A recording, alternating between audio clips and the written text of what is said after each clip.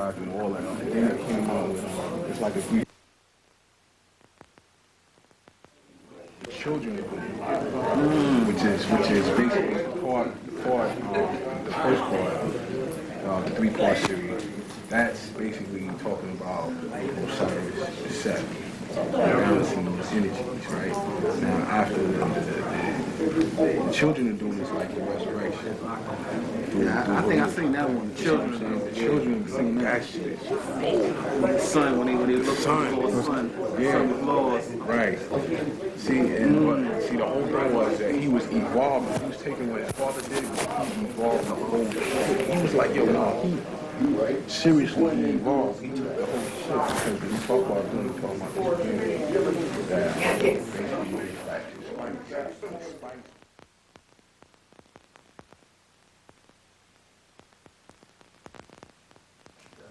We cut right on the blackboard. I just need a little space.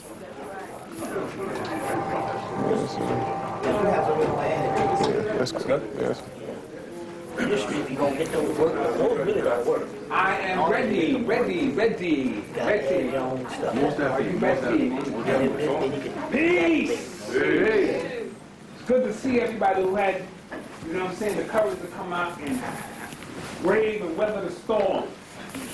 You know what I'm saying? So I deeply appreciate that here at our production. It's all family here. I see the same faces every lecture, so you know what we do. Today we got a special treat for you. My man, Brother Rich, he's one of our openers own. Give him a hand.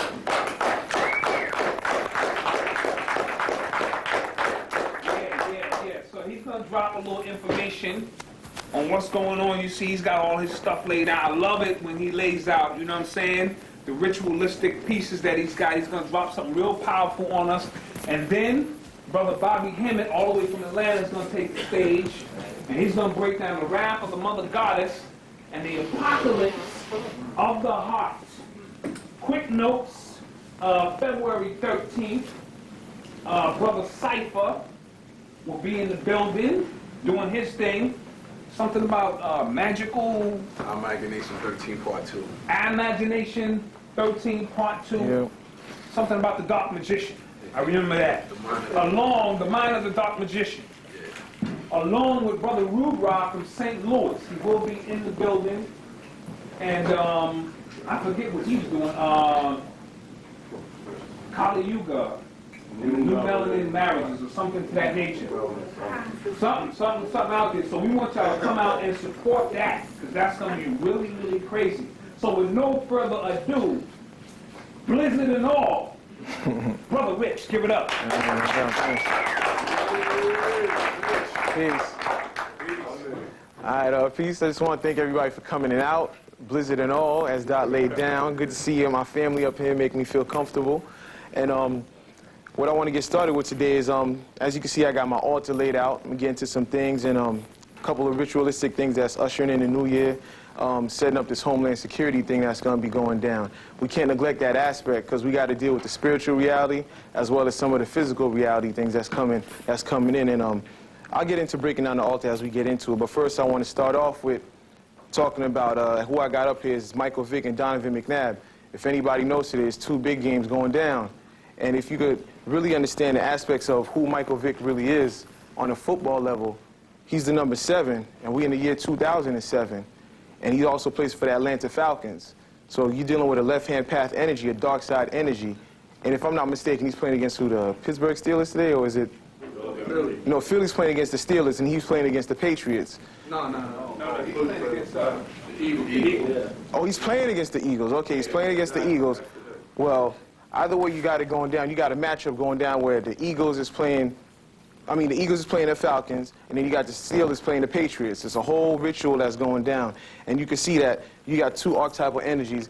I'm going to be breaking down the science of the 5 and what these 2 actually mean going against the Western Hemisphere and what we're dealing with that aspect. So that's a ritual going down where they use their sports to break certain things down. And with that being said, I want to get into... God, you can set this up? You set this up right here?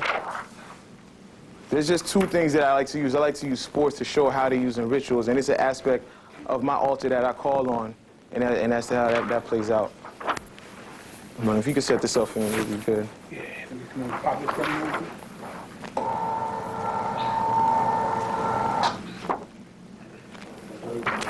Yeah, that's good, that's good. I mentioned, you could turn it down a little bit.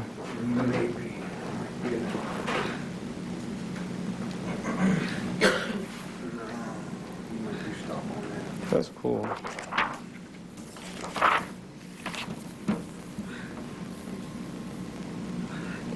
You can turn the lights down. The lights is gonna stay like that. That's cool. Yeah, they can't really, They can see it though. That's As cool. long as the camera can see it, Yeah, as long as the camera can see it. that's good. Well, basically, this is something that I concocted up myself. If anybody's been dealing with the reality of things that Bush and his homeboys is trying to usher in, is basically terrorism. And who knows what a terrorist is according to their technical terminology that they want to break it down. But this is something that I did, and these are some of the precursors that have happened that's going to usher in the Patriot Act and all these different things to lock down America. And if you could tell Timothy McVeigh, he's now dead. You got your DC snipers. You got Saddam Hussein. You got Bin Laden. You got Kim Jong II, dude from North Korea. But either way you look at it, they're covering, this is multicultural. They got all races locked down. And when you're doing this, they got white, they got black, Asian, Arab. And what's inevitable is another terrorist act happening. You can't get away from that. And with that coming in, you could tell what they're setting up is for you to be able to, for them to be able to say, everybody's a terrorist. Everyone's a terrorist. You got your white boy, you got this, you got that. And when they're ushering this thing in, you could tell you're going to be locked down to your crib and all these different type of things. And we got to start harnessing these things, because I'm going to get into a little bit as to the humble aspects we got to really bring forth as to what's going down. As you know, Kim Jong II, whatever his name is, they talking about how he holds on to nuclear weapons, and they wanted to get into all of that. Bin Laden brought down the buildings. Saddam Hussein, they said he had the smoking gun and all that. Couldn't find nothing. They say he did the Oklahoma City bombing. And this covers us with the DC snipers. And with the younger Lee Malvo, they said he listened to hip-hop. So you could tell who they're covering and who they're trying to call terrorists. The young hip-hop nation. They always fear, the Illuminati always fears the young black youth. So you know that's who they're trying to fear. And they said that he listened to Killer Army, Wu-Tang. They even threw Ja Rule up in there. Even threw Ja Rule up in there. Now, when they're saying that, you know, they're trying to cover all aspects. But if you look at the aspect that nothing is new under the sun, look at how the Illuminati lays out their plans with this New World Order, or what we call the Council of Nicaea that they always use. If you look at hip-hop right now, I know myself, Black Dot, and a couple others broke down as to what hip-hop has unfolded and how they put the white Christ figure in front of you with Eminem. And Eminem, if you could look at it, is your Christ figure. And you can break this down into, you can get what I'm getting. This is Zodiacs and all the 12 aspects, and Eminem, and you get D12. Oh, my bad, looking out. You get D12 out of this. And that's your 12 disciples with your white Christ. And when you get that coming through, you got your white Christ, and you can tell that that is the Council of Nicaea. When you listen to the radio, what do they say old school hip-hop is? 1996 hip-hop. That's them taking out the books of Enoch and taking out all this stuff and bringing in your Eminem and making hip-hop this materialistic thing that gets you etched into the third density, and now they're bringing Eminem. That's your white Christ. And me and Brother Tafir was building. If they truly want to hold on to the white Christ myth, that means they got to X him off. What better way to lock you down to make him a martyr almost? And his new video that he has out now, he's talking about himself. He's going to die, and he's trying to prophesize this type of thing. It's a ritual, and that's going to be the cornerstone. Hip-hop is the new world religion that they're talking about. Hip-hop didn't blow up by accident. It blew up by design. You know what I'm saying? Hip-hop blew up by design, and by putting this thing in, it's putting you under a lockdown, and that's what they're using with this Homeland Security, by telling you that Lee Malvo used to listen to hip-hop and all these different type of things. They're going to be locking you down. You're going to have all these different perceptions, pathology as to what race is, what all these different type of aspects are, and that's what I wanted to drop on that, but also showing that there's going to be a humbling aspect that really got to come through. A humbling aspect, because with Homeland Security coming through, pardon me, I'm just going through my thoughts real quick. With Homeland Security coming through, you have a lot of, basically a lot of,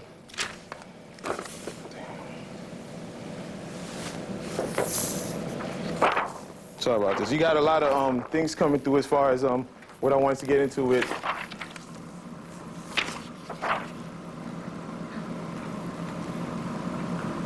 the humbling aspect. If you could look at this myth as it plays out right here, a lot of the humbling aspect of Homeland Security coming through is really talking about how they're going to be trying to attack you. They're going to be trying to attack your physical persona, your mindset, through multiculturalism and all these different type of things, and getting in and saying, well, you listen to hip-hop, you do this. Everything that we're doing is going to be considered terroristic. Once they set this forth and saying that you are a terrorist, everything that we do, even our mundane concepts that we bring forth as an African people, is talking about going against America. Anything that you talk about, look what they did to the Dixie Chicks, look what they did to Danny Glover. They were just basically talking about Americans, saying that Bush did this and Bush did that. We actually saying they brought down the buildings on a conspiratorial level. So what we got to do is almost cloak ourselves in a sense. I could give an example of this, but let me just read this aspect of this papyrus, right? It says, the symbolic ancient Egyptian scene below shows Heru, Horus, and his 4 sons, each armed with a knife, demonstrating to Osiris their success in controlling the ego. The success is symbolized by the ass-headed man symbol of the ego in man, with knives stuck to his body and bound to his arms and forged to his arms to the forged stick. As you can look at this, we know that Set is the primal aspect, but in describing the lower ego, this is Heru and his 4 sons, and you know that the 4 sons are also talking about the aspects of the organs that are inside you. These were the canoptic jars. So basically it's about illuminating those organs that are inside you to humble yourself and basically transform into the higher form of Osiris. Let me give a practical aspect of this. With Homeland Security coming in, I remember about 2 years ago, my goddess and I went to an NBA game, a Nets game. And I'm sitting there and I'm like, the national anthem comes on and I'm saying, I ain't gonna stand up for this. This is bullshit. What is this all about? But then I start thinking, I'm like, is that the ego in me not wanting to stand up for this thing? This is going to become considered terrorist activity in a minute.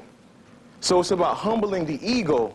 These actual mythology plays out in a literal sense at times, where should I sit down and say, nah, I'm not standing up for this?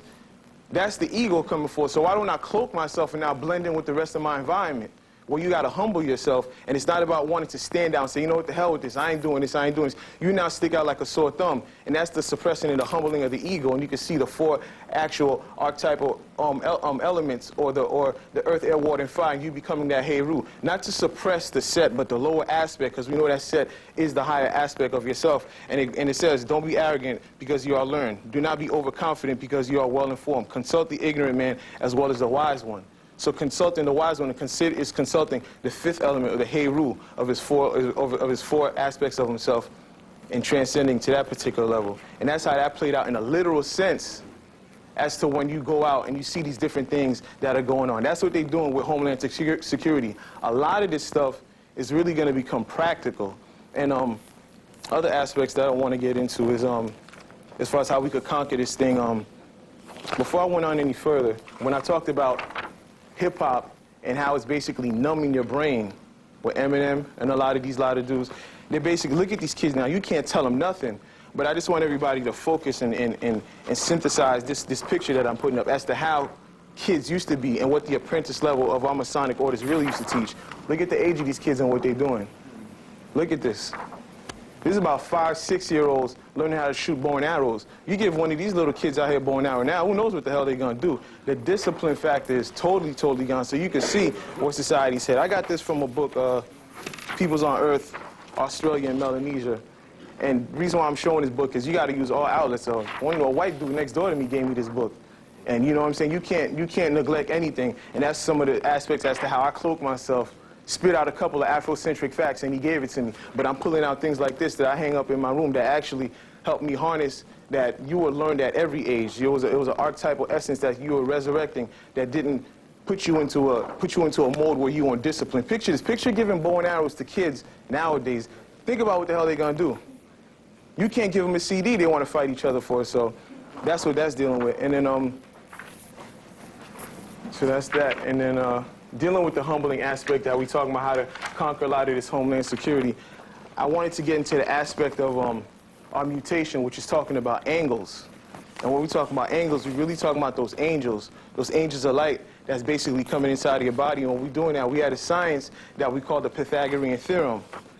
And the Pythagorean theorem is talking about the 3, 4, 5 side triangle. And what that's all talking about is getting into, I just want to read off of this to get into a little explanation. It goes, the upright, therefore, may be linked to the male, the base to the female, and the hypotenuse to the child of both. And so Asar Osiris may be regarded as the origin, Aset Isis as the recipient, and Heru Horus as the perfected result. 3 is the first perfect odd number. 4 is a square whose side is even, but number is 2. 5 in some ways like its father, in some ways like its mother, being made up of 3 and 2. And Panta, which is all, is the derivative of Penta, which is 5. And they speak of counting as numbering 5. So just counting is called numbering 5. We're talking about the Heru energy. 5 makes a square of itself. That's what you're talking about with Donovan McNabb. As you can see the 5 energy coming forth. He's known as the hypotenuse, and that's the sum of it all. And it goes, the vitality of the interactions between these numbers show how they are both male and female, positive and negative, vertical and horizontal. And that's the connecting of these aspects. But the reason why I'm showing this is because these same angles is how that light energy comes inside you when we talk about angles or angels. And these are some of the lessons we used to have in the aspects of the mystery schools. And just to go further on with that, it says here that that's still breaking down the Pythagorean theorem. Plutarch noted as 1 is not an odd number. Is not an odd number. Is not an odd number, he wrote. 3 is the perfect odd number. For the Egyptians, 1 was not an odd number, but the essence of the underlying principle of number, all numbers being made of it. 1 represents unity, the absolute, and unpolarized energy.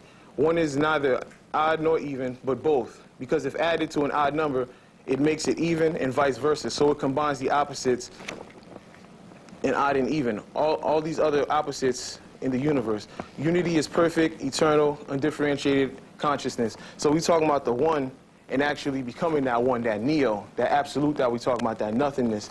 And this is what the Pythagorean theorem is talking about. But to really get into the aspect of angles and what this truly means, we're talking about awakening certain organs in our body, or some of these chakras that have been dormant for centuries. We're primal people, and time never ends. And as we know, we're going through a quickening.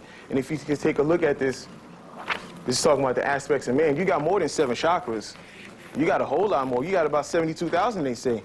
So when you're talking about the Merkaba light vehicle, you can take a look at this thing. These breakthroughs that we're talking about, every time Bobby comes through, he says, yo, I just got this breakthrough. He's opening up one or more of these different things. And consecutively, while he's doing lectures, you can see some of the energy picking up. When we spark up some incense, and you can feel it coming through. This is what we're dealing with right here. And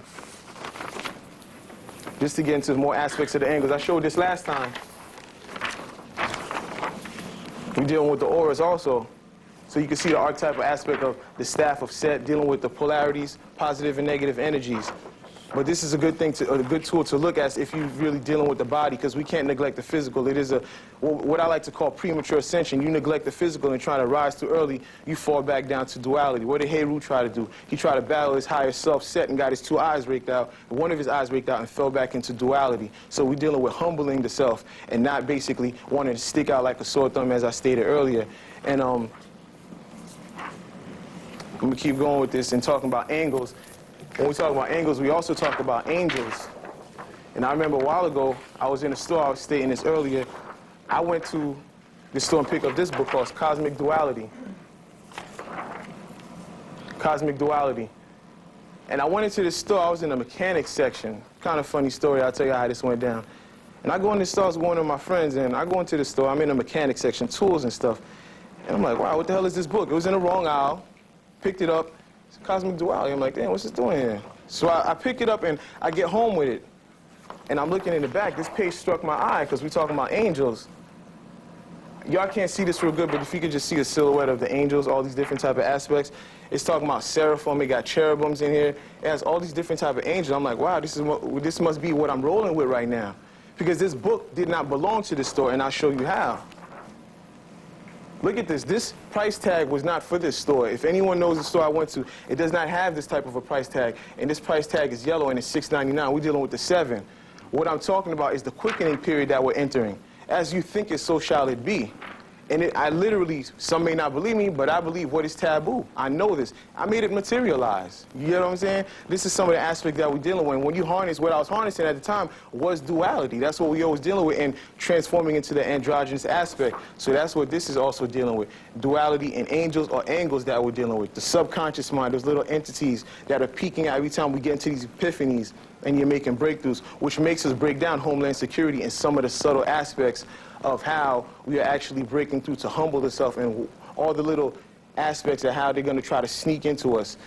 I mean, you may be in your house one day and police want to bum rush your crib, and they might want to take all of your stuff. Are you going to be in the ego of wanting to protect all that stuff and say, you know what, you can have that?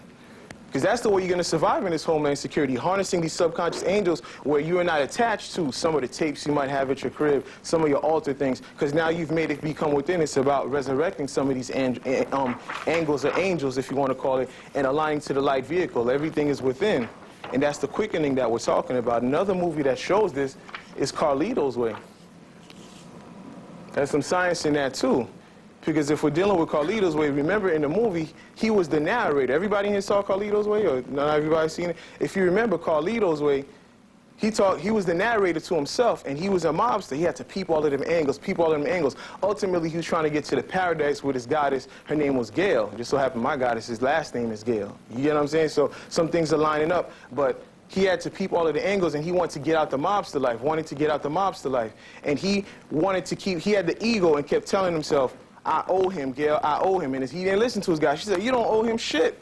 Let's get the fuck out of here. He didn't peep all the angles. His man who was closest to him, Benny Blanco in the movie, killed him off. He wanted to keep living his mobster lifestyle, and he didn't want to adhere to his guidance and ride off into the sunset. So it's really talking about peeping all of the angles, or Carlito's Way. It's funny. What is Carlito's Way talking about?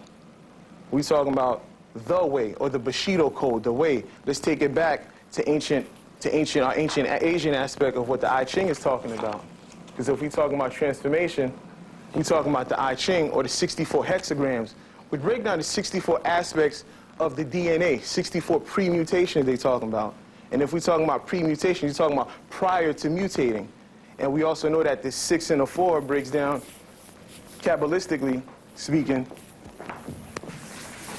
It's simple basic mathematics. The 6 and the 4 break down to the 10. And that takes you back into Kabbalah, or the Daf, which is the hidden. So you're dealing with the 10% as well as the rest of the 90%.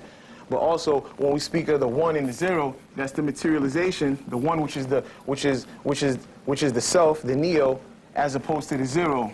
It's one and the same. You materialize as well as dematerialize. That's part of the altar that I got set up here, where you're dealing with the two aspects of the predator. To cloak yourself. Cloaking yourself. You see the predator when he first comes down, he's invisible, he's doing a mirage, he's going all through it. But as he starts to get hit, even in the first one, when Schwarzenegger starts busting his ass, he materializes, and now he needs to pull out his weapons. That's the physical aspect of what we're dealing now. When we're dealing with transformation, you harnessing a lot of these jewels that I'm dropping of the ancient sciences we had that dealt with this, to be able to resurrect through the higher light body. And this is the invisible aspect of what we're talking about. We can also show how these sciences were known worldwide when we're dealing with the fragment aspects of our brain. We also talking about how the all-seeing eye of Ra also broke down to fragments of 64. That broke down, let me read a little bit of what that's talking about. It goes, in Egypt, the sections of the eye are the glyphs for the fractions 1.5 to 1/64 as shown below. Note the sum of the successive division is 63/64, which will always fall short of unity except at infinity, which is perfectly consistent with Egyptian thought. Only the absolute is one. So we're talking about the one being the absolute, that nothingness. And we're talking about putting all of these different fragments together. The brain is fragmented right now. And when you're putting all these different pieces together like we're talking about, you can get into the magic. As you can see, the all-seeing eye, the dot, the hidden, the 1, the 64/64. That's the 10, the Kabbalistic teachings. And another thing that I wanted to talk about was how these signs are coming through. When you really harness this 64/64, or the true aspects of the all-seeing eye, you'll be able to see these images in all aspects and make sense of when things like this are emanating in crop circles. That's the chakra system straight up, right in a crop circle. Can't nobody say that's not spiritual. You even see The sixth chakra is the all-seeing eye. You get the heart right there. Then that's emanating straight up. But I can take this away and say that that's what I do when I channel and I make my altars, and I can see the magic coming through some of the sports. You got to make your own magic and put it in your own things and melanate certain things around you. You get what I'm saying? So that's what that's talking about. I mean, this is ridiculous. Can't nobody say this is not us. They say that those are from extraterrestrials. Go see the movie Signs when you're talking about the extraterrestrials. That's you. That's the mutation of your DNA that they're talking about. And this is you bringing this forth. You just got to see it and know that you're channeling and bringing this thing forth. And that's the meditation, the deep meditation that we're talking about. And just moving along, I wanted to, I'm not going to be too long. I just wanted, since we're running late, I just wanted to get into some things about, we're talking about androgyny lately. Me and a lot of the fellas, we've been talking about what androgyny really means as opposed to male, female, or masculine, feminine. And I know sometimes when we speaking of the feminine energy, we tend to think it's relegated to the female, knowing that Osiris was both androgynous also, or Atum, or whatever deities you want to get. What I'm really breaking for today is what I wanted to focus on was as to how the ancient glyphs were in a certain concept, were supposed to be taken almost literal damn near, and how it becomes practical in our lives. And I want to drop some of the aspects on the science of Atum.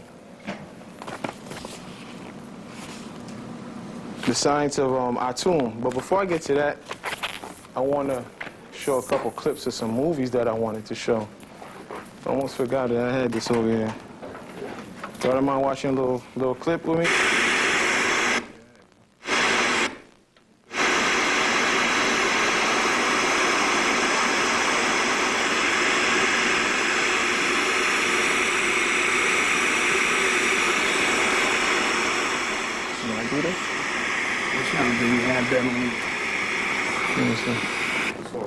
No, you gotta go back to 3, yeah. Yeah, and then... 1, 2, 3, back to 3.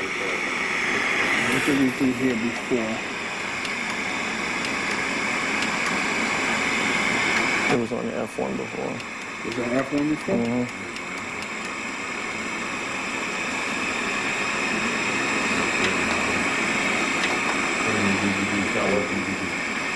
DVD's in there, right? Yeah, it's in there. Nah, it's supposed to go. Yeah, it did. It played before. You went to the menu last time. On the tape in there and then click it on. Press play on the tape. Then it'll activate it back. No, don't take the channel back to 3. All right. We got a tape. That's it. You can cut all that menu off. Yeah. Tape in there. Once you put the tape on, it'll jump in. Why is that? There you go. This is the tape. All right. Stop. Where's the DVD? It's in there. It's in there? Yeah. It's good now. That's it. All right. Yeah. Perfect. So you can turn the sound up. Yeah. You wanna turn the sound up? Yeah.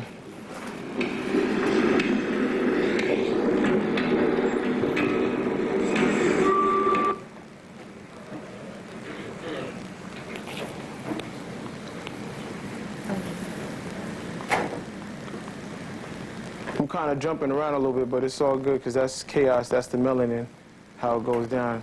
But the scene that I wanted to show from this movie is talking about how you got to humble yourself. And as I was speaking about last year, a couple years ago, when I was at the basketball game with my girl, and not actually feeling the ego to want to show, well, I'm not standing up for this, I'm not doing this, and humbling yourself. Also, in these last days, it's going to get to a point where our Afrocentric garb, a lot of things are going to be considered terrorists, because by nature, like I said, some of the mundane things we talk about is going against the U.S. It's going to get to a point where you can't speak out against the U.S. You get what I'm saying? Literally. And what I want to show in this movie is, if you could see, this movie They Live is talking about how they wear these glasses. And in these glasses, it's all about being able to see these things. But you can see he's going to give them these new glasses or contact lenses so he's not perceivable. And they're going to talk about all of the things to do and stop making himself stick out like that. And if we watch this scene, you're going to be able to see. We're going to get to this real quick. You need the volume? Yeah. It's right here. 11 o'clock. And if you watch this scene, it's an exact replica. They know what we up to. It looks look like they're going to a lecture, a meeting. Same thing we doing right here, but let's check this out. Watch out no one follows you. The world needs a wake-up call. We're gonna phone it in.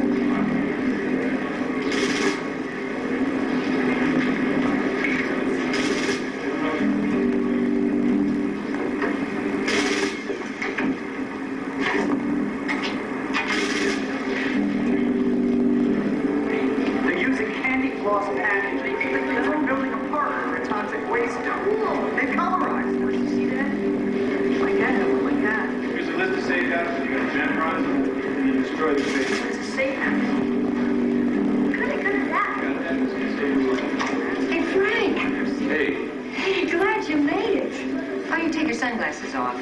We're all human in here. Memorize these safe houses. Memorize these safe houses. Brand new. Got the first shipment today. They won't hurt. There's less interference. Go ahead.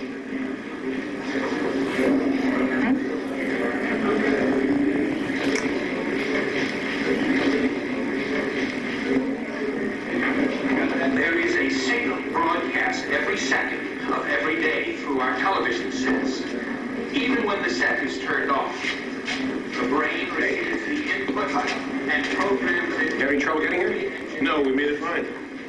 Good. Well, the city's crawling with cops looking for us. And most of the cops are human. They've been told that we're commies trying to bring down the government. And some of them are being recruited. Creatures are creating wealth, power. You mean people are joining up with them? Most of us just sell out right away. Then all of a sudden we get promoted. Our bank accounts get bigger. We start buying new houses, cars. Perfect. And we'll do anything to be rich. Look around the environment we live in. Carbon dioxide, fluorocarbons, and methane have increased since 1958. Earth is being acclimatized. They are turning our atmosphere into their atmosphere. What do these things want, and why are they here? It's in their best interests. They're free enterprisers. The Earth is just another developing planet. Their third world. We are like a natural resource to them. Deplete the planet, move on to another. They want benign indifference. They want us drugged. We could be pets. We could be food. But all we really are is livestock. He's getting into the part I was talking about. Assault unit. Someone to hit them hard when the time comes. You got it. Ever see the disappearing act? Once. What's that? They always expensive watches. Turns out they're really two-way radios. You can listen to their broadcast.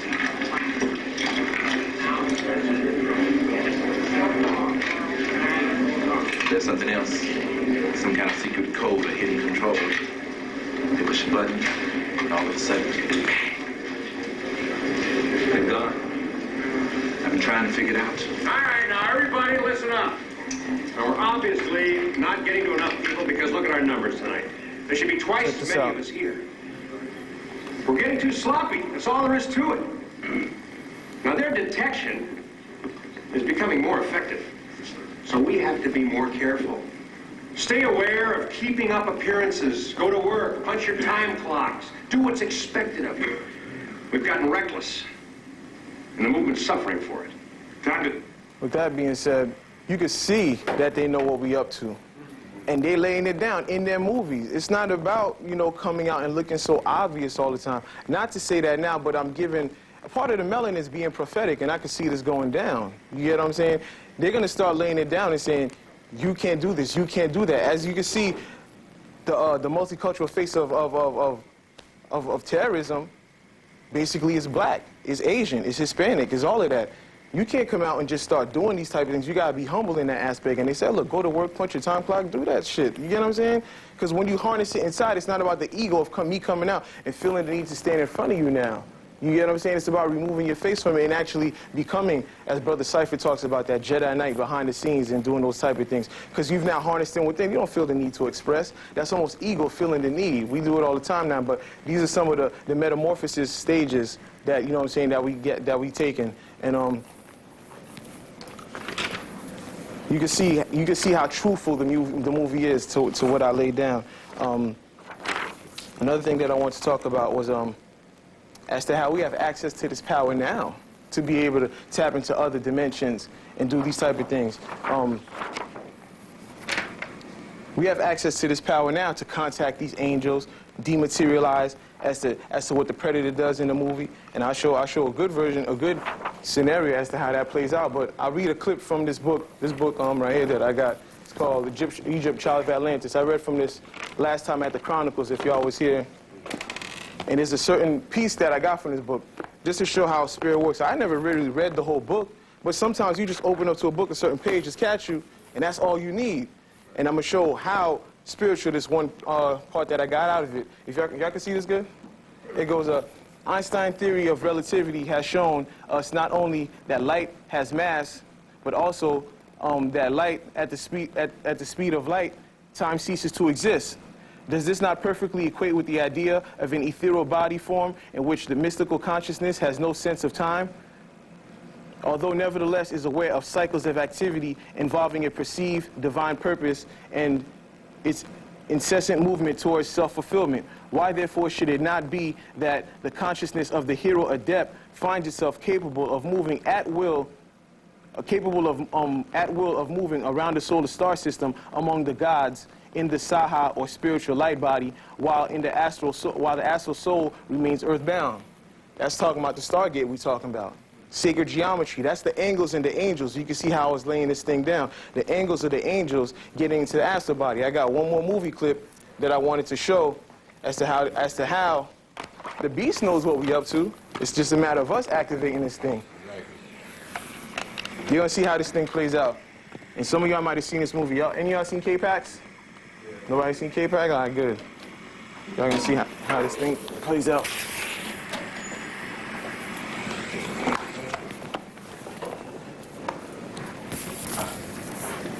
Let's get this right here. Remember, we got access to this now while we in the physical body. It's just a matter of channeling this thing through. And I'm gonna show how the beast knows what we up to.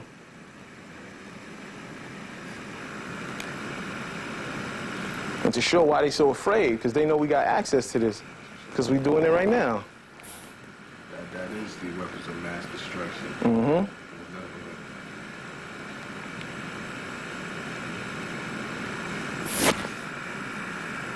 So we can do this. We don't need that technology. I'm having to wait for this. But it's all good.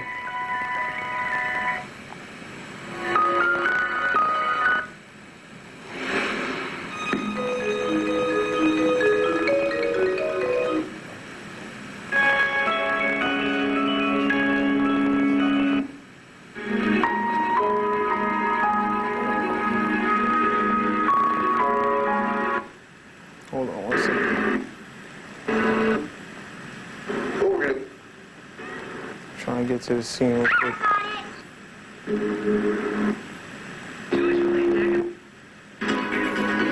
we go. Yeah, I got it. Did you read it? Check this out.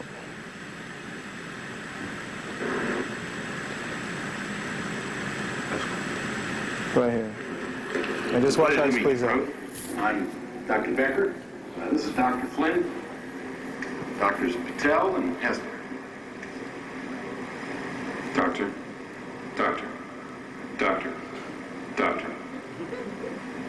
How many doctors are there on this planet?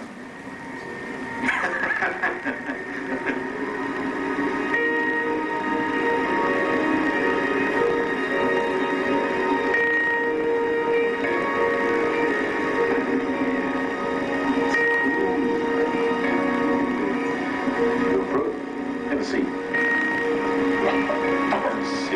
Oh, shit. Feel at home?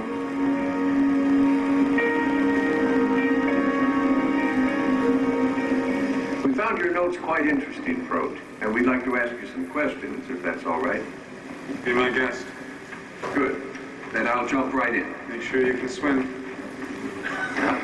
Yes, well, let's start with this idea of light travel, shall we? What can you tell us about that? Absolutely nothing. If I told you, you'd blow yourselves up, or worse, someone else. You'd be surprised how much energy is in a beam of light. Well then, maybe you could show us how this light travel works. Check it out. You mean a demonstration? That would be fine.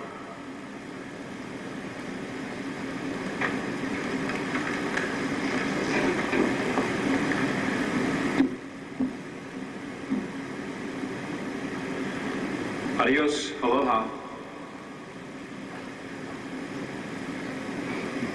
When are you gonna... I'm already back. That's the absolute. See, where I come from, Pro, that's called the fastest gun in the West, retain. Well, I don't come from where you come from, Dr. Becker. Frode, you've indicated in your notes that your planet K-Pax orbits around the twin stars Agape and Satori near the constellation Lyra. Well, frankly, we're a bit mystified as to how you gained knowledge of such a planetary system around these stars. Well, Professor, where I come from, that's common knowledge. This was taken from the Hubble.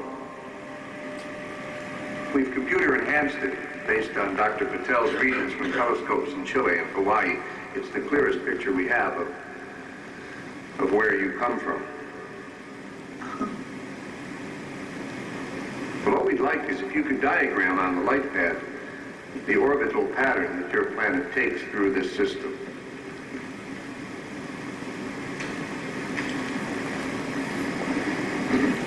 My pleasure. This is all sacred geometry, just out of his subconscious mind, demonstrating freelancing for him.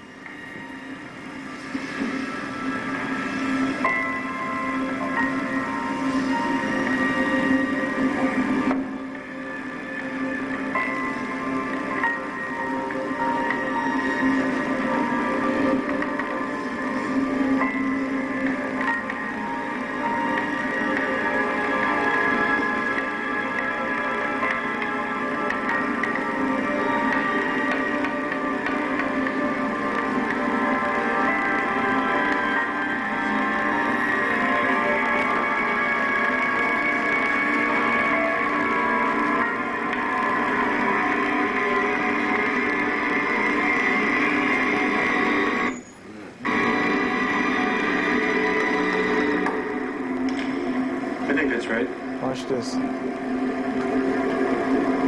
Stephen, could you input that? Already on.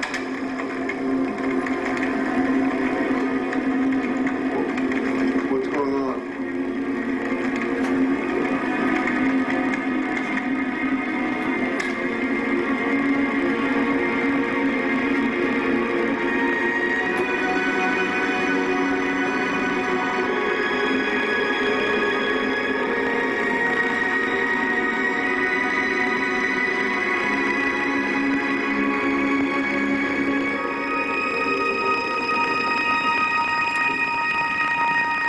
I take it my calculations help explain the perturbations you've been seeing in the rotation pattern of your binary star, but have been unable to explain until this moment.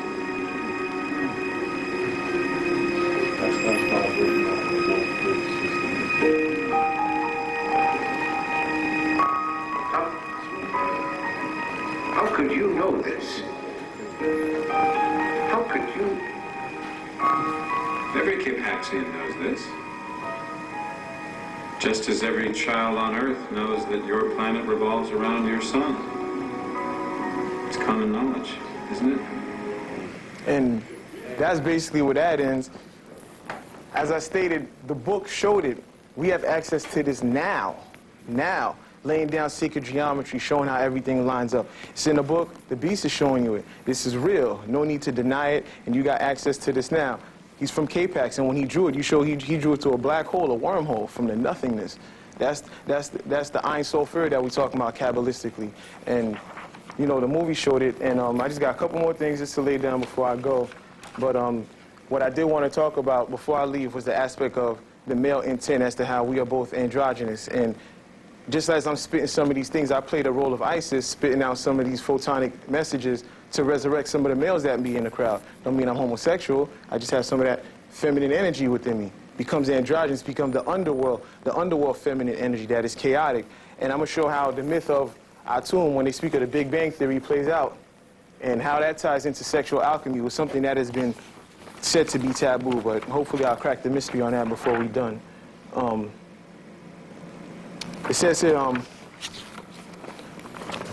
this is all speaking about the Big Bang Theory. The Big Bang Theory, which sees the creation of the universe as a physical event, was presented thousands of years ago in the Egyptian texts. Okay, we know this. Whereby the absolute creation of the universe out of noon, the cosmic ocean. All the parts of the universe originated from one source. Since the origin is divine, it follows the parts. It follows that the parts are also divinized.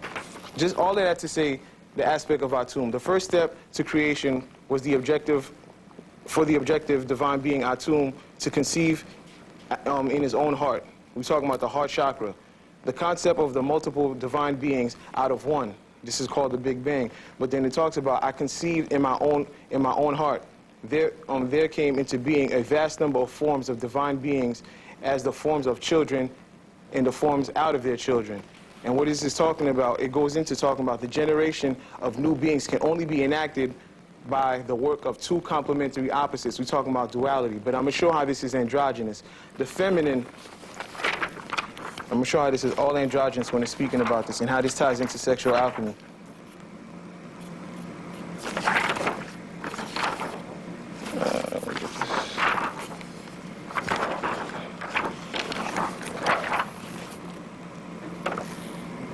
It goes,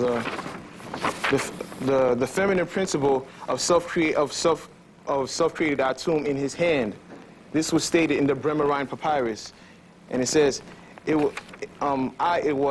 arose with desire with my hand. I masturbated with my hand and poured out my mouth. I spat out shu and spat out tefnut. Now, we know that masturbation is seen as taboo. Why you jerking off? Why you doing this? Why you doing that? I laid down at the last Chronicles. The phallus is the resurrection. The phallus does have organs that lay upon it. We're talking about organs and chakras. And we always see that the hospital has this symbol on it, the caduceus. It lays right on there. Males, you can heal yourself through spiritual masturbation. I'm not talking about any lust. It lays right on it. So you see the vesica at the top of the phallus. It lays right on here. And I show how the myth of Atum can be taken literal in a sense. It is you. You are androgynous. And I'm going to drop the science on the hand also, just to show what the hand actually means. I'm going to show exactly what this hand thing is talking about. Because every time I'm talking about stuff, people think, what you talking about, man? You talking about masturbating and all those type of different things. But there's something real important that I want to show. Just bear with me for a second.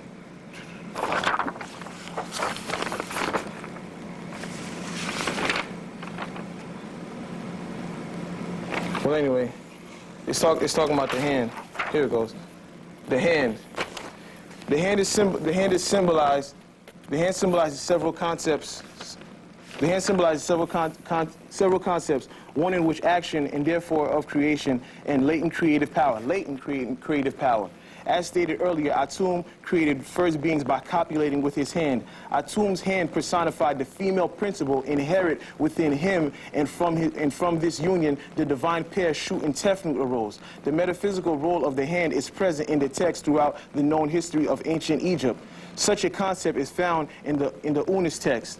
Later we find it representational expressions on decorated coffins of the first intimate period, which depicted the image of the divine couple, Atum and his hand. And you know that Atum's consort is Mut.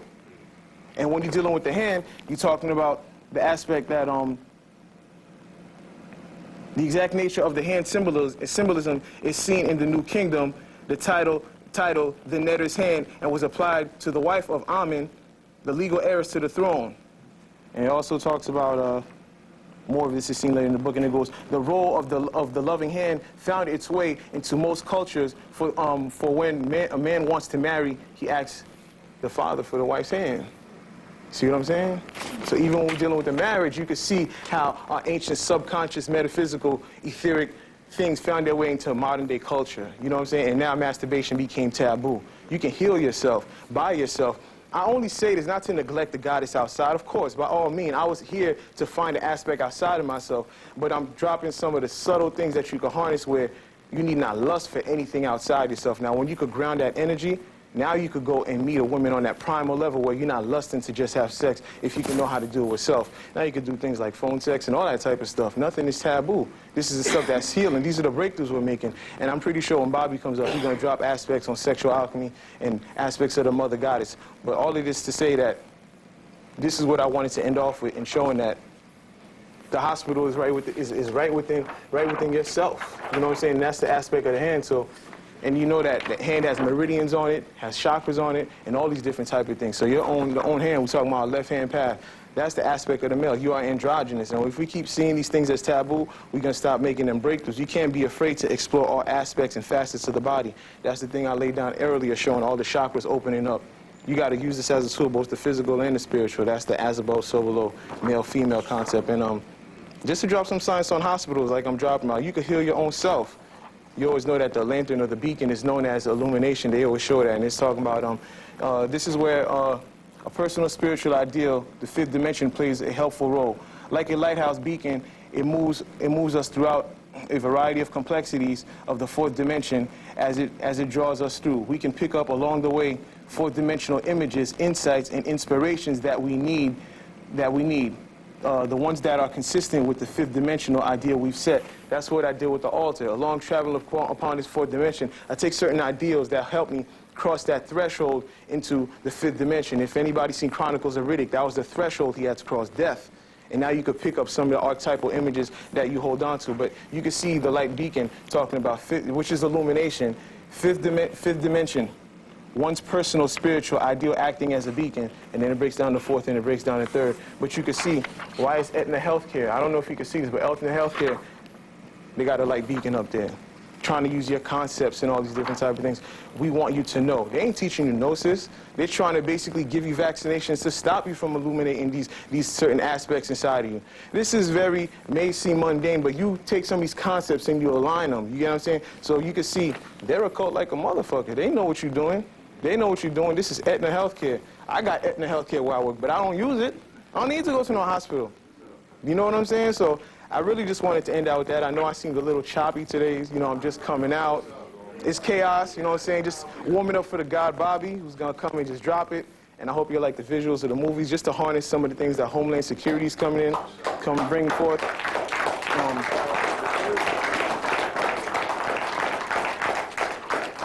I got a lot more to come, but, you know, just, I started off with the Homeland Security thing because we can't neglect that. Lately, you know, we can get into a lot of spiritual things. I'm not talking about paranoia. There's something called spiritual paranoia versus regular paranoia.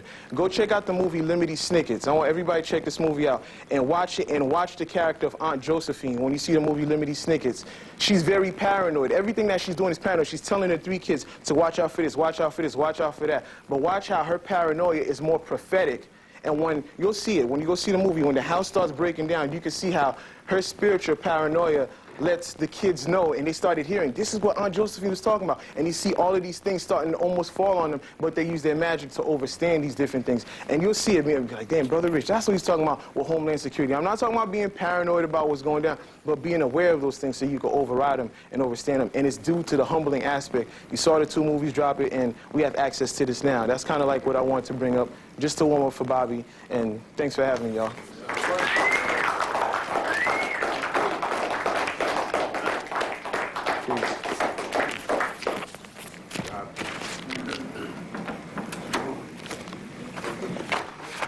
Y'all liked it? Everybody liked it? It was cool? It was cool? Yeah. No doubt. That's beautiful. Hopefully some of this information will be valuable. You can take it home and watch the movies from a different perspective and get into this information, even if you're watching the game at home from a different perspective now. And that's what it's all about. So you're going to be seeing a lot of new energy come forth on what we do. That's just how we move forward. Thank you. Peace. Sorry, eject that for me? After drink? Bob, you gonna need this at all? Yeah, I need it. Okay. All right. Yeah. I'll just leave it Just up. push it out the way for me. Yeah.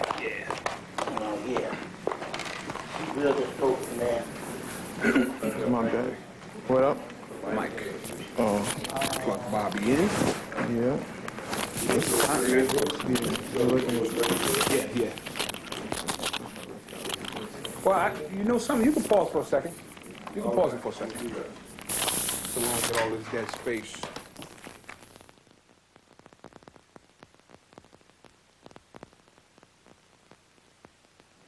You got the mic? I'm ready. All right, go ahead. Just give it up. Okay. All righty. Good to follow Brother Rich, because when he's talking, you notice you get this some form of humility from him. You know what I'm saying? Which is good. You know, you don't get that sense of arrogance, you know, in this, you know. So that's real good. I used to be real humble like that too when I started out, you know. Real humble, showed the love, you know, and all, you know. And I guess I do pretty good providing the constant battery and niggerhood, you know, that comes with the whole thing. New York, what's the date? 23rd, 2005, which is 7. I'm Bobby Hemmitt. We're starting this new year off. This is still January, so which is good. And we're in the middle of a blizzard. The blizzard was yesterday, and we was riding around with it. But all of a sudden, I never thought today we'd see New Yorkers being scared of snow. You know, so we got a such and such turnout today. I want to give us a shout out to Sister Jamila for so graciously going to the exhibit that they had and buying this statue and presenting it to me today. This statue here is, as you know, is the African Venus that I've been showing for about a year now after retrieving her photograph and seeing her at the Walters Art Museum in Baltimore, Maryland, which the exhibit later, the whole complete exhibit was in New York for what, about 2 months? Maybe 2 or 3 months? They extended it. It's still there now? No, it just left. But anyway, she was able to retrieve the statue for me. This is the African Venus. As you know, in Egypt it would be Het Heru. In Kemet it would be Het Heru. In West Africa, Voodoo, it would be Erzuli, and in East India, it would be Lakshmi, which is being celebrated this year and beyond as a new connection with the goddess Mayat / Lakshmi. We'll get into that, which means there was a Mayat figure that did show up, and it actually would be the goddess Lakshmi. And we'll go into that particular information on what that is talking about, which is talking about the new, because also in Greece she would be Aphrodite, or the new Venus. Rome it would be Venus. But all of these, this is the African Venus, but they talk about a new Venus that will permeate the earth in the end days. Well, a new Venus, in actuality, is the one that showed up, which is the actual Lakshmi figure. Now, I'm going ahead of myself, but we'll get into that now because this has a lot to do with the tsunami. Because we're going to get my take on it based on the spirit world as well as you heard the several other views and stuff. And immediately, when I first heard it, I thought it was government.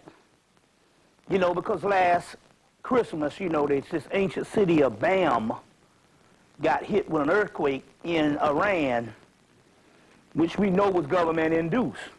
So the first thing that came to my mind was government-induced. But later on, a few days later, found out that in actuality it was the goddess Kali / Durga / Lakshmi, / Lakshmi, and a whole host of other names you might call this energy, this centrifugal force, very dangerous force, which was about like her winking her eye, and it caused 160,000 people dead. This is also coming off the 10-year anniversary off the heels of 1 million people dead now, which is the count of the Rwanda. Ain't that ironic? 1994, you got 1 million people that died. They said 800,000 for most of the 90s. With the new movie coming out that just came out during the holidays, Hotel Rwanda, which I just viewed, the count ended up being 1 million. And it went unnoticed by the entire globe because the skin was a little too dark to acknowledge as a human catastrophe. And here it is 10 years later, you got 160,000, and everybody knows about it. Everybody knows about it and stuff, you see what I'm saying? So when these things happen on one hand, it just goes to show you,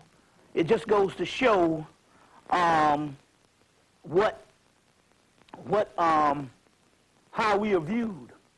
And even in the movie, Hotel Rwanda, when they asked, are we going to get any help from the international community with Don Cheadle, Nick Nolte tells him, no, you're not. And Nick Nolte is one of the only white boys down there helping them in the UN thing. And Nick Nolte say, look, basically, Nick Nolte peeped him and told him, look into his white counterpart's mind and said, you are dirt to them.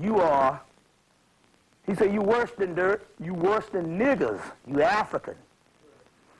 I guess he figured if there were some African Americans, they might have a vested interest in coming in and saving us, because, you know, if most black people that would ever go to get outside of their own town, they are worth a lot to white folks, so that means we do all the work for them.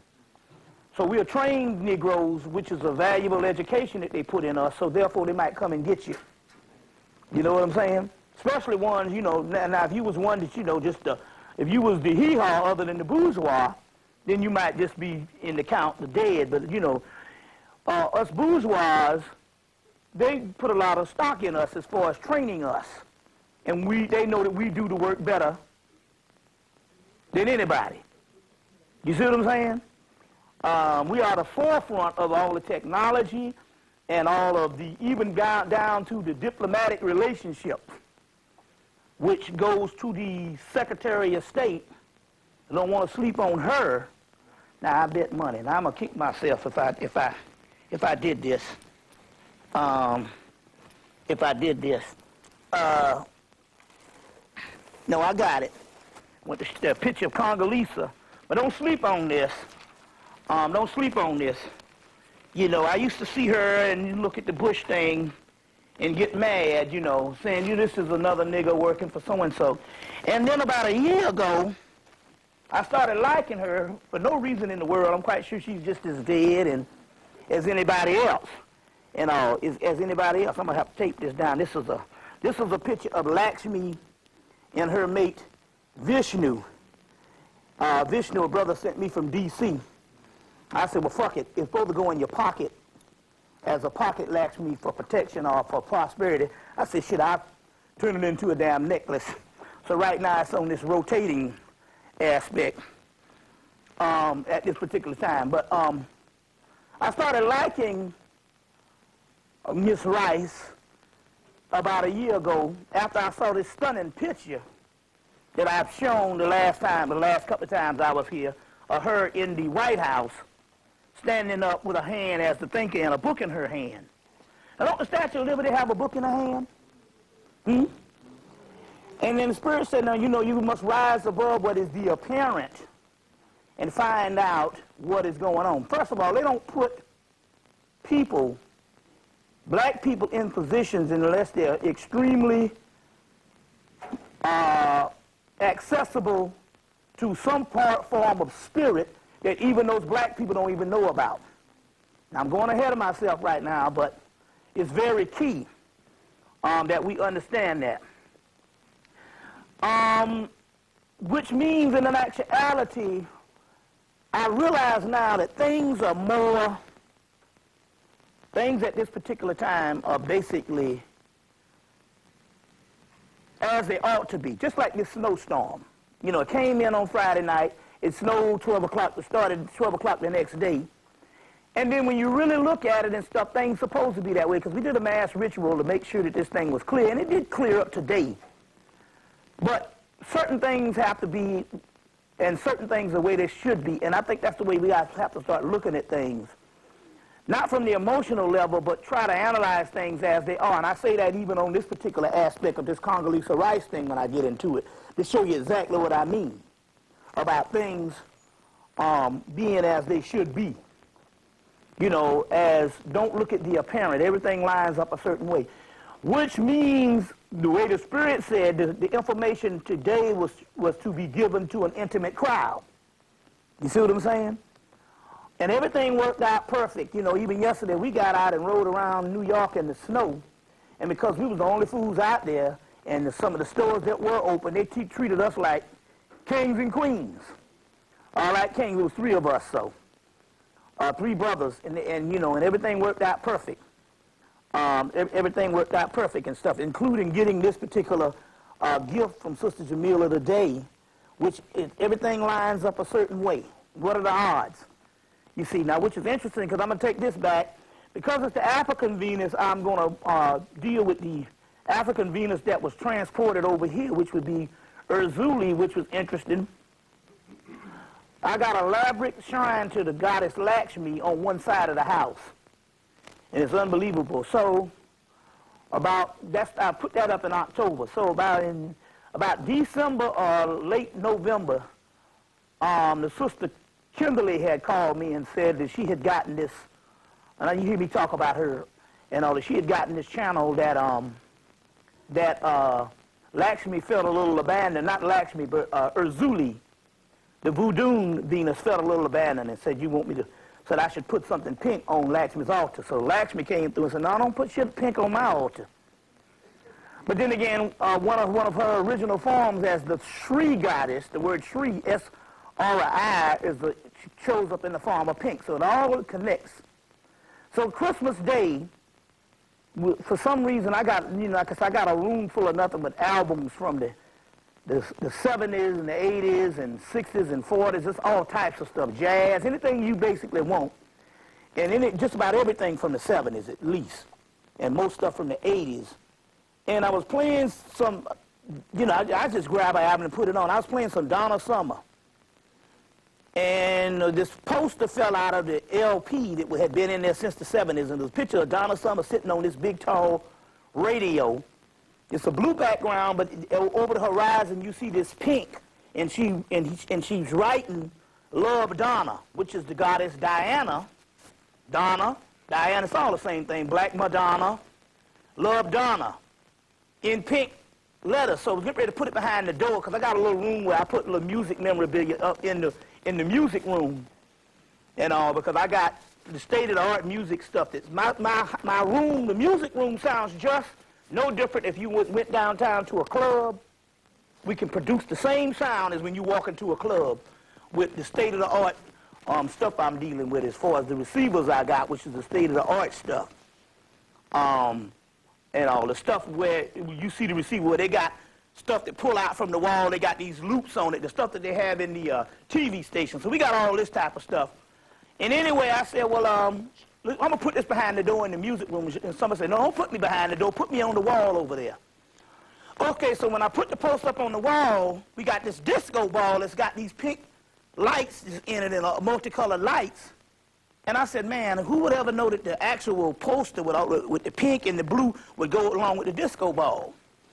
So I was thinking at first maybe it was a spirit of Donna Summer, because I know that you can have, a person can be living, and although they can be totally oblivious to their spirit, because most people's spirits is sleep in another dimension, but that particular person's spirit can be active, and I thought that it might have been the spirit contacting me, because obviously, Brother C. Freeman L. used to say that all these entertainers got to be very high spirits, although it could be very dead. Case in point of Michael Jackson. We know that that's a very high spirit, although he's deranged. You see what I'm saying? That's a very high spirit that will even produce the energy, you understand, this be the world's greatest entertainer. You understand how that goes? So Donna Summer being the queen of disco or whatever, and I know probably in this, her mind is a dead woman, you know. So I just figured, well, it's still a high spirit. So later on, about 3 o'clock, we come to find out that in actuality, all the pink, the disco ball, and the post-it was actually the goddess Urzuli contacting us. And so she got her wish anyway, because when we put up the pink poster around the pink ball, and it was on top of this altar light, it actually made an altar. So I had to take 3 pink vevas and put it all together. And that's interesting here, because I realize now this is the final piece to the altar. You see, so this is how things line up. You see, this is because the African Venus. So this would be in the 2 African Venus. One would be Heru, but the West African Venus would be a form of Urzuli. You see, in that particular aspect, or Mamewata in that aspect. And all these goddesses are connected. So we want to say that to say that basically this particular lecture, today we're going to deal with the aspects of the tsunami before we get into it, but we're talking about from a spiritual phenomenon and show you what's actually going on. And we realize now that it wasn't a government-designed hit like most people think it was. Most people think it was, and I'm going ahead of myself. But we're going to deal with that. Let's get some energy up in here right now. We're going to post some libations. We got a few things as far as the, let's see if I got the posters. We got a few things for the people who as far as the posters. And the only reason why I started bringing all this stuff back out is because the goddess Lakshmi was one of the people that inspired me to go back in and do these reproductions. The last time I was here, I was selling this poster of the Temple of Dendera, which I talked about. I looked in this doorway at the museum and started cleaning out, and I said, man, it was a doorway to the goddess Hathor, Heru. And I said, man, I wish I had that door in my house. I could really do some magic with it. And they said, no, you do have one, which is the Temple of Dendera, or Temple of Heru, the Temple of Heru, at the place called Dendera, known, I think that's one of the Greek names, but in Hemmitt. So I reproduced this the last time I was here, and so then they said, well, go a little further, give them the inside of the Temple of Dendera, which is this. If when you get a picture of this, I guess the camera can see it, which is the actual hall. Hypostyle Hall is the name of these things. Hypostyle Hall means hall of many columns, which is most of the temples have a hypostyle hall, which would be Temple of Karnak, Temple of Luxor. This is the hypostyle hall, which is hall of many columns, and there's a procession going on at the Temple of Dendera. So they show the inside of it. Then this is the famous ceiling of the Temple of Dendera, which is the zodiac of Dendera, the oldest zodiac in the world, which the concept of this zodiac is 90,000 years old. Although the temple was built in the Ptolemy period, they tore down an older temple which had the actual designs stuck in a wall in a papyrus that made them go and design this as the later temple. And so this is the zodiac of Dendera that you have seen, which is the oldest zodiac in the world, which is very interesting here because here you have the zodiac, and in the middle you have a hippopotamus goddess for those people who, if you get these. And on the side here you have a woman with the hands stretched out, She's just an Egyptian woman, which means she's just an ordinary woman, which means this and this is one and the same. The Moors talk about the mother Zodicaius, which the zodiac, so, and basically the womb of the black woman is the zodiac. So this and this is the same. This is why this is in the Temple of Dendera, and this is now blown down. This is in Paris now, at the Louvre in Paris, because they blew it down, the French did. There's a big fight, and they blew this from the ceiling and all, and they had to fight because the British was rushing to get it. The French blew it down. They had to rush to the ships and set it to sail. It fell in the Nile. They had to lift it back up, put it on the ships, and all of this. Anyway, they made it's at the Louvre in Paris. This particular this zodiac of Dendera, but this particular aspect here of the black woman is the whole concept. Napoleon artist drew this concept. And although the woman might have a European feature, it's still the best representation because Napoleon's artist drew this concept because they had some of the greatest artists in the world at the time. And so these are coming from Napoleon's artists when they went to Hemmitt in the late 1700s. The key here is when you see the Temple of Dendera in books, you don't never necessarily see this picture of this woman beside her. Now, even if they blew it down, they might have just severed it from this particular aspect, and so when they draw it, you see it in the books. You don't see this black woman on the side. And although you know this is European features, it's still just telling a story that this and this is the same, because every single deity in here, which represents the stars, is coming from the hippopotamus goddess Apit, or Tyrt, which is the water cow, which is the stomach represents pregnancy and all of that type of thing, giving birth. So this is the ceiling of Dendera. So we also have these. Each one of these are $5, as a matter of fact. And then we have this one. Which is coming from King Tut's sarcophagus, which is coming from a book called Alexander. What's the guy's name? I think the name of it is, it'll come to me in a minute. Alexander Hislop's book, I think. No, Alexander, it's whatever the book is, it's a book that was never really printed for the public. It costs about $300-400 now if you want to try to buy it, because it's not in print. It just, in 1996, the white boys, somehow it ended up in a store, and these white boys didn't know what they had, and I was able to get access to the book for about $25.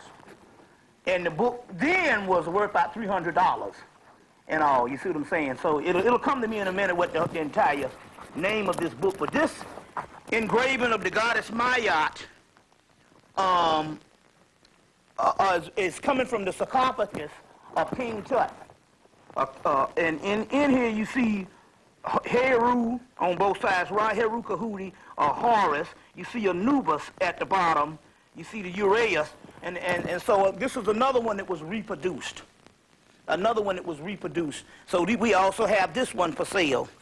Also, going right along, we also have this one last one, which we don't see a lot of black men and women in love, and I hope the camera, is this picking up on the camera? This is a picture, you can't really see it right now. This is coming from a temple called Kalamajo, I think, Kajamaho or something like that in India. It's a tantric temple, and they make sure that they don't show these temples. There's very rare photographs you can get. This is coming from a book from the 1960s. There was a color book produced in the 1990s, but these books are very high in price and they go right out of print very quick. So here's a tantric temple of the black man and woman in love, all hugged up together. And that's one reason why they don't show this.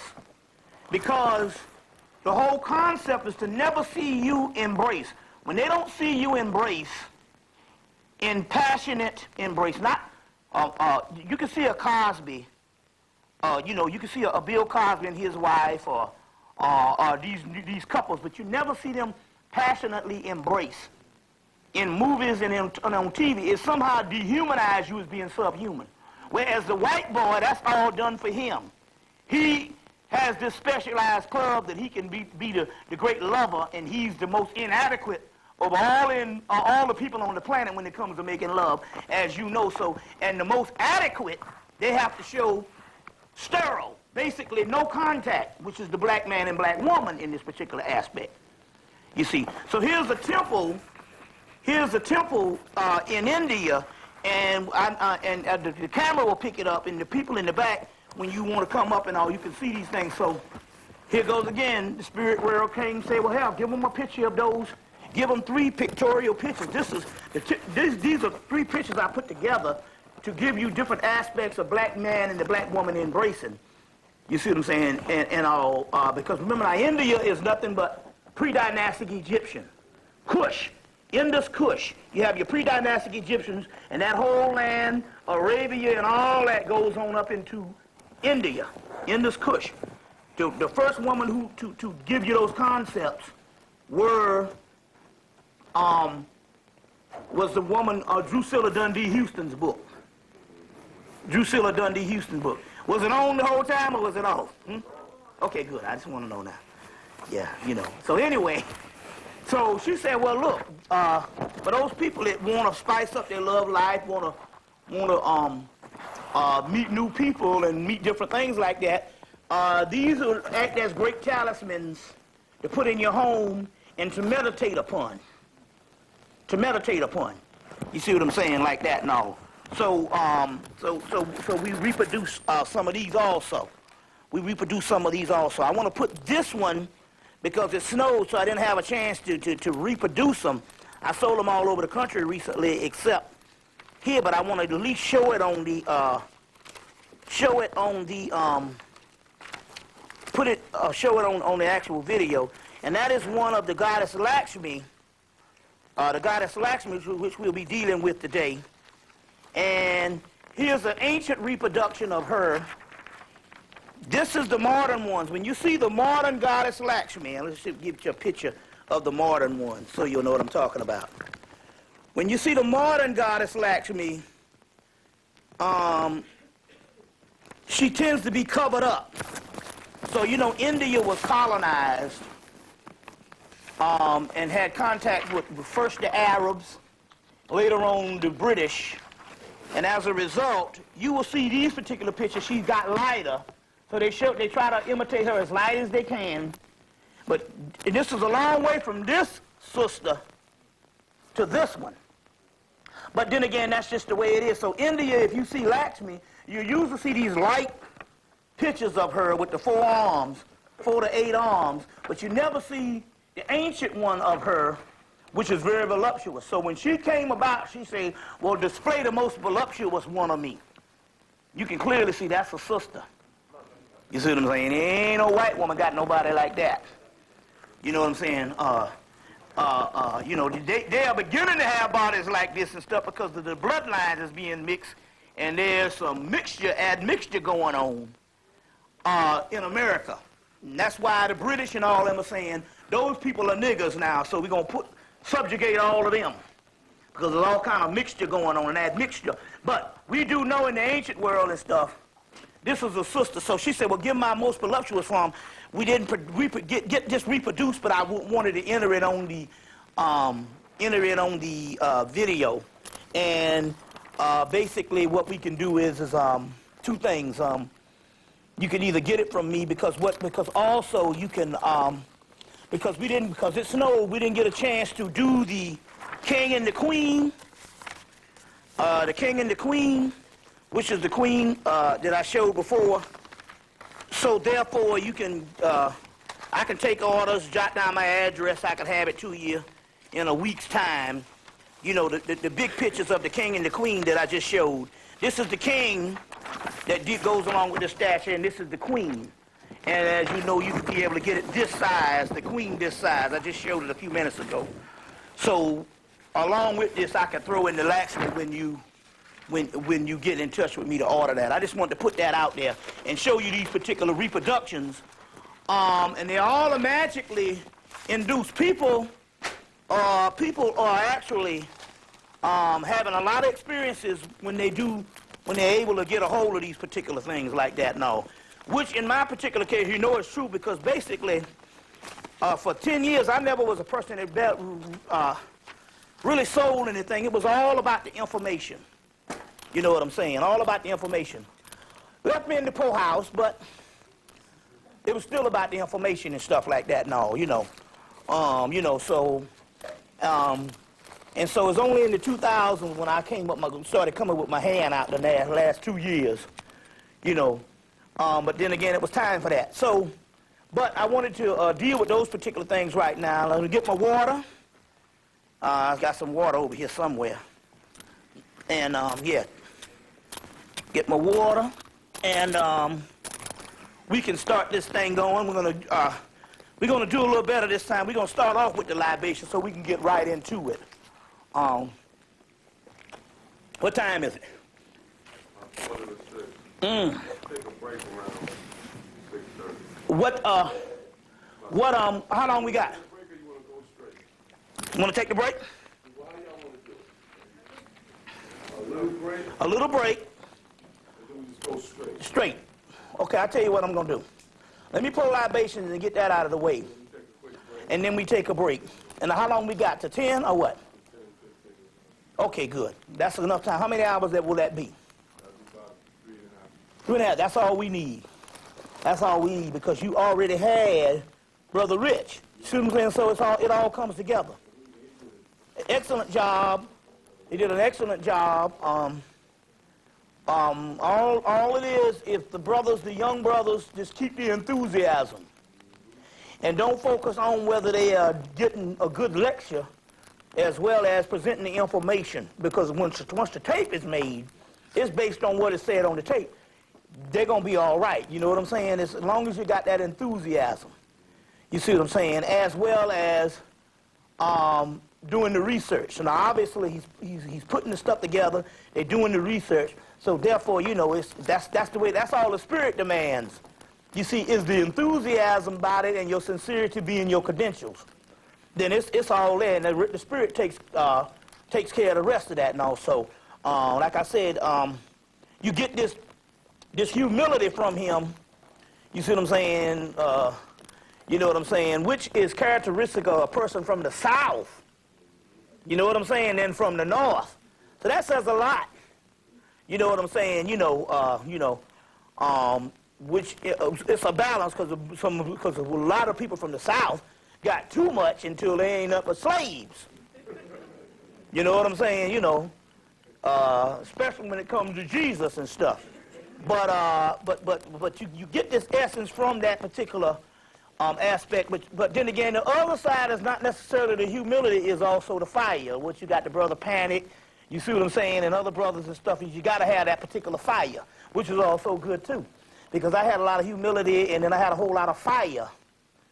You know, especially the 90s and stuff. You know, a whole lot of fire with that stuff, and I'm not a person that just bring it to them. So that's all good. So the elements are in place. You know, the elements are in place, as well as the brother, the unbreakable brother again, which is the brother Shabazz.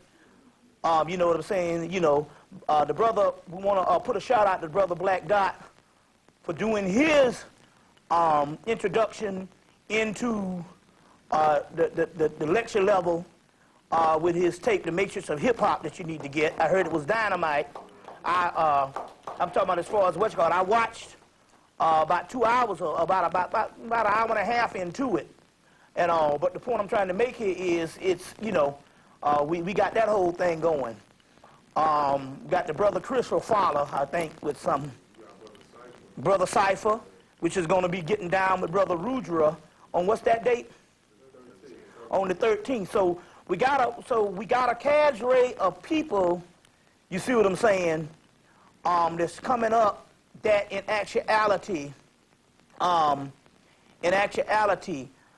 which is good. That's that young fire, and that's one that the government can be scared about or whatever. But it don't matter. It ain't about them.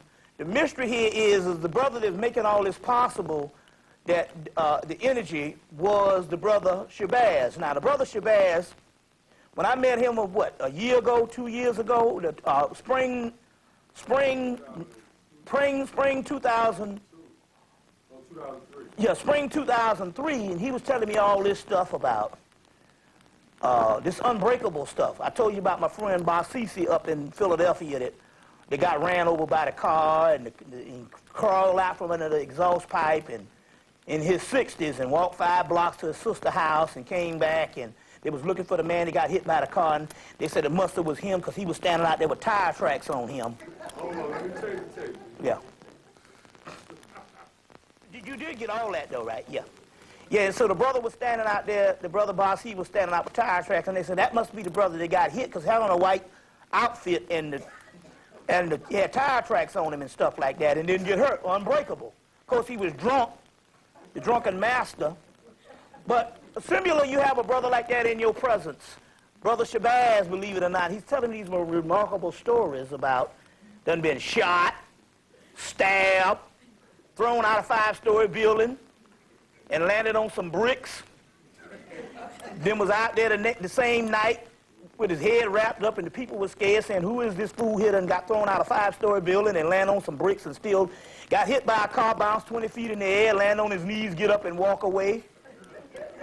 And then recently, got hit, last January, what was that date? January 5th, January 2nd, 2003, got hit by, got his car hit. 2004, and then January 2nd, 2004, he got hit by a car. In January 2005, on the same day, okay, January 2004, it was 6 in the morning? What was 6? 6:10 in the morning, he got hit by a car. Well, he got in a car wreck. His car got hit. And a year later, January 2nd, 2005, same day, and 10 o'clock. That night he got hit by a car again. So in so many words, he must have entered in some type of grid where there's some accidents. So you know, motherfucker, next January, if we get to that, your ass need to stay the fuck in the house. Because if you do it 1 year apart and you get in a car wreck. But the thing about it here is they was baffled because they said he's supposed to have been dead because it messed the car up and he didn't get touched. And I said, well, you know, maybe he'll feel sore tomorrow. He was like, no, he said he got a high from it. You know what I'm saying? From it and all, and was in another zone. So in so many words, the spirit realm, the guardians around him protected him from that zone, and so he was in a whole nother dimension. He said he could even see the car in slow motion almost. And also, he's one of these unbreakable niggas, too. You see what I'm saying? So I told him last year when I first met him in 2003, which is 2 years ago, I said, maybe you have been kept alive all them years that stuff been going on and you just laughed at death because you got a work to do.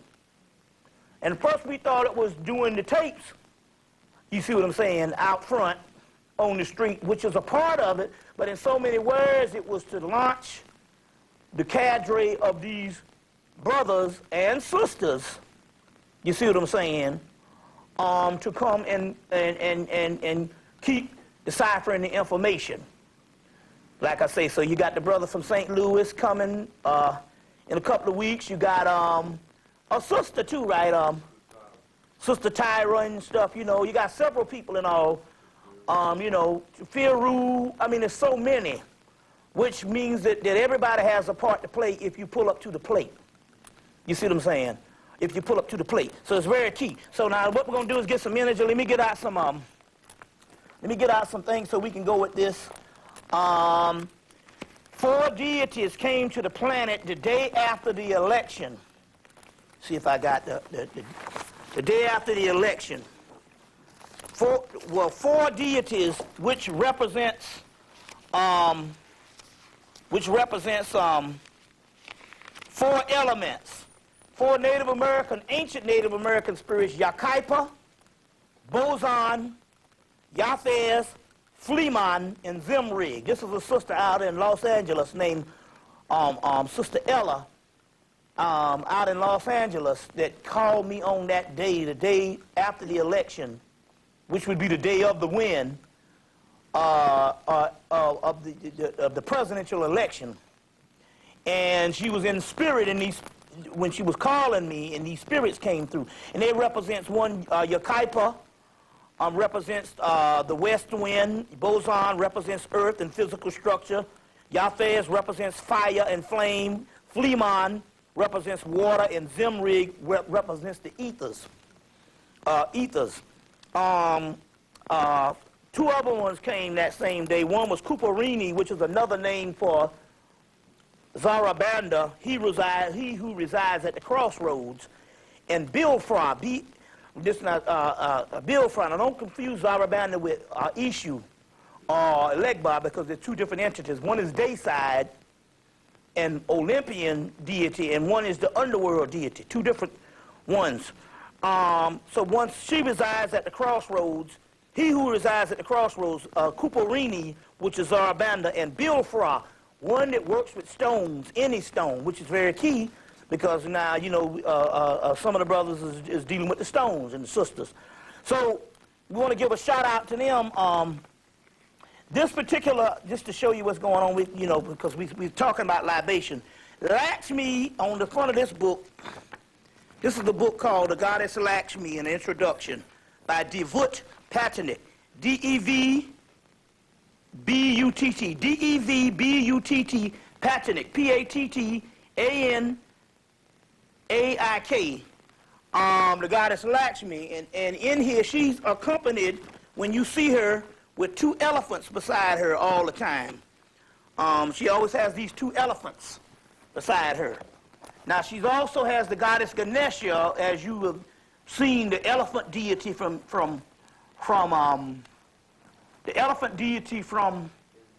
India, the goddess Ganesha, and that's a god, the god Ganesha that you want to put in your home, because he's a protector of the home, or the hearth, as they call it, the home. So the god Ganesha. So he's always in her court, but he also has these two elephants, white elephants. So I said, so for about a day or so, was trying to get the names of these elephants. And all, they're very ancient elephants. You always see them, but even this is lost to the East Indians. And so we was able to get their names, Trayanka and Putiyanka. Trayanka and Putiyanka, which is these two elephants, real powerful elephants. And all, you see what I'm saying? So when we got access and actually put these two white elephants on the shrine, on her shrine, it were very lustful elephants, and we got busy, me and the missus got busy, damn near like to kill ourselves, and we was trying to find out why, and even in this book they said it was two lustful elephants and stuff like that, but they're also very powerful elephants with prosperity. Also, so we talk about these types of energies, and also there's also Trayanka and Putiyanka. I'm just talking about different entities and energies that's coming through the planet and stuff like that, which more of the older ones would be more generic terms. More generic terms. These are the ones that's active. So you see Mayat, and people been calling them Mayat, but other than a few things, a little trance or whatever the people in Sarset gets, the active aspect of Mayat is Lakshmi. Number one, because they didn't have a break in the practicing of Lakshmi. You see what I'm saying? Whereas for almost 1,000 years, people didn't, from the 6th century A.D. with the onslaught of the Muslims taking over Kemet, all the way to the late 1800s, these Egyptian or Kamite deities weren't even worshipped. So that energy has to go places, or has to go places where those practitioners can still do it and stuff. So although the energy is the energy is always there, can you imagine the practicing of it that would keep these particular energies going? So so the Lakshmi aspect and all is a part of that, which is very interesting here. I know, you know, because we try to explain things to condition people to try to understand something. We know we would love for it to be Kamite, because we are into the Egyptian thing for the last 12, 13, 14 years. But sometimes we're able to access, and things come of importance in other parts of the planet, because it wants you to understand. It's just like the Honorable Elijah Muhammad told you that this entire planet is ours. The entire planet is ours, and at this particular time, we need to access things other than just stuck on a continental region. And the white boy understands you stuck on the continent, you see what I'm saying? But America is yours, Asia is yours, India is yours, you see what I'm saying? Even the fucking South Pole is yours. And that's what we have to understand to be a global type of principality of powers. You see, so when you see anything from Asia, remember now, it ain't nothing but these people copying the indigenous black people that was there, which is very symbolic and very key to this lecture, because we're going to be dealing with a lot of the stuff from the whole Asian aspect, the East Indian aspect, and these things to put this stuff together. You see what I'm saying? But it's just like when I went to Chicago, they're so trained on the continent, and although they bought the Lakshmi, because Lakshmi is prosperity, so ain't no nigga going to pass up that. But I sold out of that Mayat figure from King Tut because we still programmed to get the Kamite thing. And we're not saying the Kamite thing is not important. It's just that we have to utilize all of the stuff because we are negating we're negating central parts of our history by not dealing with the entire continent. You understand what I'm saying? With the entire continent. So that's very key that you understand that at this particular time, that we are more than just a continental people. And that's why a lot of the information that's coming now is coming from those particular cultures of ours that's been active since the beginning of time. You see what I'm saying? Whereas a lot of things in Africa is inactive. Brothers just got back from the continent saying, man, the mystical side is dying every day. Even the guy Quaker Mutwa said, Africa is dead. You know what I'm saying? Now, he's one of the last shamans. The mysticals, the guy brother said, I went to the bush, and they in the Jesus in the bush. So the white man has done a job. But there's a reason for this. It's not to look back to the continent of Africa as it's your only thing. We are the people of this planet. So therefore, whatever you access, when you do Tai Chi, you know that's an ancient African art form. I don't even want to say African, that's continental. Ancient, indigenous, black, great old ones. Art form. You see what I'm saying? All of these things, the feng shui, ancient indigenous, you know, there's the guy that wrote the book, Think and Grow Rich. He's talking about these points of light and how you center around this in your mind. You can draw this money to you.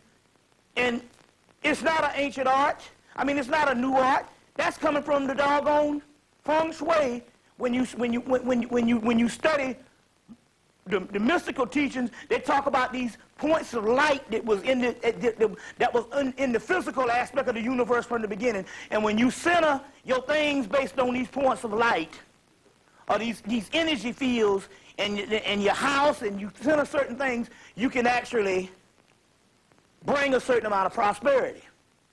You see what I'm saying? So the goal of the sister that I'm with now, other than being beautiful, was to come and straighten my chaotic scene out in the particular aspect of the house.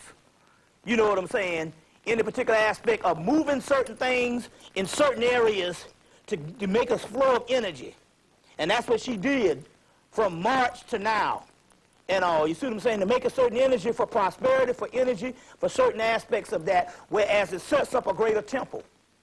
You see, well, I'm just trying to say all the science is ours. So we have to utilize those particular things. And when I go into some things, we're going to be dealing with the ancient temple of Angkor Wat from Cambodia, Vietnam, and the prophecies of the tsunami. You see what I'm saying? And some other pictures from India of the tsunami. We're going to get into all that type of thing. So let's pour this libation, and let's get busy. Let's see. Let me line my stuff up. Pour the libations, and let's get busy. Hold on 1 minute. And we're going to do this. We're going to pour the libations. Then we're going to go to the break. And then, you know, the rest is history. Y'all all right? Okay.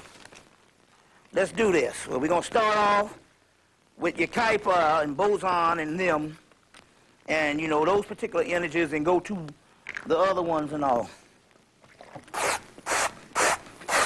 Now, I noticed one of the brothers, what's his name, was making mockery of this on the tape. And although it was cute when he spit the water 4 ways, it ain't got nothing to do with me. When you don't make mockery, because it's not making mockery of Bobby Hemmitt. This is the spitting I got from the West African practice. You see what I'm saying? And in the Caribbean. So it's not like Bobby Hemmitt invented this. This is the spit that when I do this four corners, this is the West African practice, which would also be the Kemetic practice. You see what I'm saying? Now, the point about it is this, why I say you shouldn't make mockery, not of what I'm doing. You shouldn't make mockery of these particular energies and entities. Some of these entities are being called up by our people that's been asleep or been inactive for thousands of years. And the only way our people get to know it, and you get to know some of these entities, is through libation. Now, you start making mockery, you got to contend with those entities that get mad, because some of these things here is very powerful. Well, a lot of them are very powerful spirits. I'm not dealing with some lightweight shit, and that's what happened to Khaled. Khaled came down to Atlanta, Georgia in 2000 and made mockery of Erzuli, Baron Samadi, and the Voodoo libation. Because we set up the libation, we set up the alcohol, and we set up and I set the whole thing was basically off of a voodoo level. He came in his Islamic ass and made mockery of these particular energies, made mockery of these energies, and when that Negro got poisoned and they died, you see what I'm saying? He didn't hardly have no spirits around him on that plane, or otherwise he'd still be here. They abandoned him on that particular plane. And the reason why I know is that happened in 2001 when he went to the next level, or he went to a level. And I'm in St. Louis in a hotel room in 2003, February, no, the day before the last shuttle disaster. Remember they had the shuttle that blew up in 2003?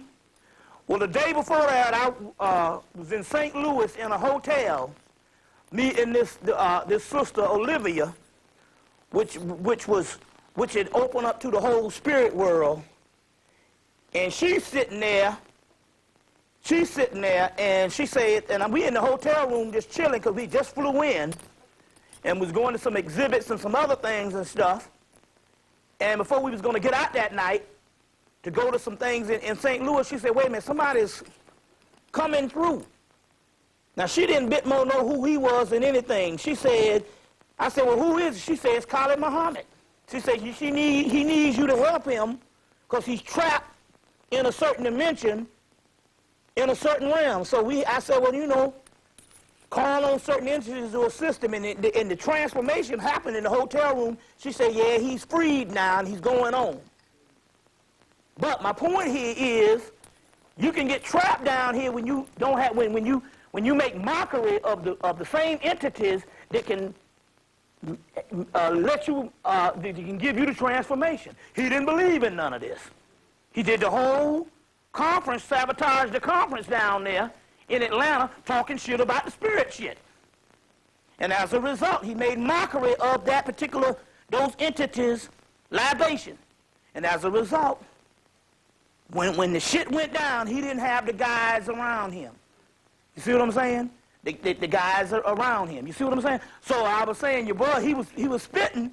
He's not making mockery of me, because it's the reason why I do this, is because I got that from the West Africans and the West Africans in the West Indies of that practice. So when he did that, he got a fin, you see what I'm saying, for himself. You see, when it comes to these particular spirits, let me tell you, they some ass whippers. And so, I'm just trying to say, and they don't take lightly the motherfucker making fun of them when they're trying to get their energy on with the people. So I'm just trying to say, on that particular thing here and all this. You can talk shit about niggas out there, you can talk shit about me, but don't be fucking around with some spirits. You see what I'm saying? Because ultimately, you can't take the latter part of the religion, which is Christianity, Islam, and Judaism.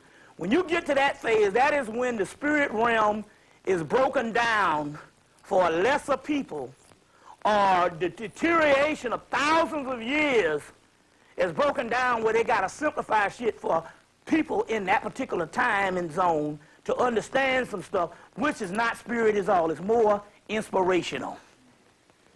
You see. So because you now going by that order, you see what I'm saying? Don't believe that there was never no spirits. You see what I'm saying? You see, so I'm just saying, I'm just saying how this thing goes a lot of times, you know. Don't be making fun of some shit. You see what I'm saying? You know, and the next thing you know, you got a big knot on your dick and you don't know what's going on. Or your asshole get plugged up. And you ain't got no asshole. Some skin done grown back there and shit.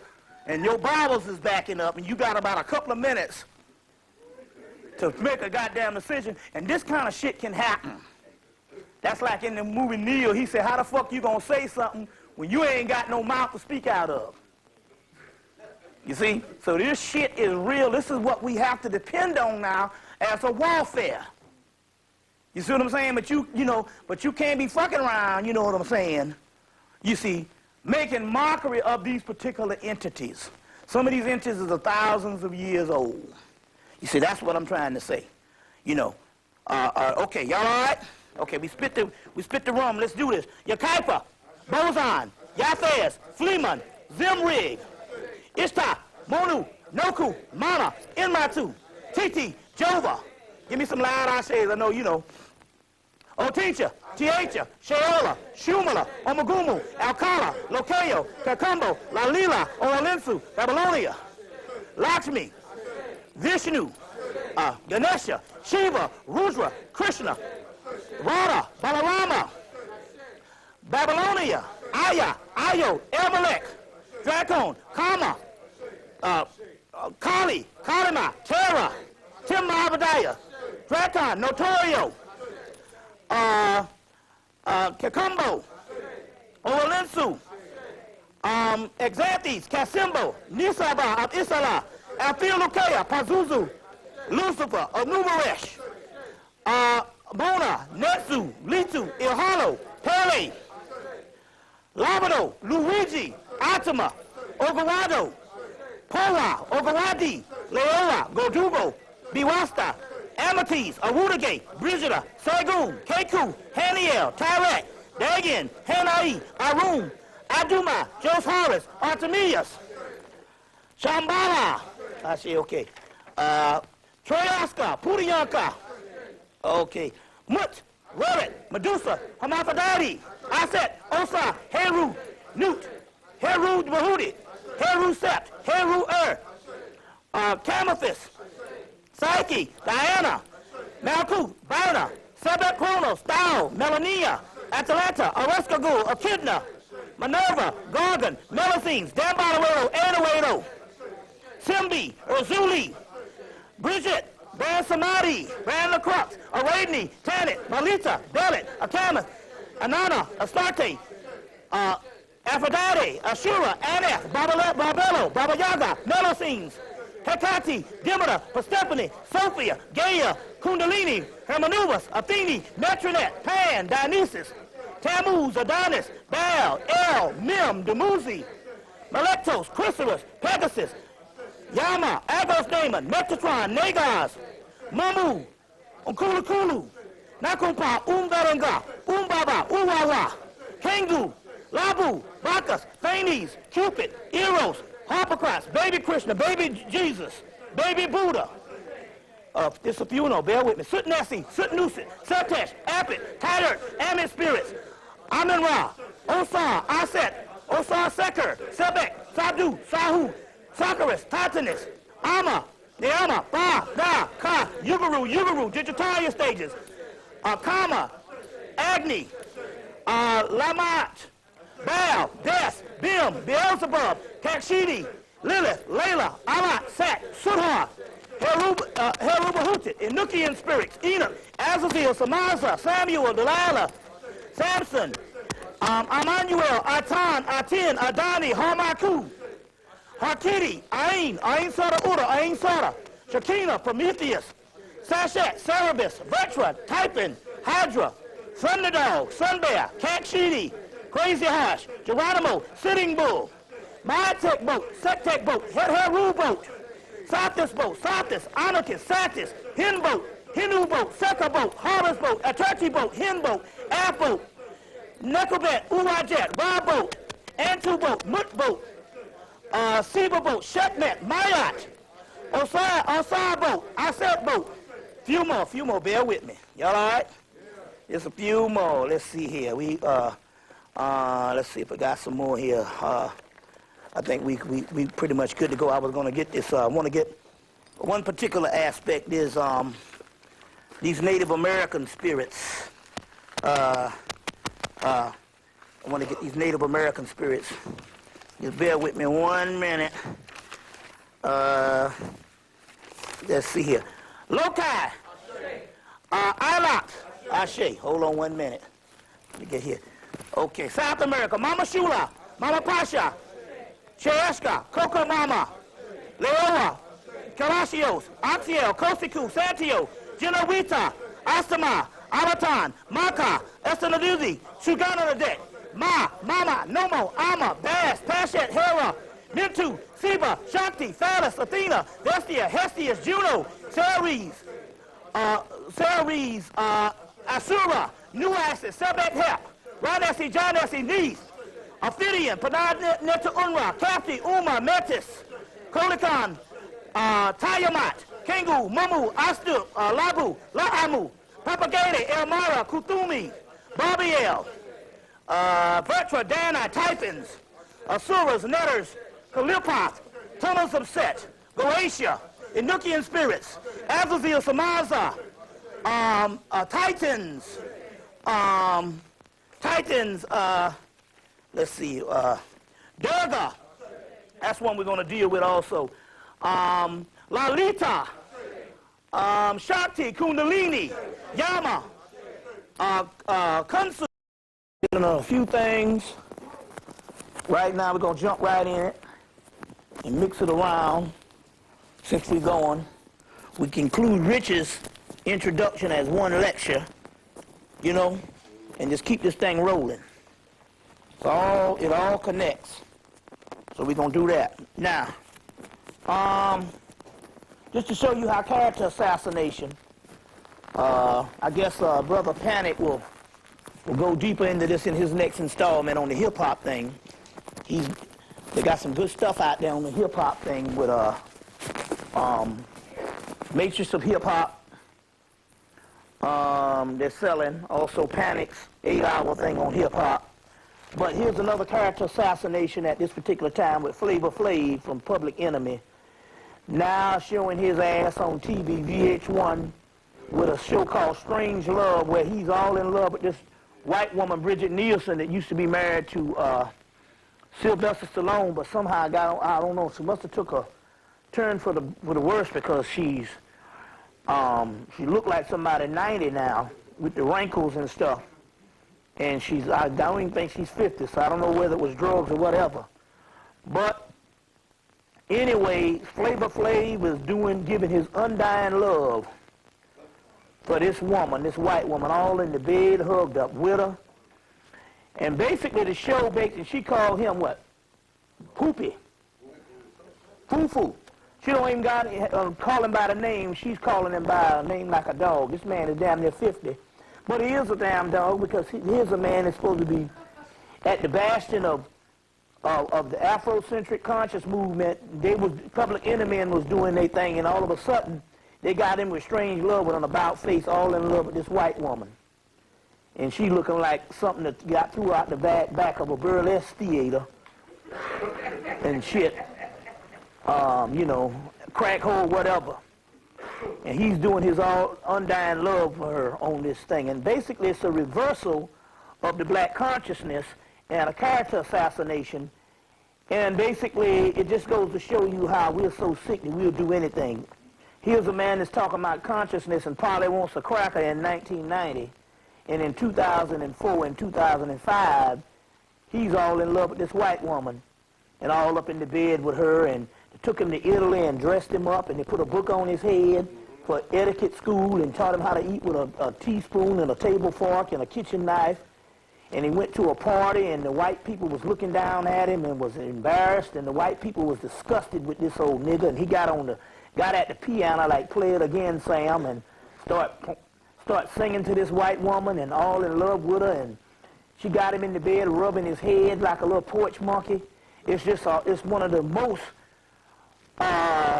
degrading, destructive forms of character assassination, or just the black assassination that you can find, which was supposed to be a conscious icon, although he was a buffoon, but then again, in the context of Public Enemy, it was supposed to be that. But then again, it goes to show that over and over again, because she's going to come to America in this, and she's going to hook up with Public Enemy and be on the stage with them next week in Harlem and stuff. This old nasty damn Nordic white woman with a size 15 shoe foot, this woman, you know, and he's all in love with her. You know, it's just amazing how our image has been destroyed at all costs. There is no end with the destruction of the image. So I just wanted to put that out there as a part of the ongoing assault. Damn, I needed a cup. Let me see. Whatever. I had a cup of coffee, but I think I must have threw the cup away. Whatever. But anyway, that's the things that happen, because whenever we are asleep, the white man is still trying to figure out ways to destroy our character, because the image is everything. It's not making money, because this nigga was rich one time. It's not about the money. It's not about anything. It's about your image. That is the archetype, and that's why they built monuments bigger than reality in the ancient world, because the image was everything. You see, that's why you have the hieroglyphics and all of these particular aspects of paintings and different things. They're not there for just pretty pictures. Your image is everything that deals with the collective unconsciousness. You see what I'm saying? And your offspring and everything else. So if they can destroy your image, that's amazing how this thing goes. I just want to put that out there. Another thing here is ongoing is Bible archaeology. Here's the thing about Bible archaeology. Israel collectors and dealers has indicated a forgery in the Holy Land of Antiquities. In so many words, four Israel authorities, collectors, and dealers were indicted yesterday on charges that ran a sophisticated worldwide forgery ring and produced a treasure trove of fake biblical era artifacts, including some that were hailed as major archaeological finds. So in so many words, they found some biblical artifacts, and they said they were fake. Well, naturally they're going to be fake when you say the word Bible. Any artifacts connected with the Bible, which was a central mythology, turned into a history, everything is going to be fake about it. So in so many words, Bible archaeology came about when Egyptology was first being formed in the late 1800s and the early 1900s, early 20th century. Early 20th century, late 18th century, late 1900s, the early 1800s, late 1800s, early 1900s, which is the 20th century. 1800s being 19th century. So in the late 1800s, early 1900s, when this Egyptology was being formed in its infancy state, the Christians got together and say, in order to keep our stuff to even look remotely legitimate, we have to have Bible archaeology, which is based on a lie. You see what I'm saying? It's predicated upon a lie. There are no artifacts, because those particular, the biblical patriarchs, Hebrew patriarchs, and Islamic patriarchs did not exist in reality. They were mythological figures, just like the ancient world History was separated from that. Now you can go to Hemmitt, and they have a historical aspect, a historical line with Ramesses, Imhotep, Queen T, Akhenaten, whatever. But they also have their god realm, Osiris, Horus, Isis, whatever. And one was a physical history and one was a mystical history of mythology. And you have your Hebrews later on coming in and taking a mythological history and making it into a historical person. Abraham, Isaac, and Jacob never existed as historical people. And if you line that up as historical people enough, it is ludicrous because it don't line up with history. Now you can go to Ramesses and you know he existed in history because you could either find his tomb, his sarcophagus, his grave. Something left behind that said that these particular people were historical. Why is it that you can't find no biblical patriarch's grave? Because they didn't exist. No Hebrew patriarch's grave because they didn't exist. And Islam is nothing but another rendition of the same Judeo-Christian Bible written by the Jews, had their inception in this thing. You see what I'm saying? There is no historical data of those particular biblical patriarchs. But yes, you can go to the ancient world, and in ancient history you can find all types of Camite and indigenous artifacts of grave sites of the people who did live. So that means that any artifacts that you get laying claim to the Torah, the Bible, or the Quran that you think has to be something that was contrived by a group of editors and a group of creators of a falsified mythology by making it into a historical aspect. Now you can go and you can guess if you deal with the biblical mythology, which you don't hardly get, but you can get it in the if you deal with it whenever you can find it, biblical mythology or Hebrew mythology, you get a sense of these things lining up. But when you deal with them on a historical basis, that's false. So there's a whole biblical mythology, the book Hebrew Goddess by Raphael Paté, coming out of Wayne State University out of Detroit, Michigan, that puts out the book, Wayne State University Press, the Hebrew Goddess. And in there, if you deal with the mythological thing, you understand that a lot of these people didn't exist. And even the Sabbath, you get the Seventh-day Adventist. The Sabbath is a goddess. You see what I'm saying? So when you deal with it on the mythological aspect, you get more truer to its original phase and the concepts and the meanings. But when you deal with it historical, that becomes confusing. And this is one of the reasons why our people are still locked into the Bible, the Quran, and the Torah, and these particular things, because they think in actuality this is some unique history that only happened to those group of people, and the only thing it is they historicalize those other people's mythology. You see the mythology. You understand what I'm saying? And that's the difference. You see what I'm saying? Hell, the pyramids was built before any Ramesside king was even born, but yet they attribute Ramesses and them as being the builders of these monuments, and these monuments was corroded when Ramesses, the great Ramesses II, which the one they're talking about, was even born. You understand what I'm saying? You see, hell, King Tut was dead by the time he came about. So the point I'm trying to make here is they got a forgery.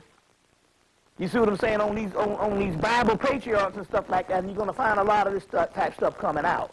You see, a couple of things hard copy must be said. Lap computers, making men sterile. Lap computers, ovarian cancer. That ain't nothing but some radiation down by your balls in your vagina. Get you a fucking phone book if you're going to set it on your lap. Put a phone book or put some type of thing on it. You see what I'm saying? But I'll put it on the damn table. You see what I'm saying? Put it on the table. You flying on the plane, they got a tray. You know, they got the seat tray that you can put it on, but don't put these things on your lap. They're making men sterile, prostate cancer, ovarian cancer. All this stuff is coming from lap computers. And you got another one? Oh, yeah. All this stuff is coming from lap computers. Oh, he had another one, huh? You in luck then. So, coming from lap computers. You see what I'm saying? So, this is some things that's actually happening here, so just watch out for that. Like I say, put it on the table, or put a phone book between you, but do not put these lap computers on your lap, because they giving, like I said, it's cancerous. You see, and there's that whole thing now, lap computer and sterilization. You see, these men are getting sterilized, but then again, it's all kind of stuff that's actually happening. Just remember, electric disease. What's the name had a whole tape on that, I guess I drink it this way. What's that, a cup? No, I'm straight on the food. No, I'm just saying, I'm saying I'll get it in a minute, but you know, right now I can't do it, and I can't actually eat while I'm in the lecture. You know, I mean, it's bad enough I'm chugging this. But this is, you got to have some combination sometime to clean out this bullshit. It's interesting here because we got a place in Atlanta called the West End Mall. And most of the food that's being served around there is not being served by our people. And ironic, every time we go down there and we eat something from down there that's not served by our people, we get a little sick, me and the mate. But yet we can go to this black man that serves, has been there for years, and just eat his food and don't get sick. That's because the vibrations that's going in the food, the people who don't care about you, does have a bearing on your health. You see what I'm saying? And Farrakhan did a lecture in October when he talked about that same thing. Quit eating as much, or limit the amount of times you eat food from people who don't really like you. You understand what I'm saying? That people don't really like you. So every time we go and the food is prepared all right, but because it's not prepared by black people, every time we go around that area, and it's all black area, but none of the food places, but damn near 2 places in the whole area, 3 places, a Jamaican place, a brother in the West End Mall, and a place called Chanterelles. 3 places, the rest of the other 15 places is all Asians, Mexicans, or whatever. You see what I'm saying?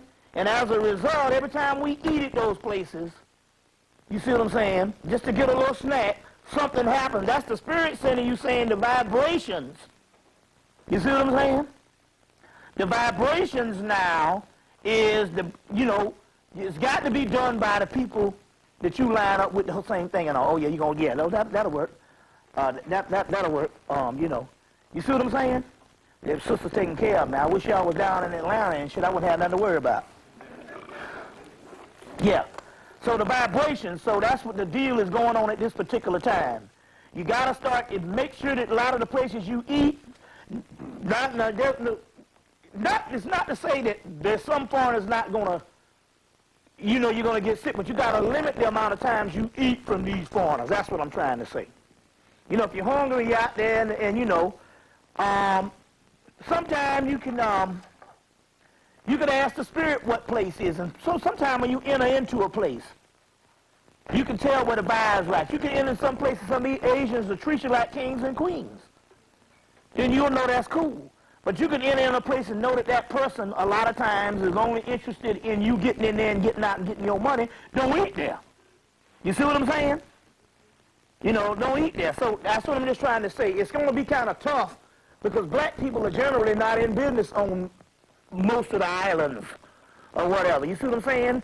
Because between 1980 and now, they made sure that most black businesses were shut down. You see what I'm saying? And so my point here is that you just have to just be mindful of it. You see what I'm saying? You have to be mindful of it, and that's very key. That's very key. Another thing, just giving you some hard copy. Get you some Minnie Riperton. Anything by Minnie Riperton, her greatest hits or whatever, because we realize now that the government killed her. Minnie Riperton had the highest voice in the history of recording. So many octaves. And the only thing that came close to her in the 90s was your girl, Mariah Carey. You know what I'm saying? But by that time, the arrangements By the time she came here, her arrangements was not on the level of Minnie Riperton. You see what I'm saying? But she's the closest thing you had at that particular time. But Minnie Riperton, on the other hand, was a straight-up angel, and as a result, the government killed her. As a matter of fact, one of the awards given to her in 1976 for beating lung cancer was given to her, late 76, 77, was by Jimmy Carter. The President of the United States gave her an award for beating lung cancer. Yeah, all those particular presidents in the 70s, their wives went and got breast cancer treatment and survived. And she ended up dying in 79, before 1980, before the millennium, before the decade changed.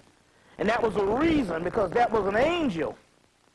You see what I'm saying? So if you get any of her particular music, you can feel the energy with that. And one of the albums where she's sitting beside the chair with the lion beside, I can't think of the name of the album,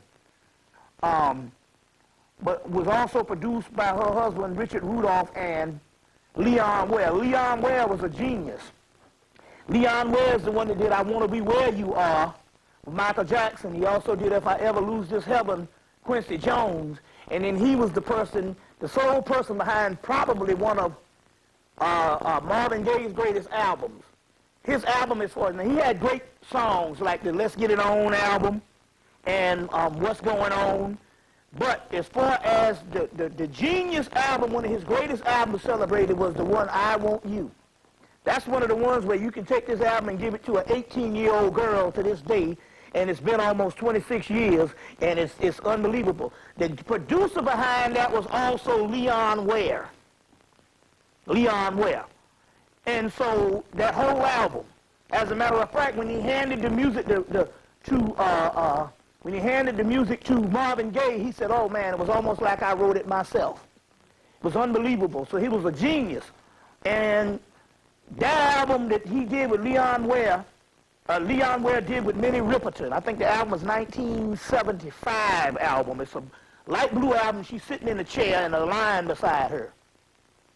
And that album, when they did that album and stuff, government said, hey, this is going to a whole nother level. And they had to take her out. You see what I'm saying? They had to take her out. And that's just the vulnerability of our people, you see. Her daughter now is on Saturday Night Live, Maya Rudolph. She looks like she's white because Minnie Riperton was married to Richard Rudolph, which was his white boy. So the daughter they have her for white skits and black skits on Saturday Night Live. That's Maya Rudolph. That's Minnie Riperton's daughter. You see what I'm saying? That's Minnie Riperton's daughter. But they had to take her out. Just like, as well as Sam Cooke. Now, Sam Cooke had this distribution. He had his own labels. He had his own distribution. He had his own publishing company.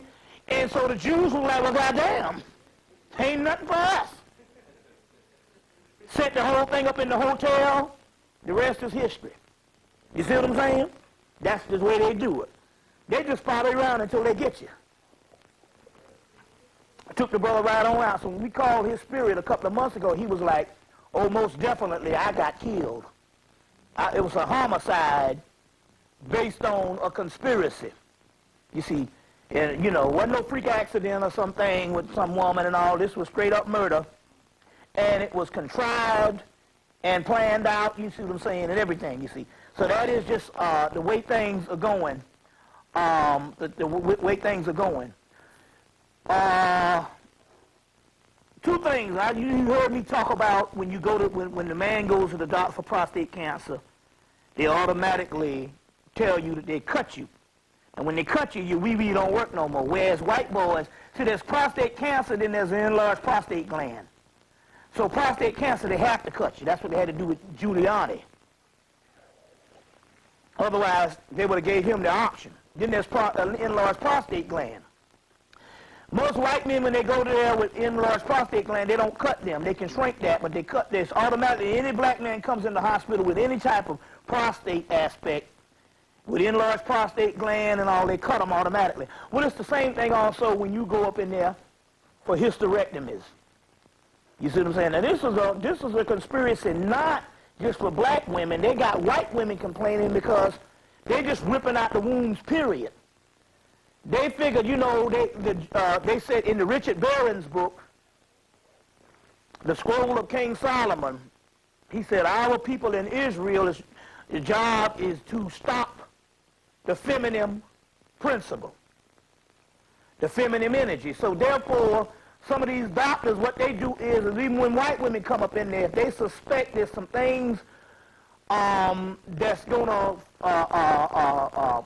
stop us going back into the womb, you see what I'm saying? In the aspect of the womb of Universe B that we're talking about, the new frontier, which we'll get into in a few minutes. Anything about that, they figure, anything that they can do, they're stopping it, and so they're saying for the white women that they can't tell whether they're black or white, because in this particular country, the quiet is kept. The genes have been mixed in the family tree, like your boy said. What's your boy Paul Mooney? You shake a white person's tree too hard, a nigger might fall out. You see. So there's some stuff that's going on. So therefore, they're giving hysterectomies to generally everybody. You see, and they're even ready to sacrifice the white woman to make sure they get the black woman. You see what I'm saying? So a lot of times, a lot of things can be avoided. You see, there's all kind of workshops on getting rid of fibroid tumors, all types of the holistic way, the mental way, and everything. But the doctors talk about hysterectomy. So you got to understand this thing, you know. One girl, they told her, you got precancerous cells because your family's got them. So she snatched out her womb, you see what I'm saying? So it's just very key on that type of thing here. You know, just be mindful of that. Now, I'm just not saying if you have already had the operation and you fine, that's fine. But some people, a lot of women are reported to having no sex drive at all, as well as other things that start to happen. So you just got to be mindful of that. I want to put this on the camera. I know, well, there's never a time that I come where I don't have an extreme moment. Well, this is one of these extreme moments, and I was debating on whether I do it to spice up things. I think I have to do this. To spice up things, I think I have to do this. I was in Philadelphia at Tower Books, at Tower Records in Philly. Tower Records in Philly. So I was looking in the magazine section, and then so they had all the magazines, and I was looking for the Nexus magazine. So right beside it was the girly magazine, over 50. So the Spirit said, look in that magazine. So I looked in the magazine, and I saw this particular picture. Look at this woman. She looks like early 50s, late 40s. What you look at, this is a Hispanic woman. This is the only woman of color that was in the book. You see what I'm saying? Was in the book. Now, I'm saying this for a reason. Now, I must preface myself, because when we was getting into the whole tantric thing in Chicago about the 1st of December, last month, there was a bunch of sisters that had come out, and you know, they got their group and all. They was trying to find out some tantric things and some other things, you know, and what are alternatives, even if you ain't got no man in your life, there are alternatives. And so they was trying to deal with some of that, and when some nigga in the audience said, that's so personal, you know, on the sexual thing. And I went off on this nigga classical style. And I meant to do it because I wanted to show you the mentality. Now, I told him, I said, if this guy was downtown at the University of Chicago and the white men came in and they was discussing different levels of sex and sexual ecology, he would not even register it being personal, because he would say, oh, that's a college course, or that's some type of seminar at a university, or some type of lecturer, because that is the ongoing aspect of how you learn things. And he would register that as being legitimate.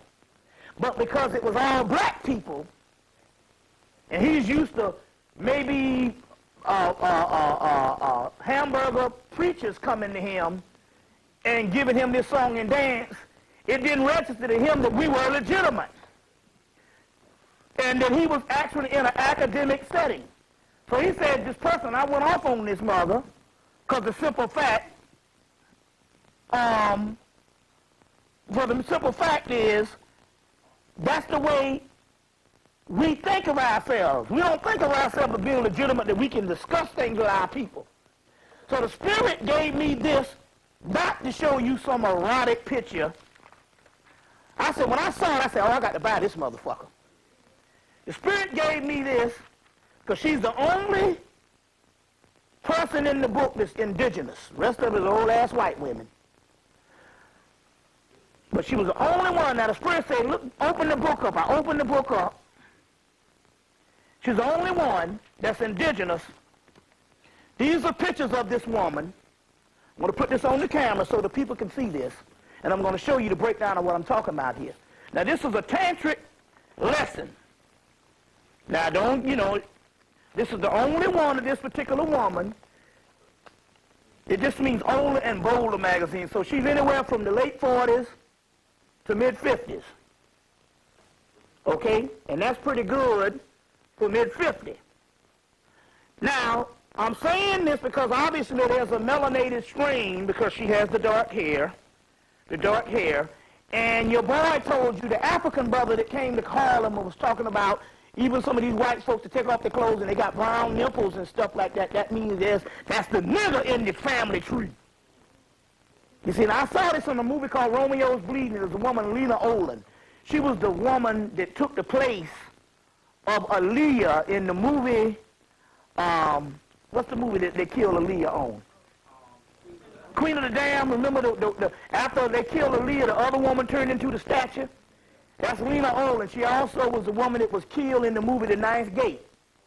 So she's in this movie called Romeo's Bleeding, and she's a murderer up in there, but she has to take off her top to put on a prosthetic arm because to get away from the police, she cut her hand off.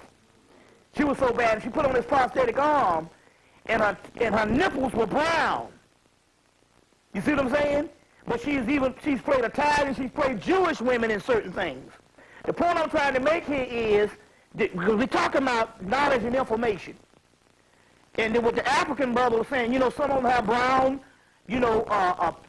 brown nipples, brown vagina lips, brown penises and stuff like this, and what is this and this? That's melanin. Okay, so this woman obviously she's the only Hispanic woman up in the place. This is a picture of her body. You see what I'm saying?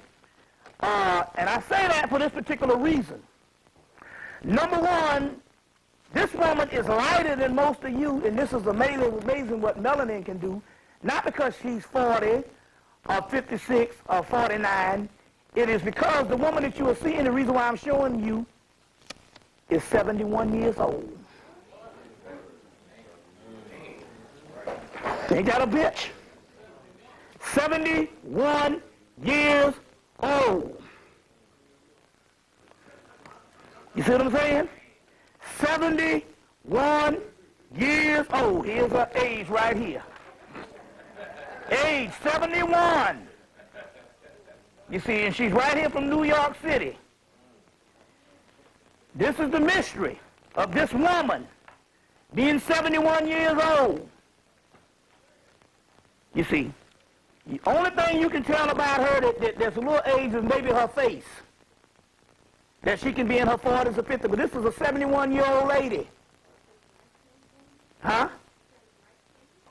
No, she got a glove on. This is all eroticism.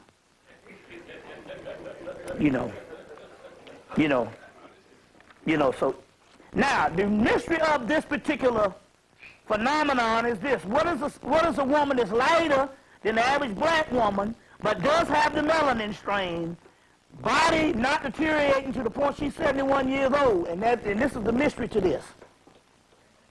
The mystery here is, they say she's 71 years old, her vitals are 34, 24, 32, hometown New York, personality, erotic to the extreme. which means this is a woman that makes sure she has a certain amount of orgasms to reverse the polarities of aging. Now, the thing about it is this. Number one, because she's older, the orgasms are stronger. That's the first thing. What this is saying here is not that she's had these orgasms and because you get a certain age, you figure you look a certain way, and it's no. And it's too late for you. No, what happens with these orgasms, you can reverse the polarity. Within an hour to 2 hours after having orgasms, the skin, the cells in the skin start to rejuvenate. And orgasm don't mean that you got to have a man. It means that you got to have a man. It means that it could be a certain amount of masturbation. You see what I'm saying? And just giving you the tantra, she says she does what it takes to get the orgasm. And most of the moms she messed with is in their 40s, 50s, and even 30s. But I'm saying this type of thing to give you this stuff on the tantric level that you can reverse the aging. You see what I'm saying? Either through a partner or either through some sex toys. Get your dildo, get whatever you want to do with, because sometimes, you know what I'm saying, these are things that actually work. Now, I'm giving you the proof of what the whole tantric thing is talking about. I've been talking about the tantric, and so when the spirit said, go get the book, and I turn in the book, you know how it is, I tell you, the book opens right to the page. Look, and then the next page, 71 years old. See what I'm saying? So, that's just to show you how you can reverse things. I just want to put that out there in the extreme aspect of that whole thing. You see what I'm saying? And everybody else up in there that's way younger than her look like something fell off a goddamn meat wagon. You see? So, that's just to give you that whole melanin concept of what's going on. You see what I'm saying? 71 years old. 71 years old. Now we can do this like for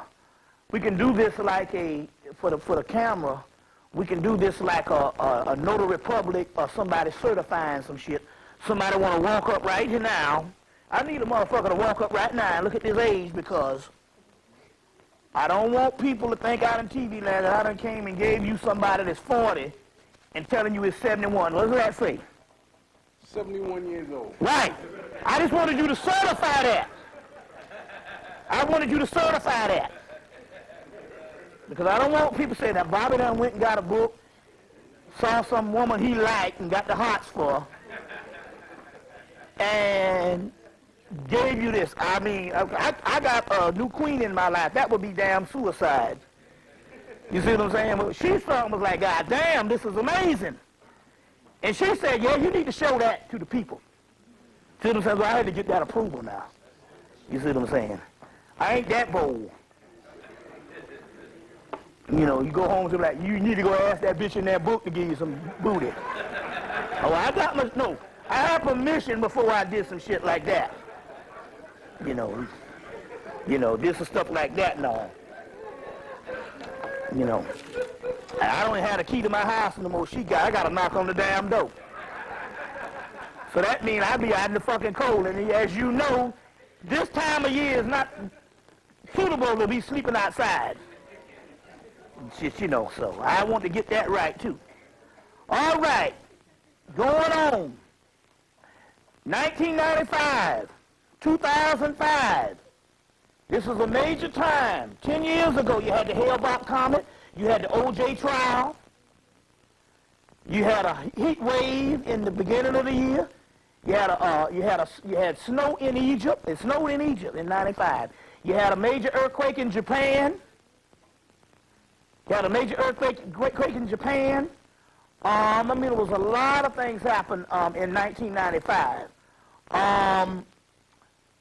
We passed through what is called a photon belt. They were talking a lot about that years ago. It's supposed to be this belt or this particular dimension in outside in our solar system that they said that the Earth passed into, which is interesting here because after 1995, a lot of people that were conscious and even and the rest of the people that weren't conscious, it's almost like they died. And you look and say, now, what's wrong, man? It's like everybody is dead. It looked like we was having some momentum at the beginning of the decade of 1990. It was getting into this thing. And then all of a sudden, even enough to create a L.A. riot. You see what I'm saying?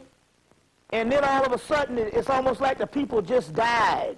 That's because they went through the photon belt, and those particular entities or energies from those particular energies and stuff, for the ones that were at a certain level of the heart chakra, that particular energy basically continued on. And there were certain people that was below the heart chakra, they just went dormant. So that means now we've been 10 years into this photon belt that was ushered in also with the Hale-Bopp comet that was big news, and the O.J. trial, which is Great Judgment, in the book, the Alvin Boyd Kuhn book. He, when they asked about the great judgment that you have in the Book of the Dead, that later on was the great judgment in the Bible, or great judgment in religious material, he said, no, it will be a historical event. It will be a trial, a physical trial on earth that the whole earth would get wrapped up into. And in that trial, there would be a great judgment. Well, if you notice, the country was split on this decision, black and white. You know what I'm saying? We will never have a trial as big as that one. You see what I'm saying? So we do know that based on the lineup of things that's going on, that judgment in a mentor, they call it the great judgment in a mentor, that great judgment, it did occur. Real big, Million Man March, 1995. You see, so this is 10 years later, and past the millennium, so look out for some major shit. Apparently so, because it was ushered in on the tsunami. We'll get into that type of thing. I'll get into that. Also, to give you something here, I'm going to show you this. The movie Blade came out, the third installment, which was a horrible movie. Other than them finding Dracula in Iraq, and other than him just sitting back, he just sat back and the white guy, the white girl and the white boy, it was the one who did the movie. Blade was just along for the ride. He had very much, rarely anything to say. Rarely anything to say, but I want to show you this particular thing. The greatest thing about the movie was the poster. This was the Source magazine with commemorating the death of Old Dirty Bastard and on this type of thing, you know. Which we heard that he was calling himself Osiris and different things like that and all, you know. So, and wasn't it a part of his jail terms he had to be on them drugs they gave him? Yeah, for his release. That's very key. Yeah. Don't get caught up in the man's prison or whatever the deal he is. The biggest thing with this,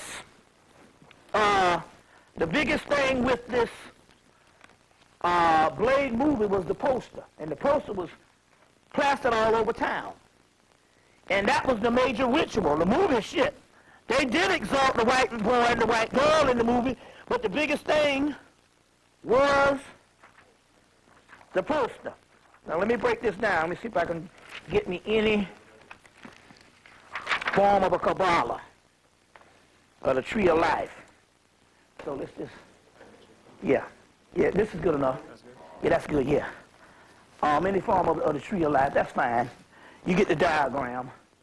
This is the basic schematic aspect of the Tree of Life, coming from this original Tree of Life out of the Temple of Komombo in Egypt. We found one at the Temple of Komombo in Egypt in 92, 93, which is still the Kabbalah. The second part is blasted off of the wall. I found another one at the Temple of Dendera, the temple I was selling to you in 2003. I found another one on the side of the Temple of Dendera, on the left-hand side of the Temple of Dendera. So if this is not good enough at the Temple of Komombo, there is one at the Temple of Dendera, as well as the Book of the Dead. They call it the Gods Upon the Ladder. Before this was called the Tree of Life, it was also called the Ladder of Life, Lights, Sephra. Now, so this is the schematic breakdown, the original one. This is the one that is used now in the Hebraic mythology, the Hebraic esoteric orders, which was this, and the Kabbalah, when we got that Kabbalistic thing, was found in Spain by Moses de Leon, was supposed to be this guy in Spain. In so many words, the Sufi masters out of Hemmitt is the ones who brought this thing up into Spain. So so that whole Kabbalistic thing is African. You see what I'm saying? You know, so here you have, and the reason why I said that, I went over to your little place. My man is, you was eating that food over there from the little place on the corner. Well, I wish you good luck. They were, I was saying about eating some shit. They were just regular food and all, but goddamn it, as soon as I said, the spirit was like, you need to get some of that ginger ale and stuff, you see what I'm saying, because I'm telling you, now these days, especially 2005, you can't be eating a lot of things from people outside of your race. Or just eat at home, or get some, get a snack or something to put in your pocket or whatever. So I had to get some of that and also to avoid, you see, a disaster. A disaster. I saw a movie, Along Came Polly. And the white guy was at an art place. They had just gotten in this art exhibit.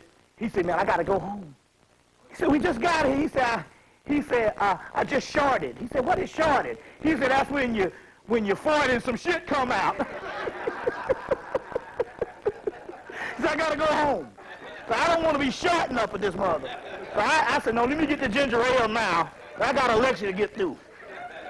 You want to be shorting and all. I like to die. I rewound that shit about twice. See, that's when you fart and some shit come out. I said, these crackers, to get a movie in Hollywood, they just say, fuck it. We're getting bold. But anyway, here's the Kabbalah. You got Keva, you got Bina, which is the great mother Saturn, Shakma, which is the zodiac, or Hakma, or Shakma in parts of that language. And you got Keva, which is in the middle, and Ein Soda, or Ein Soda Uda, Ein Sof, which is the great mother, Keva, which is the supreme aspect. This is supposed to be the Christ in the middle. And these are the other two that was hanging on the cross that they made masculine. But this is feminine, Bina Saturn, Shakma Zodiac, in the Kabbalah. So, in here, you got Blade. Blade is in the middle. Show this thing. You got it all together?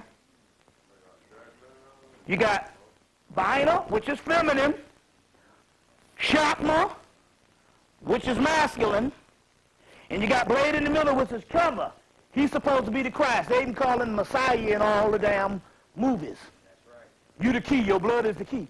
In this particular case, they're saying this black man ritualistically is exalting the next generation, which is these two white children.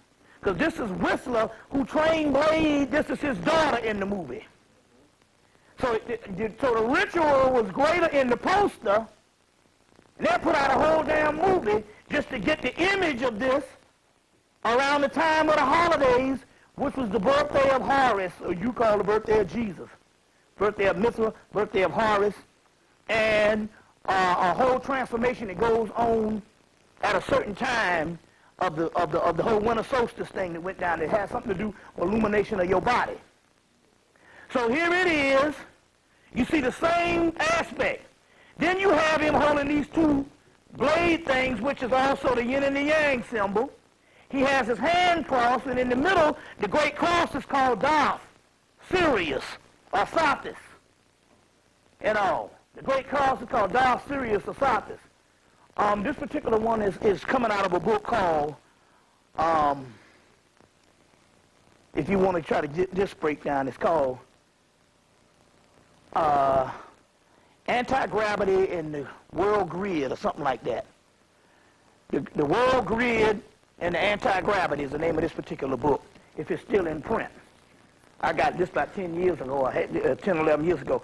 So in here, he got the hands crossed. X marks the spot which is Darth, the yin and the yang, the black man in the middle wearing all black. And even here, Darth is also the 11th cosmic power zone, but also in some aspect, Darth is also the number 13. If you look at this blade, it's a 3 and a 1. 13. 13 is also the number of Sirius, which is our lucky number. It's also the star of retribution. 13 is also the number of Sirius. You see what I'm saying? So Darth is also Sirius. So here it is. You got the white girl as Shakma, the feminine aspect.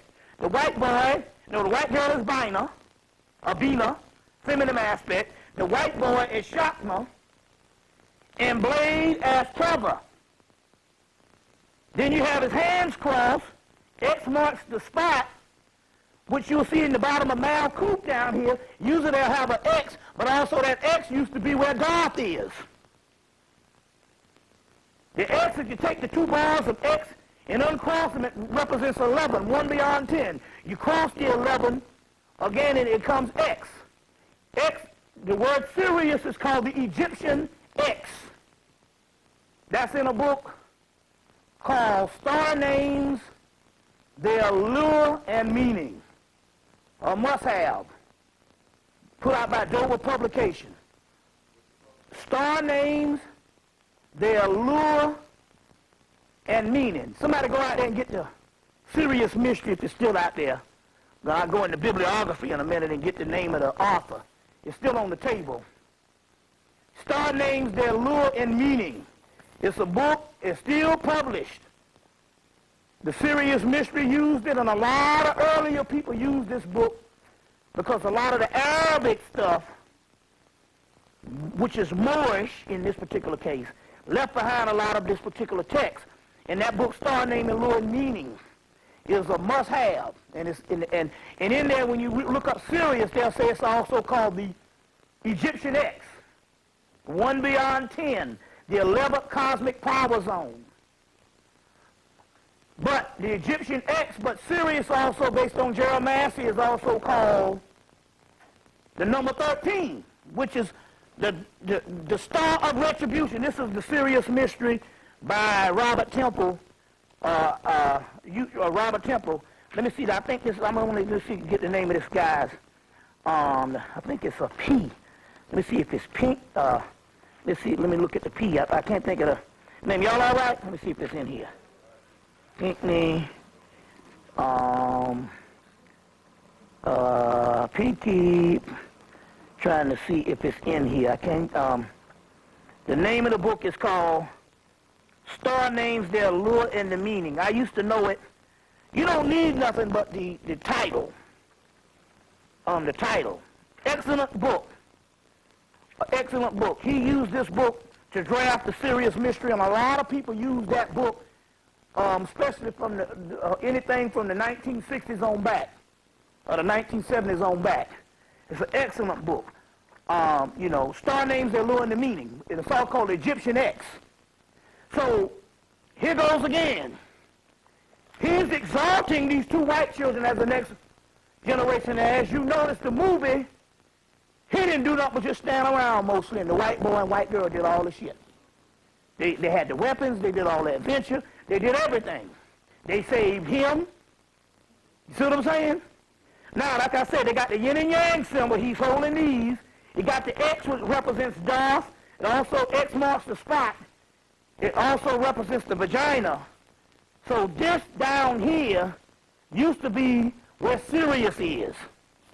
It's a whole metaphysical thing. Then you got the number 13. So this movie poster was more important than the damn movie. You know what I'm saying? The movie paled in reflection. But here it is again, dealing with the symbology. Now, hold on to this, because this has a lot to do with the swearing in of Condoleezza Rice. You got to understand. We'll give him his book back when he, whenever, So now, going on. So I want to give you that. Y'all all right? Yeah. So look at the movie poster, and it is the Kabbalah being played out, but they got those two. You see what I'm saying? Well, those two, the white girl and in the same sequence. Everything is everything. All right. Moving right along. So like I said, we passed through this photon belt. They used to talk about that a lot 10 years ago. The photon belt, which is a transformation of consciousness. It's a transformation of consciousness. Okay. Okay, let's see right here what we're going to deal with. We're moving right along.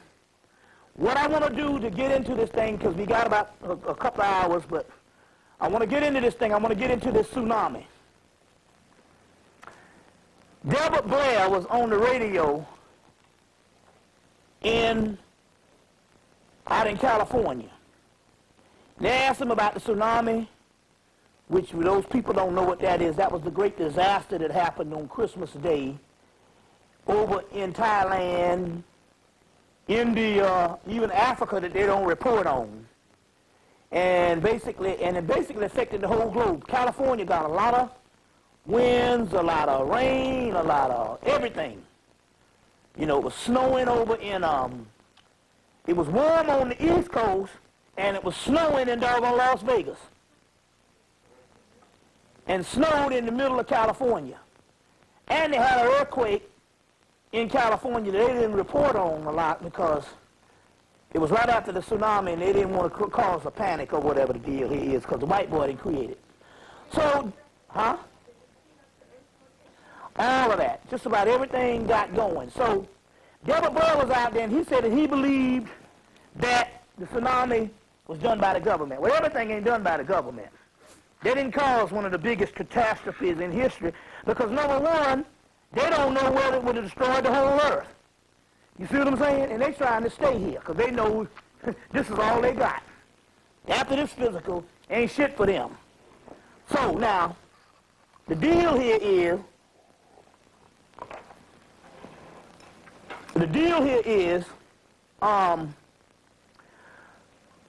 when he was on the radio and they asked him about this, and he said he believed it was the government, somebody called in and said, well, if it was the government, why weren't any of the animals killed? They didn't have a animal died at that particular time. Now, you know if it was some kind of explosion or some type of man-made event, every time they have an oil spill or they have some kind of explosion, the sea is littered with fish. Now, you know if it was a tsunami and it was some type of explosion, that sea, the coast would have been littered with sharks, whales, dolphins, and all kind of marine life. But because, you know, there's no way you're going to have a man-made disaster and you don't get no animals getting killed. But because there was no animals that got killed, it means that the animals knew that this thing was going to happen, and they took precautions. They got reports of domestic elephants that was captured, you know, in the zoos or wherever they have them, broke their chains and headed for the hills. I mean, they came back after it was over. After all, they are domestic now. Goddamn. You know, if you get a nigga used to some microwave and a nigga feeding you, you ain't going to be out there hunting no food. So they came on back so they can get fed. But nevertheless, all the elephants headed for the hills. You see, an indigenous people over there, we got two aspects of it. There was an indigenous people of the South Pacific. You used to see them where they used to have that, a lot of them have that blonde hair like thing. You know, you see them all the time. They headed for the hills. They headed for the hills. And, you know, to high ground. You see what I'm saying? Now, the sister Jamila was helpful because she brought a whole lot of things as well as this article, and I got all this stuff here. But you know a nigga now. You know, you get to doing some things and you misplace it. But there was another group of people that was from southern India. From southern India. Another group of people out here, I'll get the name, I'll read it in a minute, because she gave the information. They were from southern India, and this group of people on one of the islands in the southern India got the hell on and headed for the hills. Or whatever the deal is, but this the mystery on them. For the first time ever, they talk about these people that I heard some information about them 10 years ago. They got an island. These are some of the indigenous people that inhabited that land. And they talked about it in the newspaper article. I'll find it in a minute. Let me see, I got it in one of these little books. That's where it is. Hold on 1 minute. Y'all all right? They talked about it in this newspaper article. Yeah, I might have it right in here. Let's see. I got it in one of the books. That these people, they do not like any contact with, they don't like contact with the outside world. Now, which is interesting here, because when I read that yesterday, when the sister Jamila, I keep saying Camila because I had a cousin named Jamila, I want to get that right, gave the information, was, and I noticed, and I said, I wonder if these are the same people I heard about 10 years ago. So these people don't like, no, they don't like any contact with the outside world. About back in September, for some reason, the sister that I'm with, for some reason, if she come in contact with anybody, they just basically lose it.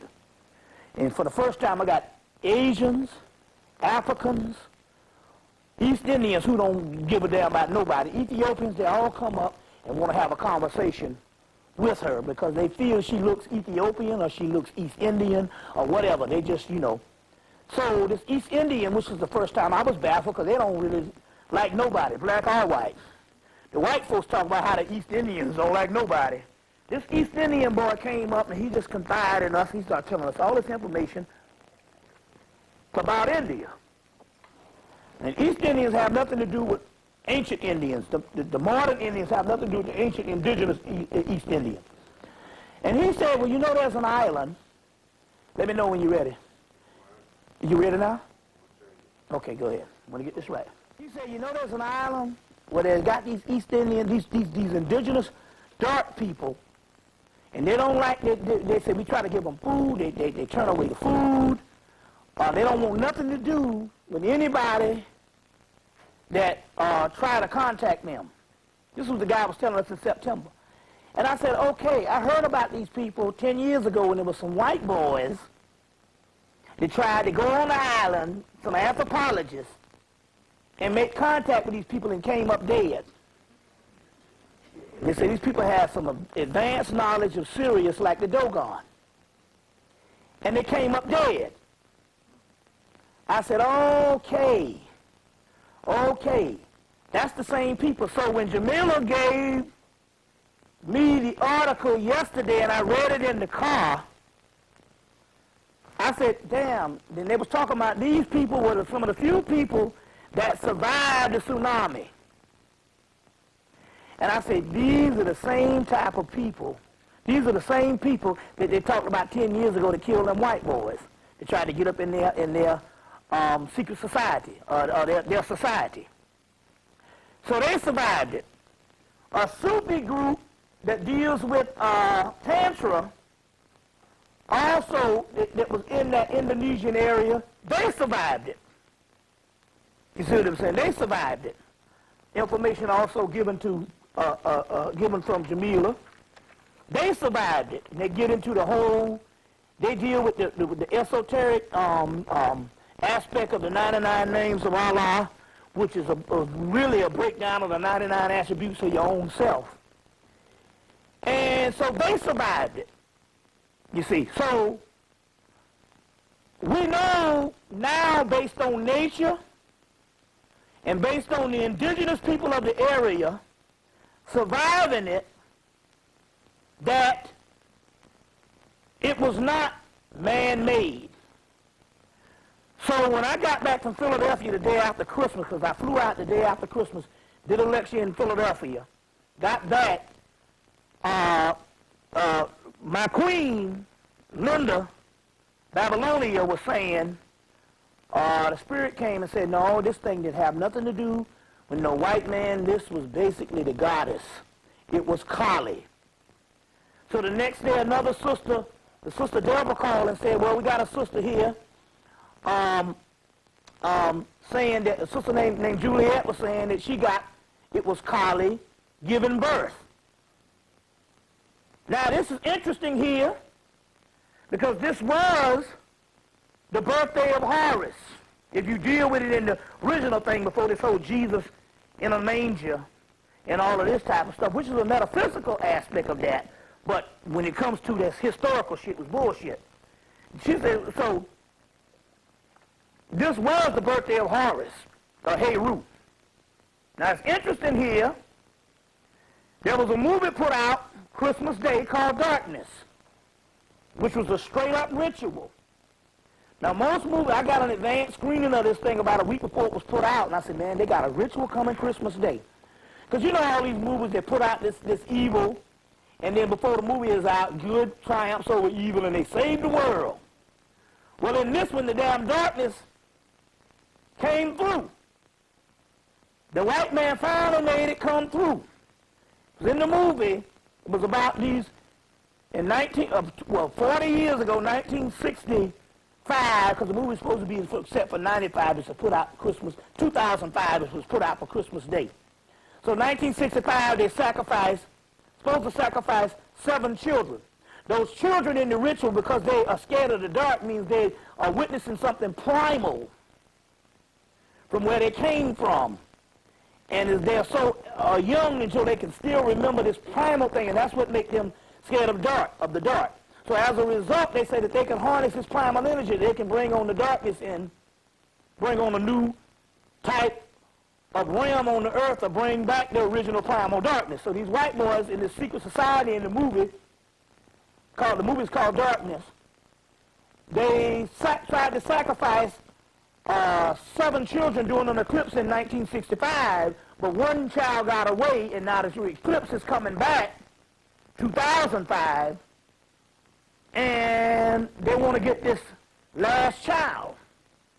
But when the girl starts to go into the information, let's see, is this thing on? I want to see that I turn it on. Let me hold on 1 minute. Yeah, it's on, okay. When the girl starts to go into the information of on the internet, there's a symbol of a secret society that want to bring back this darkness. But the next vignette of what she sees from the symbol on the internet when she clicks on is the child Heru or Horus called Harpocross, where he's sitting in an egg sucking his thumb, which is the baby Jesus or the baby Horus or the baby Buddha or the baby Krishna or the baby Cupid. You see, some brother on one of the tapes was talking about the Cupid and some like, look, we must study. We must not make comments on shit for the mere fact we don't know knowledge about it. You see what I'm saying? And just because somebody convinced you to think that the Greek shit was white, the motifs and all of that stuff was black, and as a matter of fact, the white Greeks didn't come about until the late 1800s. And if you go over there right now, they are about this sister here, richest girl's color. You see what I'm saying? So if they're your color in damn 2004, because I met one in 2003, your color at Greektown in Detroit, if they're that color now, what the hell you think they look like 2,000 years ago? That's all fabricated. And most of those statues were done in the late 1800s. You see what I'm saying?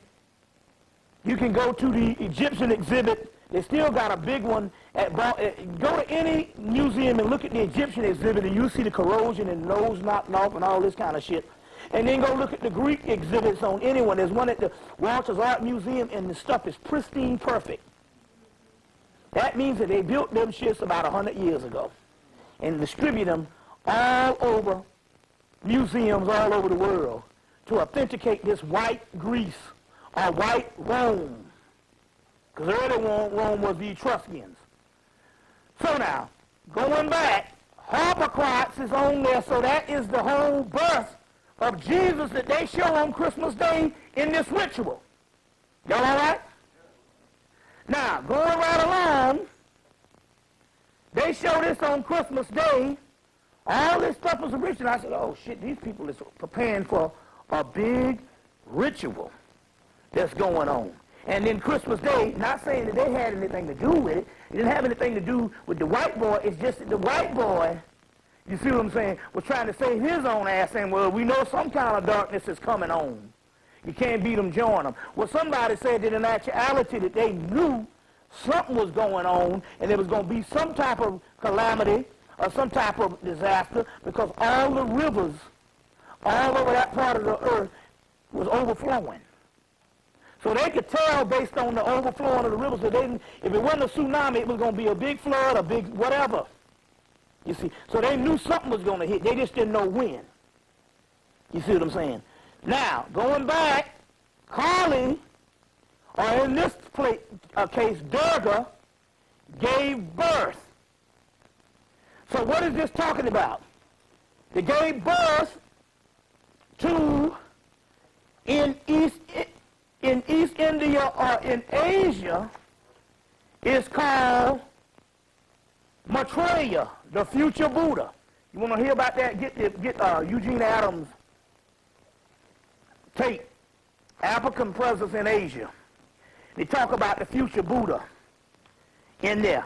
Or Maitreya, there's several things on this future Buddha in all the Buddhist material. Maitreya is a Buddha of the future. He's supposed to be the last earthly Buddha, regarded as the embodiment of love, and his name means benevolent or friendly one. Maitreya is currently the Bodhisattva of dwelling in Tusha, the joyful heaven. In due course, he will be enthroned.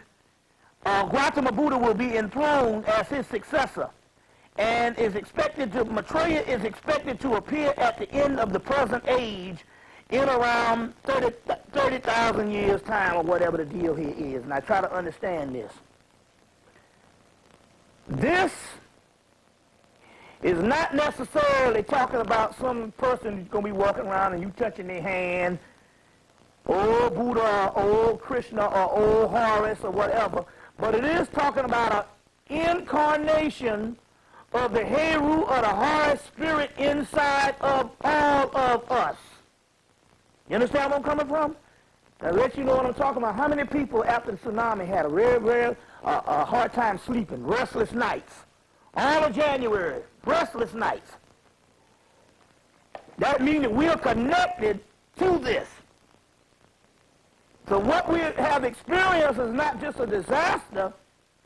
It is a gateway opening to what I talk about in my tapes, Universe B. There's Universe A, which is the universe that we were stuck into, which is the Matrix in the present world, and then there's Universe B. You see, and I talked about this I talked about this in my lectures. Y'all all right? Let's see how to do this thing. Go up. I talked about in my lectures. And I talked about this, that you have, if you would have this particular paradigm which represents Universe A, and this is where all of our world exists, and we don't understand that this particular part in our world that exists is connected to another universe. You see, that is the new universe that's inside of us. And all we have to do is learn how to jump between this universe and to the other universe. It's in the movie, what's the movie that Lars Fishburne was in? No, the one where he did one before that. Ironically, he was the driver of the ship.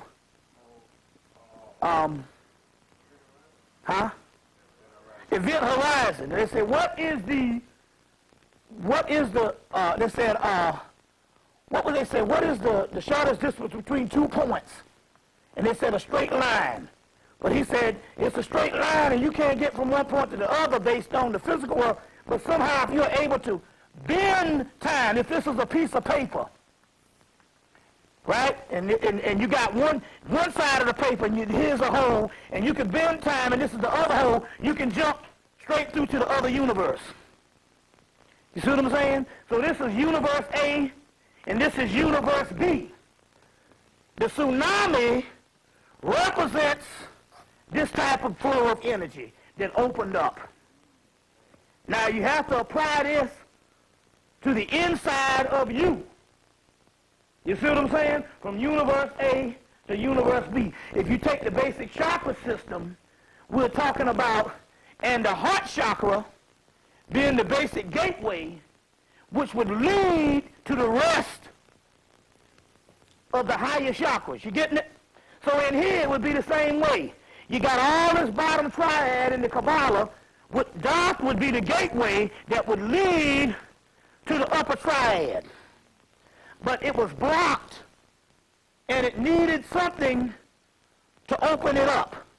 And as a result, it's the same thing that is going on. The tsunami is only a physical manifestation of nature that is only corresponding to something inside of us that is going down. You get you see what I'm saying? Y'all all right? Yeah, see, it's real simple. You know, it's real simple. And don't let nobody fool you. No matter what, and how the white boy, this would be the concept of the tsunami giving birth.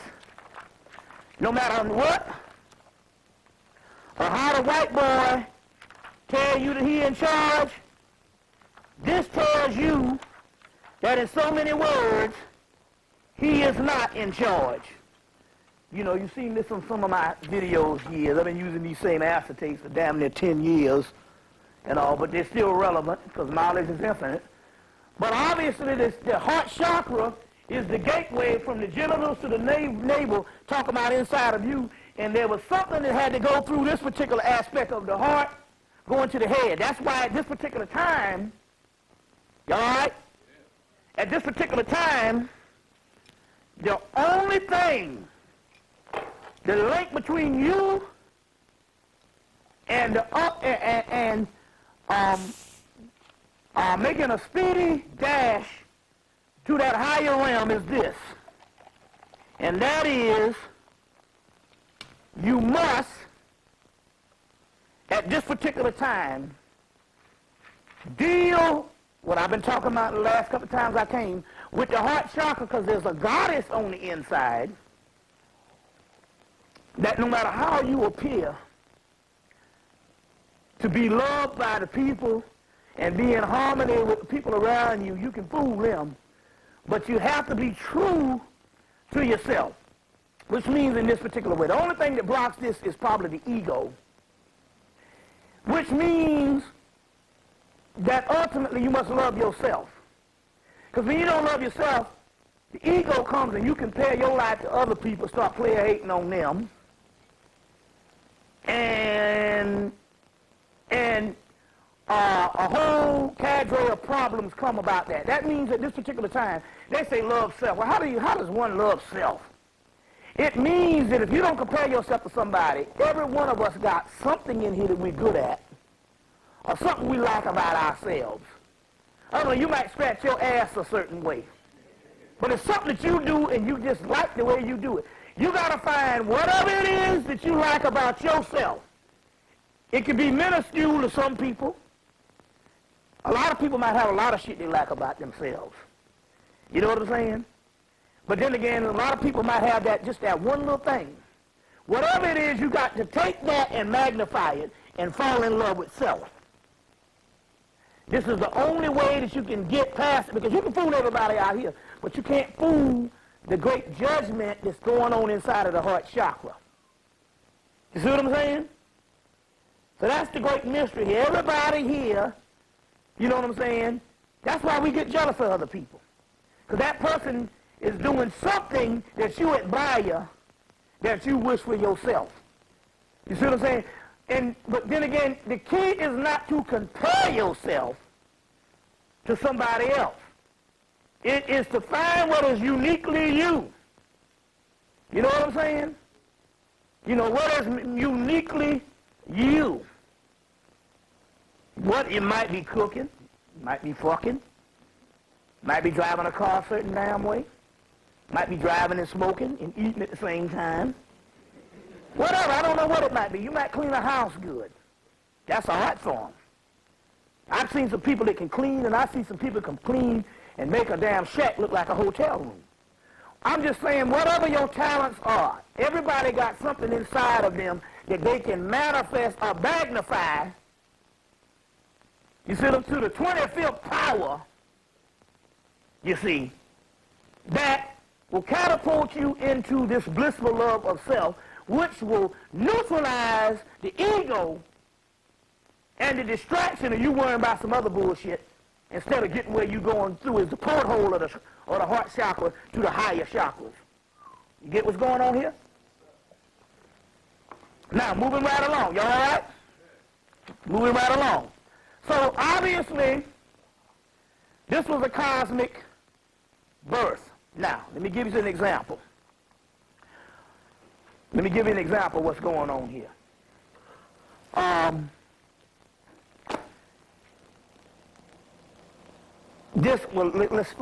me give you this one. Let me explain this to you. Remember now, Kali is the one that brought this about. There's a picture that's on this book. This is a book called Rise of the Goddess in Hindu Tradition. Very hard to get. It's mostly a person's thesis, so it's real, you know, it's a person's thesis, so there's other better books that deal with this type of thing and all, but I love the actual picture. This picture is in the Brooklyn Museum. Comes from Asia. It's now in the Brooklyn Museum. The name of the picture is the goddess, it's Durga slaying the buffalo demon. Now let me walk you through this. Now, you know how to zoom in? So I want you to zoom in so the people can get it on the tape. So you don't necessarily have to, if you get the picture on the tape, you have a zoomed version of it. Now let me explain what's going on. There's a goddess called Durga. She is a destructive aspect of Kali, or maybe the lighter aspect of Kali's destructive force. But anyway, Durga rides, sometimes she rides a lion, but a lot of pictures she rides a tiger. Now the great mystery here is this picture is a couple of thousand, the concept is thousands of years, although this picture was probably painted in the 1800s. The concept of this picture, because I got earlier pictures of this, is about a couple of thousand years old. So maybe some of her earlier pictures she's seen on a lion when the Indus Kush people of India used to be Ethiopian or Kushite. The later picture is seen she's riding a tiger, which is very key because all my time growing up, I thought the tigers and lions was in the same place. But tigers are only in Asia, which means is not only telling you that this would be, Durga is in Asia or India, but it's also, this picture is a prophetic picture of something that's going to happen in the future. That is very key. I try to understand this. And see, and it snowed, which fucked me up because I was going to blow up some of these and give them to the people. You know, but you can go to the Brooklyn Museum and see this shit. Now, this picture is a prophecy of the future. Of some place in the future at this particular time. This picture is what happened on December the 25th. If only we know enough about mythology to read the science. Me being the mythological expert, this shit pays off. Because I can read what's going on here. This is Durga here. You can tell it's a later picture because she's light looking. Like I said, the lighter, you know, these pictures went from being blue. They used to have them all blue looking gods, which represented the melanin or the occultum. They talk about that in the book The Dark Sun. by Peter Moon. Either black or blue. And now they're white looking. Which is not necessarily a mistake. I'm going to drop that in a few minutes too. Do you know that in so many words, us coming to America and amalgamating or miscegenating with the white man has something to do with an alchemical chain of an elixir that was the right thing. I was going into this type of thing, which makes us a new creation. Whatever it is, the Africans know it. Them niggas is not us. Muhammad said we were made a new people. No way you can convince a fucking African, because when you go to the continent, and it's interesting, the West Indians, the black people from the Caribbean, when they go to the continent, they have a more harmonious relationship with the Africans. Because number one, even if their language is English or Spanish, the linguistics in the way they talk is still fundamentally African. It's just like you got the Gullah people, which is the only ones in America, y'all all right, that have the indigenous African left behind.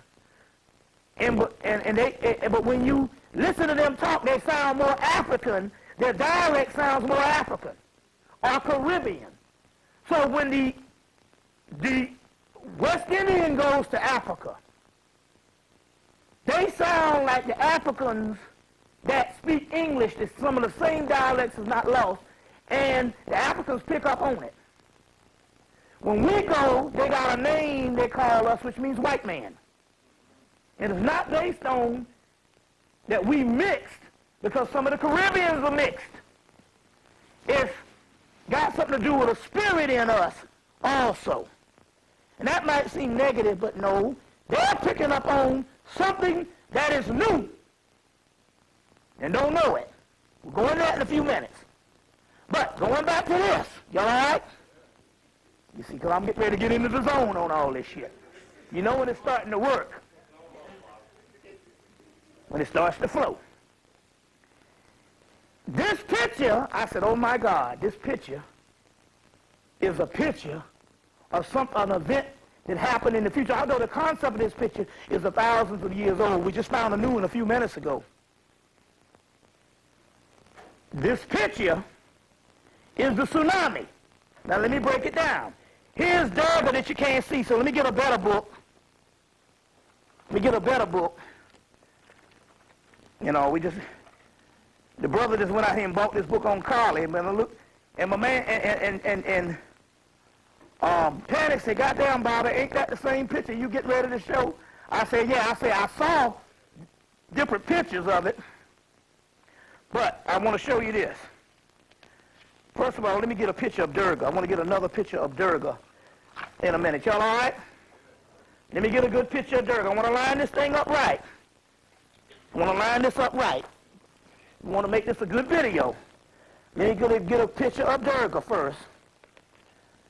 I want to get a picture of Durga first. I want somebody to come up and read this right quick while I'm looking for Durga. Anybody want to read this? Island tribe out of the woods. Now here's the thing that we had heard about it 10 years ago about this tribe that fucked these white boys up, and this is one of the tribes that's down in the southern India on one of the islands that the white boy told me about in September that survived the tsunami. You read that while I'm going to find Durga. It says, armed with bows and arrows, 7 men from the ancient, what's that, Jarara tribe came out of the forest yesterday. The first time since India's isolated, what's that? It says T. No. India's isolated. What's that word? Where's it? Andamum. Andaman and Nicobar Islands were shaken by the earthquake and battered by the tsunami. In a rare meeting with outsiders, the men said all 250 members of the tribe escaped inland where surviving on coconuts. We are all safe after the earthquake. We are in the forest in Baccarat, said one of the men, Ashu. Ishu.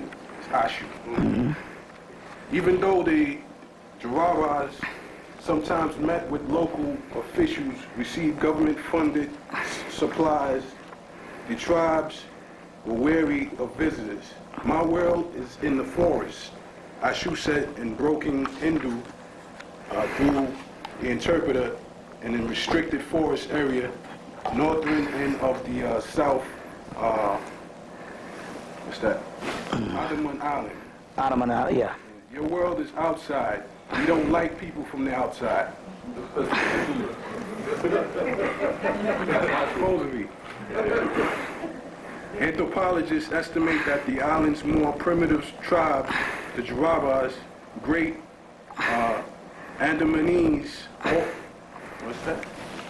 And go. That's just giving you two or three different tribes. 3 tribes have dwindled to 400 to 1,000 people.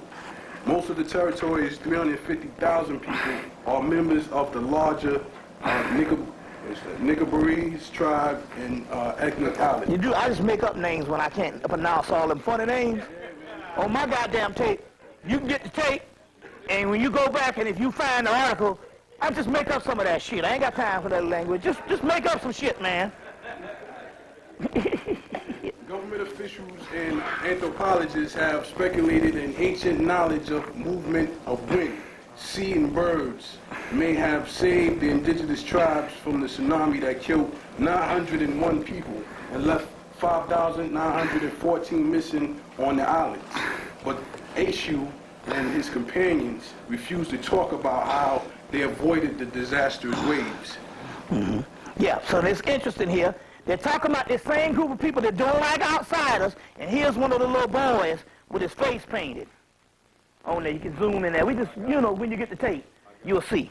But it says island tribe out of the woods. So they survived it. This is the same tribe that 10 years ago killed some white boys that coming up in their shit. And in September, the East Indian guy in a restaurant told us about these people. You see what I'm saying? They're key. Now here's a picture of Durga. Here goes again. We have to put it on here because we got bad pictures because I was going to Xerox this, but this is after the snow. This is a picture of Durga slaying, and she's riding a lion in this picture here, slaying a buffalo demon. Here's a picture of Durga as a statue. As a statue, not as a statue. Okay, now, y'all moving right along?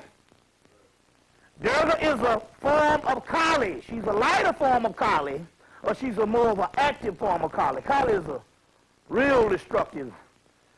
You can't get nothing up out of her that's going to be cooperative. Kali coming kicking ass and kicking ass. You see what I'm saying? So Durga, in this prophecy, is riding a tiger, which indicates where she's striking, because tigers are from Asia. Get where I'm coming from? Now, in this picture that is in the Brooklyn Museum, Durga's riding a tiger. Up under the tiger is a black woman, real black, midnight black, with nappy hair and emaciated titties or breasts. You know. There's a name for that. What they call that name? There's another name they call it. Bobo pectoral. There's a term that these people, you know, some guy that went to medical school. I said, what's the real medical term for titties? And he said, oh, Bobo so-and-so pectoris, whatever. But I forgot the name of the shit. So titties, boobies, bust. So she has emaciated titties. She's emaciated. And she has an empty bowl beside her and some bones beside her. This represents black people in the valley of the dry bones. So Durga is coming in. Now, this woman is blowing this breath to create this buffalo demon. In so many words, we create our oppression based on our mind. Durga is riding in and shooting thousands of arrows to kill this buffalo demon, which is in some type of tsunami, wind, and water. Okay? So this is a picture of the tsunami. Durga or Kali is coming in to slay this buffalo demon. So in so many words, because of the tiger, it represents Asia, and it represents this. Now we're going to go into a video and show you what part of the world. Number one, we know it's in Asia because the tiger represents Asia. Okay? Now, we're going to go into this and cut on the thing. And I think my thing is I might have to rewind it, but let's see. Yeah.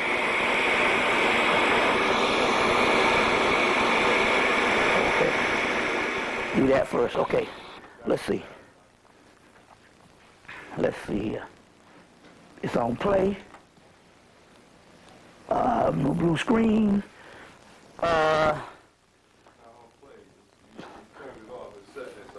Okay, is it on play? Okay. Well, no. Okay, let the technician get it. Play. Well, that's that. Stop. Okay. Play. Now let's rewind it. Yeah, let's see first.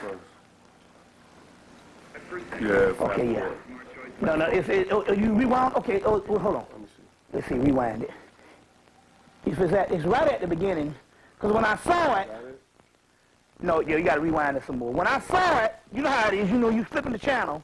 And when I saw it, I immediately went and ran and got a videotape. Luckily, I had some brand new tapes to catch. It was about 15 minutes into the show, but right when they get ready to drop the shit. Now, this is all on the temple of Angkor Wat in Cambodia. Yeah, rewind it to the beginning. You got it. No, okay, yeah. Let me see, yeah, I'll see in a minute, I can tell. Oh, that's still a damn commercial. This is at the temple of Angkor Wat in Cambodia, which is a temple that was built by the black people in Cambodia, now known, the survivors now known as mountain yards. They're still there. And this is a link between the Vietnam War. You're getting ready to see one of the legacies of the Vietnam War, that they went in years ago, because they never really give you the true meaning of the Vietnam War. Even the people that fought it don't know why they're over there, which is a sad case. You know, you should never fight a goddamn war if you don't know the absolute reason why you over there. Fuck it, go to jail. Okay, okay, oh, I see what I did. This is, okay, we got to really go back. Hold on. I just want to, I'm going to talk while we fast forward it. So, that's a segment called New York Slaves, when they dug up the slave thing and all. So I had to go run and get a tape. I think, and I found the one at the end of the New York slave trade tape that I had already queued up to get this, about this 20 minutes of the Angkor Wat, but we're going to get right in, but I got it right at the point where they're dropping on these prophecies, and I'm going to drop all this to you. Okay. Yeah. This is why they say, get rid of the VCR. That's why they say, get rid of the goddamn VCR. Yeah, that's still that. Okay. That's why they say, get rid of the VCR, because you're not going to have this kind of technology. You see what I'm saying? That's why don't throw away your VCRs. Whatever you do on these shit's going to be more valuable. This is almost like a fucking weapon. This is what the black conscious movement, or the modern black conscious movement, was built on this. And you dealing with the DVD and shit, but you can't record. You see what I'm saying? You can't record on this, especially in a second. I'm rewind. Okay, yeah. You can't record on this the same way you can on a DVD, the same way you can this shit here. You know what I'm saying? Anything digital is slower anyway. By the time I'd have set the DVD up to record, if I had one of them shit, the shit would have been over. You see. So that's why they're getting rid of the DVD, getting rid of the videos. Okay. Okay, let's see. All right, now, let's go back. Okay, yeah. I'm going to just record this because I think that this, okay, it might be even further. I had it, but I should have been queuing it up, but just bear with me. But that's going to be a little slower. Hold on 1 minute. But anyway, to go on with the lecture, this is the Temple of Angkor Wat in Cambodia. I'm going to pass these pictures around for you to see that the people on these pictures are black. This is why I went to get a book on Angkor Wat last night and I didn't buy it. I didn't buy it because they showed the temples, but they wouldn't show the temple walls. Okay, now we're still going on. Hold on. No, we got it. Okay. They wouldn't show the temple walls because in these pictures here, we're going to pass them around. You might want to put them on the camera first. Do some camera ready shit with that.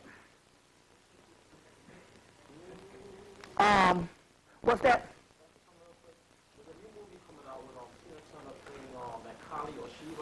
Okay.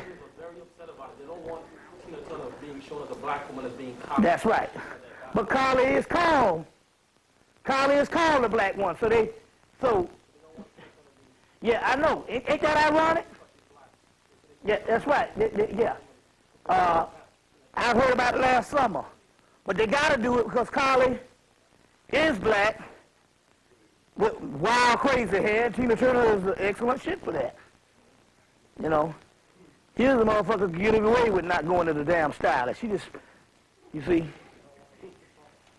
you know, so, yeah, you're right.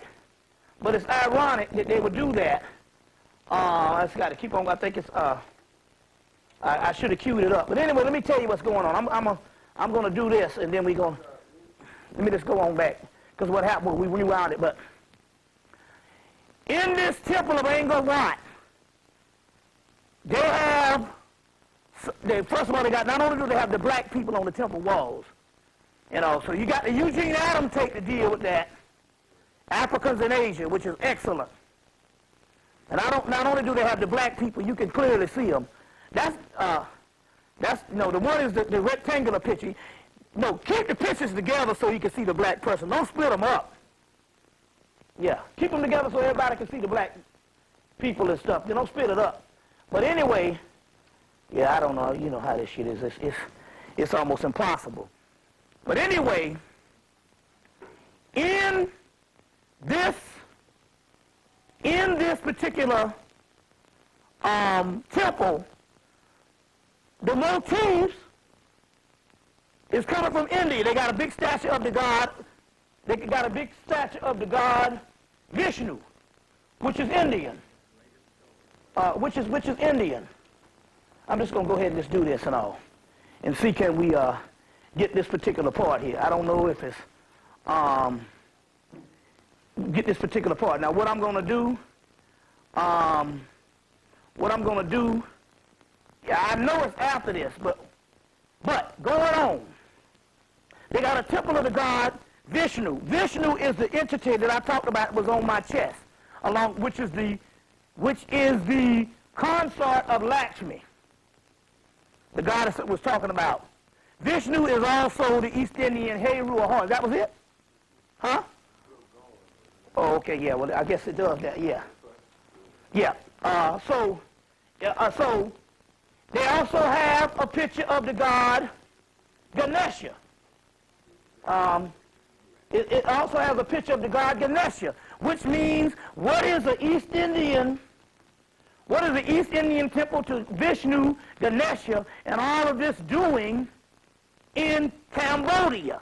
But it's telling you that there's a connection between the mountain yards from Cambodia, these black people you see on these things, and the East Indians, you see, which is black. Now, Vera Gandhi told President Carter in 1989 that we are a black nation. 1979, that we are a black nation. You see, so now going on, I think this is it. No, that's all Hemmitt still. That's all Hemmitt and stuff, yeah. I had it queued up at the beginning and stuff, yeah, but we put the tape in, I think, to do something, and it just got whatever. But anyway, in this temple, to make a long story short, there is a war that's going to go on, and these spirits are going to fight against this nation, and the nation is Thailand. Where did the tsunami hit? Thailand was one of the nations. Which part? Then they go on to talk about the war is going to be a tug-of-war between some gods and some demons.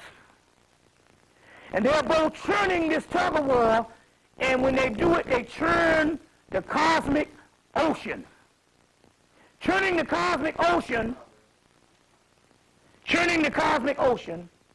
brings about, this is all still Hemmitt. It brings about, so it rewound too far. Was that the end? Yeah, every time it goes to the end, it stops and it rewinds. Oh, well, shit. That's the very end. God knows. Let me do one thing. Let me eject it first, and I can, So anyway, dealing with this, does this thing eject? Or we stop, eject. The eject, ancient Cambodian, New York slaves, ancient. Okay, now, yeah. Let me go. Yeah. Fast forward. Yeah, I'm gonna fast forward it with this one little part because we're at the beginning. So the New York slave comes. Okay. Let's rewind it then. But anyway, churning the cosmic ocean is, in fact, they said when the cosmic ocean is churned, it brings on a new elixir for humanity. Now, going back to what I was talking about, there was this event that happened, and they got this tug-of-war between the demons that churns the cosmic oceans. And when the cosmic oceans are churned, it brings about a new elixir for humanity. Now, let's break this down on what's going on alchemically.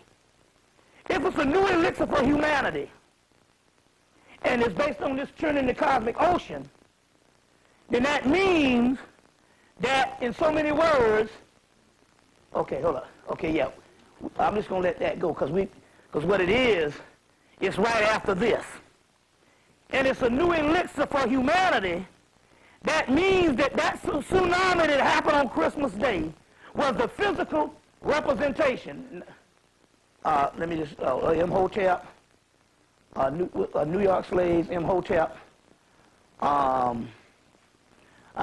that New York slave that just went off? What was that just went off? Hold on.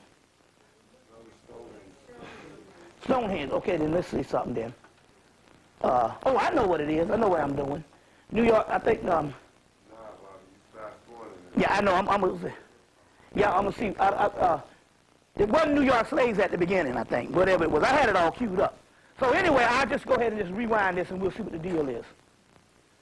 In so many words, on this temple wall in Cambodia, they're churning the cosmic ocean. It's got this scene of some gods and some demons, a fight between the demiurge that I've been talking about, what is called the Olympian realm, fighting against what is called the Chthonic realm, or in the East Indian things, it's talking about the divas, solar divas, fighting against what is called the Asuras. The Asuras are the gods of the underworld. That's lined up with us. Now, in this cosmic struggle, it gives away to an elixir of immortality. I think it's right after this. It gives away to an elixir of immortality. Elixir of immortality in this cosmic struggle. And that's still Hemmitt, but we're just going to let it go.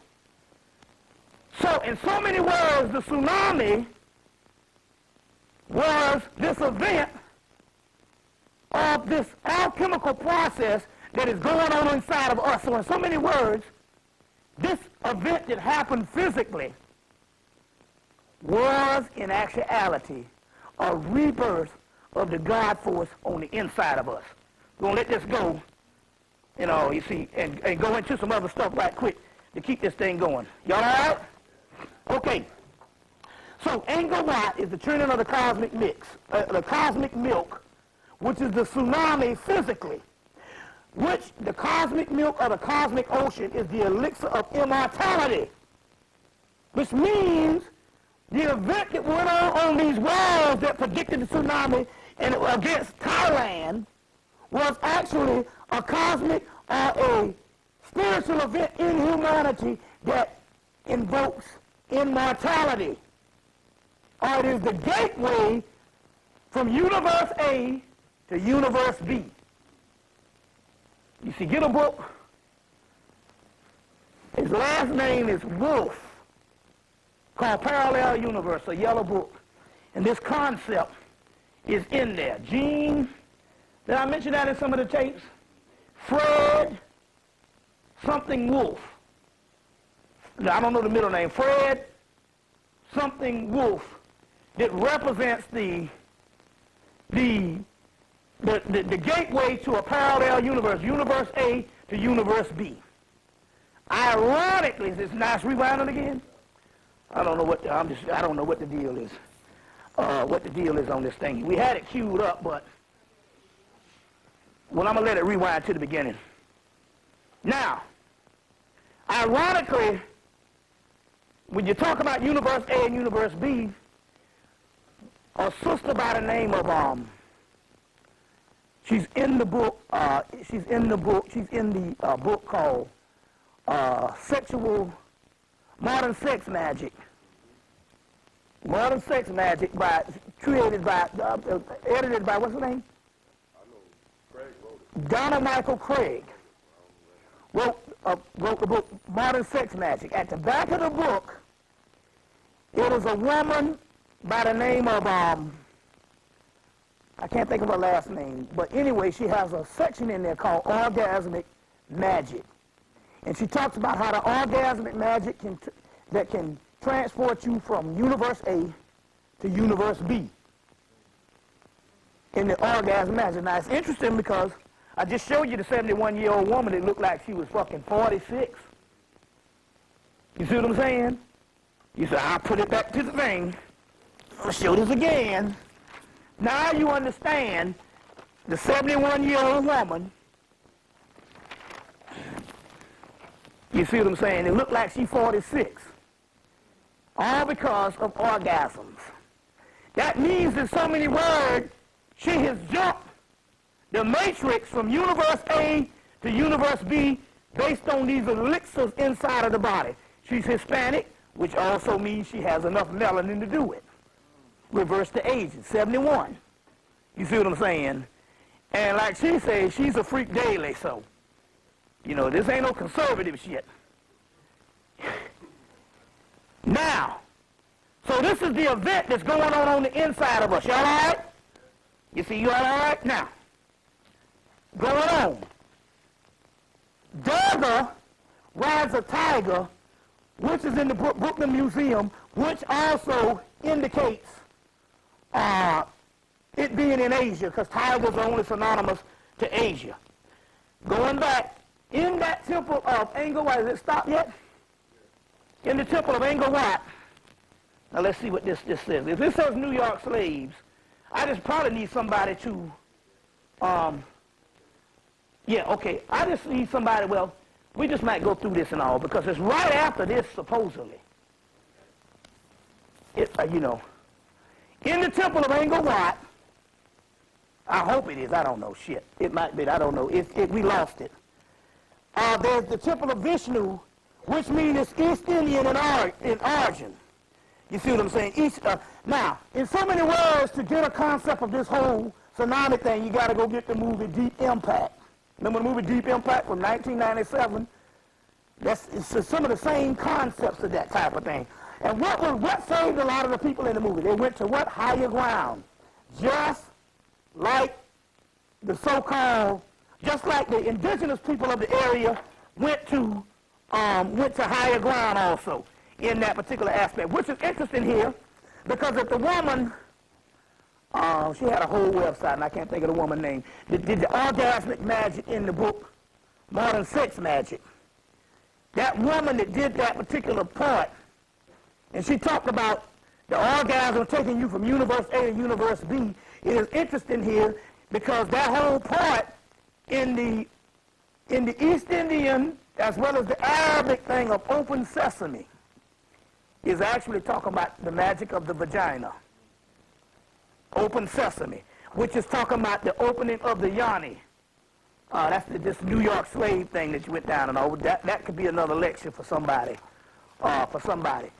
Now, so moving right along, y'all all right? Now, because I want to break down some stuff right here in this particular part here. Because we got a lot. What time is it? Huh? Okay, someone asked the question, well, and this is the premise of Delbert Blair. He said, well,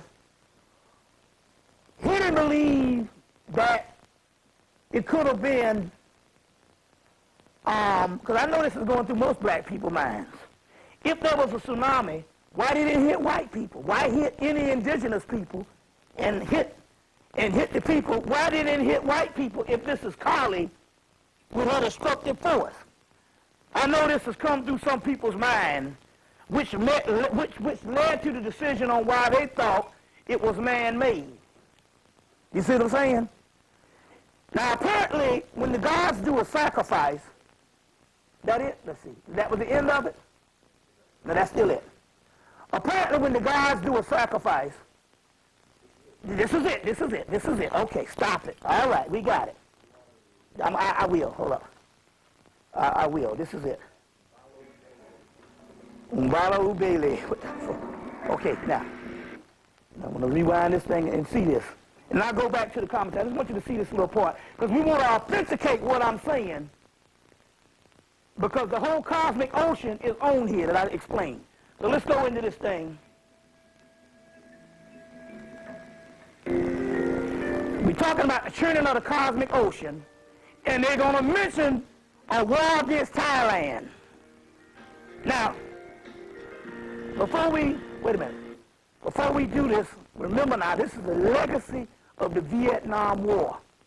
I've said it as early as 7 or 8 years ago that the Vietnam War was based on something of a temple of massive heads, domes, and different other events that went on at the time at a certain temple. I said this back in 1997 or 1996 about some black element that went on in Vietnam. Now, this goes back to 1979. I want to put all this on the tape because it's all important. Get the tape if I'm confusing you. In 79, I met a brother named Sergeant Slaughter. He was in his 60s. He was like 65 at the time when I met him, or 66. He was a security guard up at the Atlanta University, and he said he had spent all of his life in the service, and he had just gotten out of the service at 66.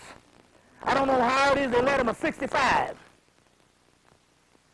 He said when he was in Vietnam, the white man used to come to them and say, look, we need to get a certain bearing of where we are and a certain aspect of how to survive. And the only people can teach it is a people called the Mountain Yards, which was a black people that lived over there that walked around damn near naked. They were just basically the indigenous people on how you see them, voluptuous and all of that. Like the figures I showed you of the voluptuous Lakshmi. He says, so they would send black soldiers would be the only people that these people would correspond with. So they would send these people up in there, and they said they would send him up in there. He said when he got there, the first thing happened is the women take off his shoes, they take off his pants, they leave his drawers on.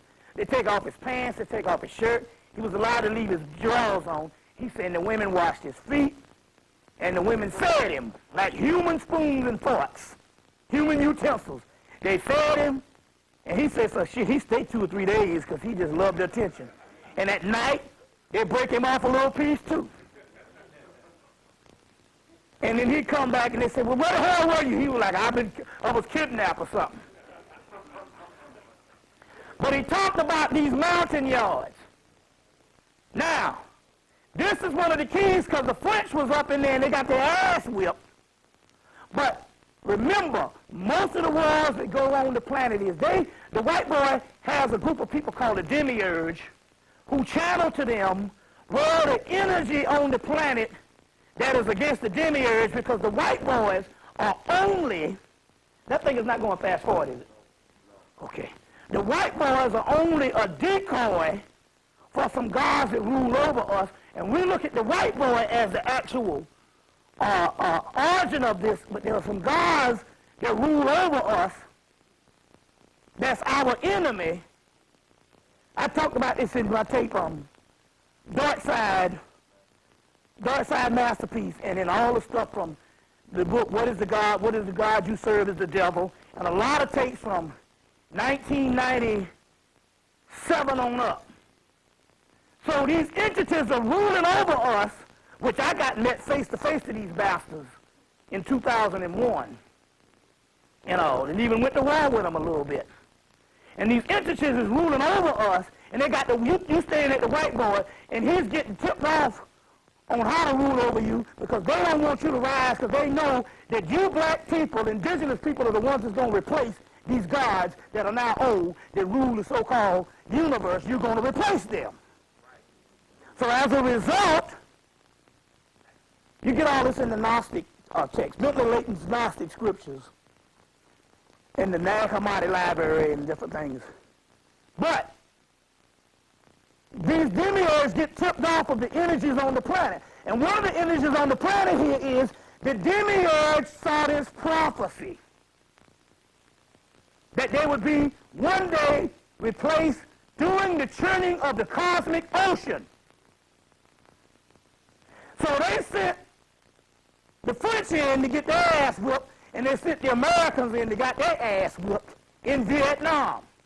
They lost that war, then pulled out just to save the image. The cosmic ocean. So they sent the French in to get their ass whooped, and they sent the Americans in to get their ass whooped in Vietnam. They lost that war, then pulled out just to save the image. These people say, we are ready to fight till eternity. Now, what can you do with that? That's the same thing with the motherfuckers in Iraq. If the white man can have a war for a goddamn 100 years, England and France, so can anybody else. Don't never give up. You see what I'm saying? Now, in so many words, they sent them over there to stop this energy, and they got fucked up. So as a result, you're getting ready to see the tsunami aspect of this thing, as well as the tsunami aspect of this thing, as well as the prophecy. You all right? So not only is this tsunami we explain, but we're talking about the legacy of Vietnam. You see? Yeah. Here it is. This is the temple of Angkor Wat. We wandered in astonishment through labyrinths of courts, voices and chambers, encountering at every turn some new marvel, unheard of, undreamed of, until then. The English governors of the Siamese court, Annalena Owens, 1870. Look at the black person. Annalena Owens was governess to the children of the King of Siam. After reading the diaries of Henri Mulot, she traveled almost 200 miles by elephant to view for herself the wonders of Angkor Wat. She is a woman whose experiences would be portrayed in the musical The King and I.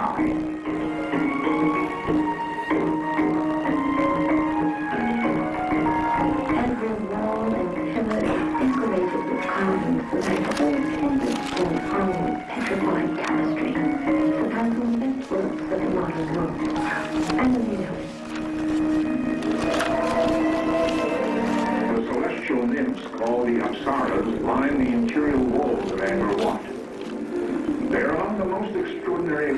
of Cambodian art. We walk into a large courtyard, and around the walls are an estimated 1,500 of these female divinities. They're extraordinary in their beauty, but when you walk into the courtyard, you sort of think, well, there are lots of females on the wall, but as you move closer, you realize that every single female is different. There's a difference in her dress, in her hair, in her jewelry. Remember the Lakshmi figure? And it's quite an unusual experience. The murals are the most spectacular feature of Angkor Wat. Historic battles between Cambodia and Thailand are depicted as ancient armies meet in ferocious combat. Right there. I want to start. Now she got a pause button. Hold up. Okay, hold up. Rewind that. Say that again. Okay, hold up. Whoops. Too far. Okay, hold up. I can fast forward it. Let me just play it first. Okay, now. She's holding. Okay, now, here it is. Oh, okay, now. Okay, hold on. Let me get it right. I know. Just bear with me. Okay, yeah, play. Okay, let me get it right. Play. Okay, yeah. Create the elixir. Okay, there it is. Hold on, because we got to go through this here. This is the one little part. We'll do this one time right here. Okay, stop. See, I need the damn remote. Hold on. Okay, now. You sort of. Now, I want us to do this. Well, there are lots of females on the wall. Okay, hold on. But as you move closer. Okay, right there. Goddamn. I'm pressing it, but the shit is. I need to what you call. Hold on. Wait a minute. Hold on. Okay, right here. Stop it. Okay, let it play. Okay, hold on. All right. The murals are the most spectacular feature of Angkor Wat. Historic battles between Cambodia and Thailand are depicted as ancient armies meet in ferocious combat. Now, Thailand. As local legend has it, the art of Angkor may hold the key to the secret of immortality. It is. A famous bas-relief depicts a Hindu myth about gods and demons who have been churning an ocean of milk for 1,000 years in order to produce an elixir that will provide eternal life. To create the elixir, a row of gods on one side and a row of demons on the other hold the body of a serpent god in one direction and then in the other. Eventually, it is believed that the churning will yield the elusive elixir of immortality. Okay. Now, that's the point. Now look. It first talked about some gods going to war against Thailand or some ferocious battle of Cambodia or whatever it is. This is all spiritual art. Some of this stuff you can't read literally. Immediately after they talk about these Cambodians going to war with Thailand, Tsunami, they explain what it is when they talk about this gods and demons churning this rope or this pole for 1,000 years to yield an elixir of immortality. But what did they say that was in the middle of the pole? A serpent. Kundalini. If you take it, you understand what I'm saying? If you take it and associate everything inside of the body, mythology is not only created to explain portions of things that's going on in the Maya illusion of the earth, but it's also talk about cosmic wars that's going on inside of the body. Now, inside of the body, the gods and the demons represent the upper and lower nature. The root chakra is where the demons are housed. You understand what I'm saying? Because they are trapped by the physical elements. The gods in this case is not the demiurge. The gods is the higher faculties of consciousness pulling the energy from the root chakra, transforming it through the heart chakra on into the pineal, pituitary, hypothalamus, the pearly gates of Zion. You see where I'm coming from here? So here's a temple wall in Cambodia that's explaining an event that's going to happen. We have Dagger on the lion, on the tiger in this case, fighting against the buffalo demon and unleashing a black woman that's trapped under the ocean floor, which is our earthly conditions. That's emaciated, you see what I'm saying, in our conditions of the valley of the dry bones.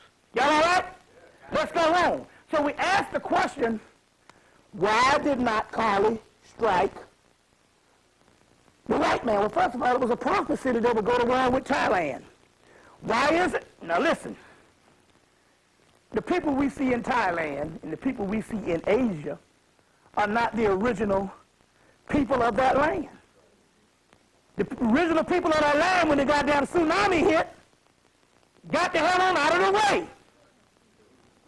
The indigenous people of the South Pacific, the indigenous people of the southern part of India, are a Sufi group that got the hell on out of the way. The animals, the only people that got hit was the mutated Asians that deny the fact that they come from the indigenous people that's over there. Number one tourist attraction for white folks, and number one in child prostitution.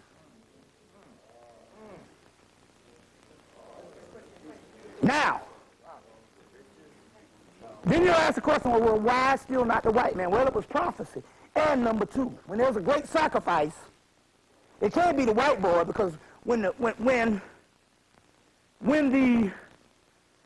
spirits sacrifice something, it has to be a people, either a deep melanated people or people with a melanin-based people, because they use a people with souls, because they use that energy. Once the sacrifice, that energy is turned into something to empower the gods that sacrifice it. So they get their centrifugal force based on those souls and those energies. You see what I'm saying? So it couldn't have been no mutant, because once you kill them, if they ain't got no soul, you only kill the physical and you kill the illusion, because they don't exist in the other realm. So a lot of times the sacrifice have to come with indigenous people. 10 years after 1 million people died in Rwanda, which leads me to another part of this lecture. Y'all all right?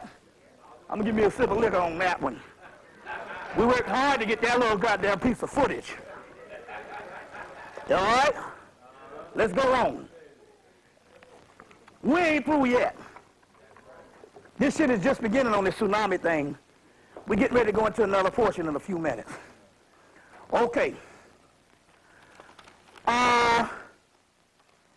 Kali, this thing goes all the way back to the fucking World Trade Center.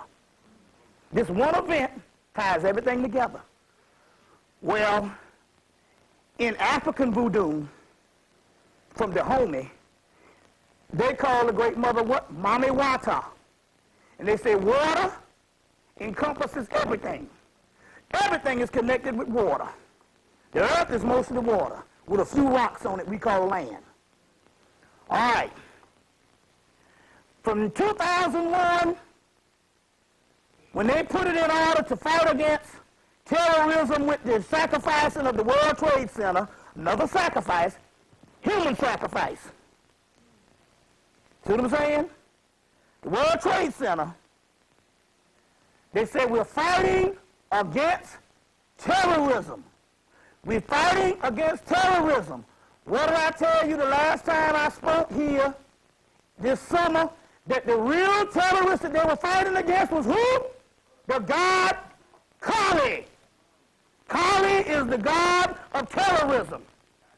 Here's a new book that came out recently called Encountering Kali by Rachel Fell McDermott and Jeffrey Kripal, K-R-I-P-A-L.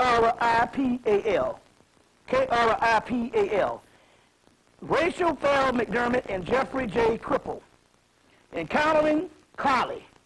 Now, and it talks about in the margins at the center in the west. In one of the chapters, Kali in the context of terror. It will not talk about the terrorists that you see. They say we're getting ready for the ultimate form of terrorism, which hit, and that was just one little aspect of her orgasm. That was the first orgasm. She got several more to go. Whatever that was only like a wink of the eye of the great mother. Y'all all right? I told, didn't I talk the last time I was here back in, I was Sexual Kung Fu or one of them, and I told you that the real terrorist was Kali. You see what I'm saying? Now here Kali hits. We just saw past part of that shit. Moving right along. Moving right along. Okay, Kali and terrorism. Turning the cosmic ocean. And also turning the cosmic ocean that gives you one aspect of the new elixir of life. Now, I got a tape out. I did one in Chicago. I did one in Cleveland. And I did the last one in Philadelphia after Christmas, on the day after the tsunami. Didn't even know the tsunami hit because it happened in that part of the earth. We didn't know till damn near a day later. It might have been the same damn day. I don't know either, because this night over here, night over there, when it's day over here, huh? Same day, that was 12/26.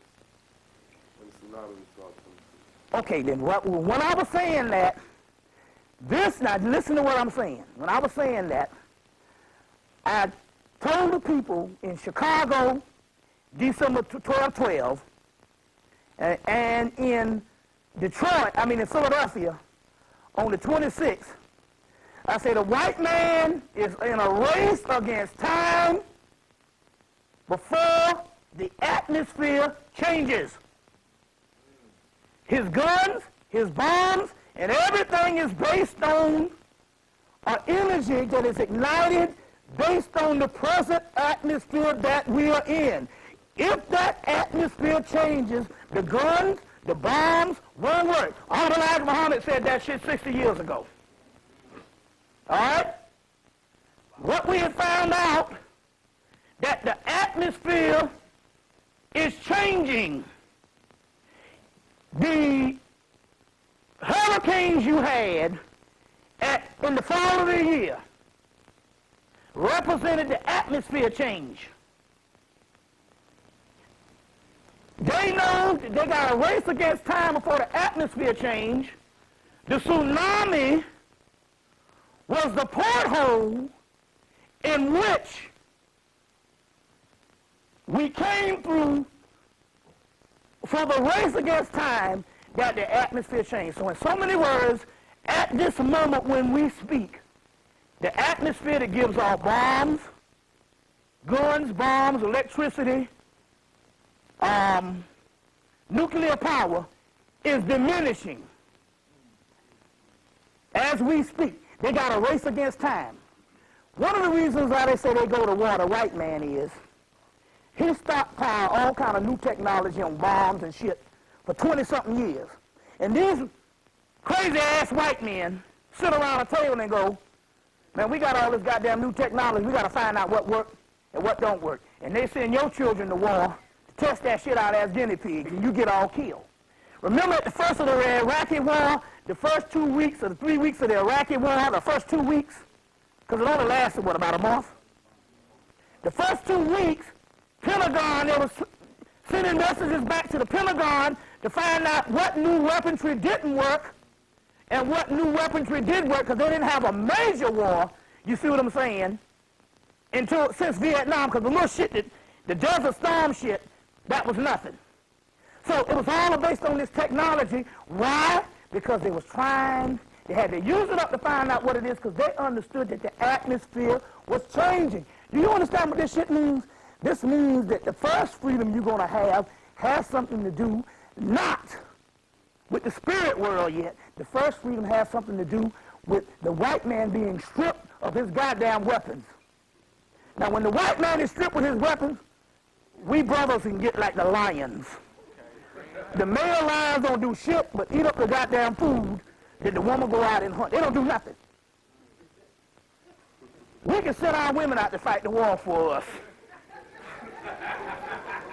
Because I know some black women, if you get rid of the guns and the bombs, they'll beat the motherfucking cracker by themselves.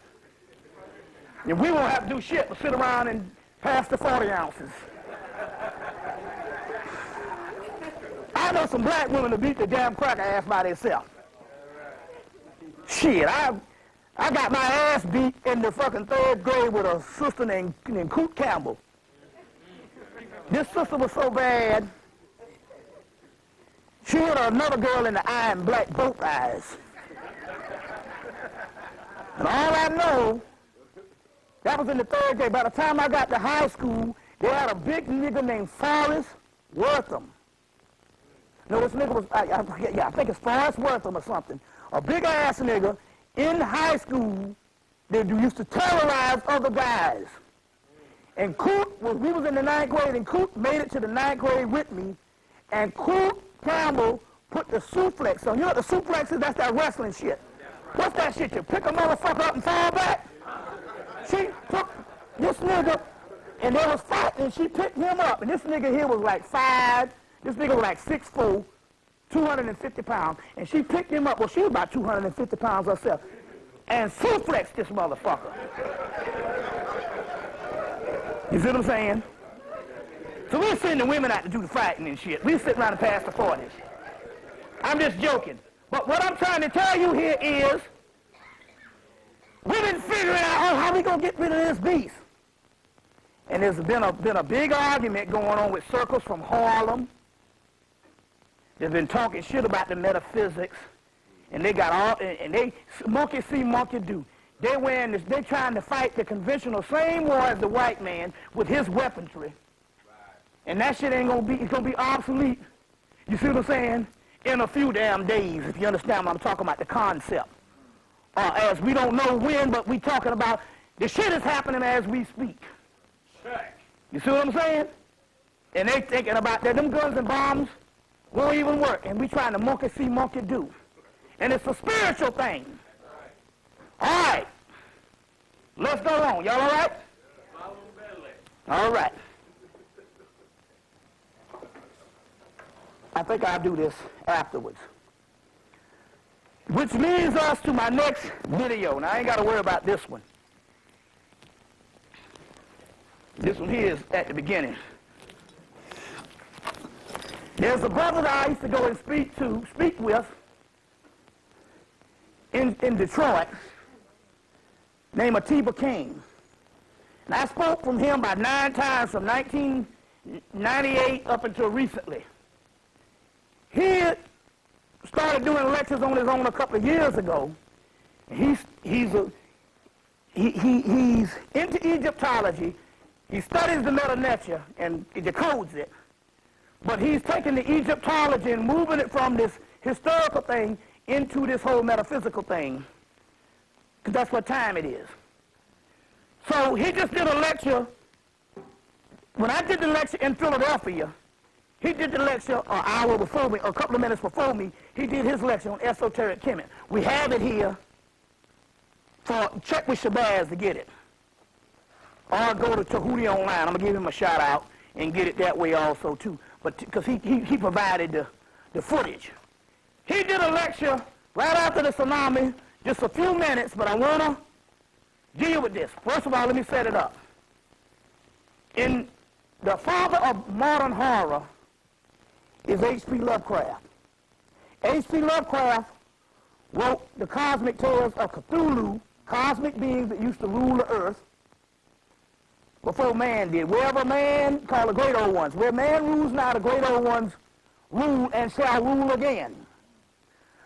One of the heroes and one of the great ones of the great old ones is a god called Cthulhu. South African Nkulu. But Cthulhu, there'll be a great day when the Cthulhu will rule the earth again. That is nothing but he's a squid-like octopus deity. And this is where the collaboration, this is where the collaboration goes in. How long is that? Well, how long we got? Okay, well, let me just set it all up, then we'll start when the tape comes. So, here's like a squid, like, entity. We got about a half hour all together. Okay, look, so this is good. We want to put this in there. Here's like a squid-like entity, like an octopus, which represents a cosmic nature, but it also represents the nature inside of us. So there's the great old ones, Cthulhu, which is the father of the whole group of beings that was overthrown, that used to rule the earth at first.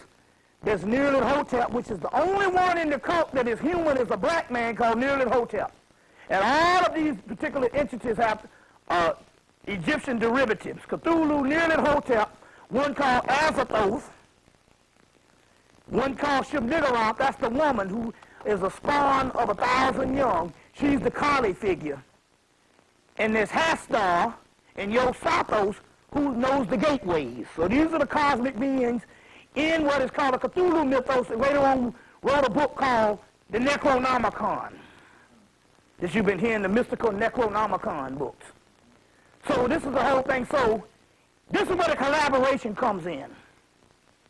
I've been dealing with the Cthulhu mythos in my particular material that you can get from 1995 on in for like for 10 years. This person was an avid reader of the Cthulhu mythos books, because he's in his early 50s. He's been reading these things since he was a child to conquer his fear of the dark. Now, so this is where collaboration comes in. Instead of us following the speakers, we're supposed to have an intelligentsia where you're supposed to be breaking me off information. You see, in a collaboration of your research that fills in gaps of the research that we all doing. So it's supposed to be an intelligentsia, but we steady following people. You see what I'm saying? So this is where the collaboration comes to peace, because when the tsunami hit, he sent me some collaboration because he understood this particular part, that both he was well versed in Cthulhu mythos or the Necronomicon as well as I was. So we're going to show his part, then we're going to deal with my part, but you need to see this thing here because it's talking about the fucking tsunami. Here's another part, because all this shit comes together. Y'all all right? Let's do this. Change the tape.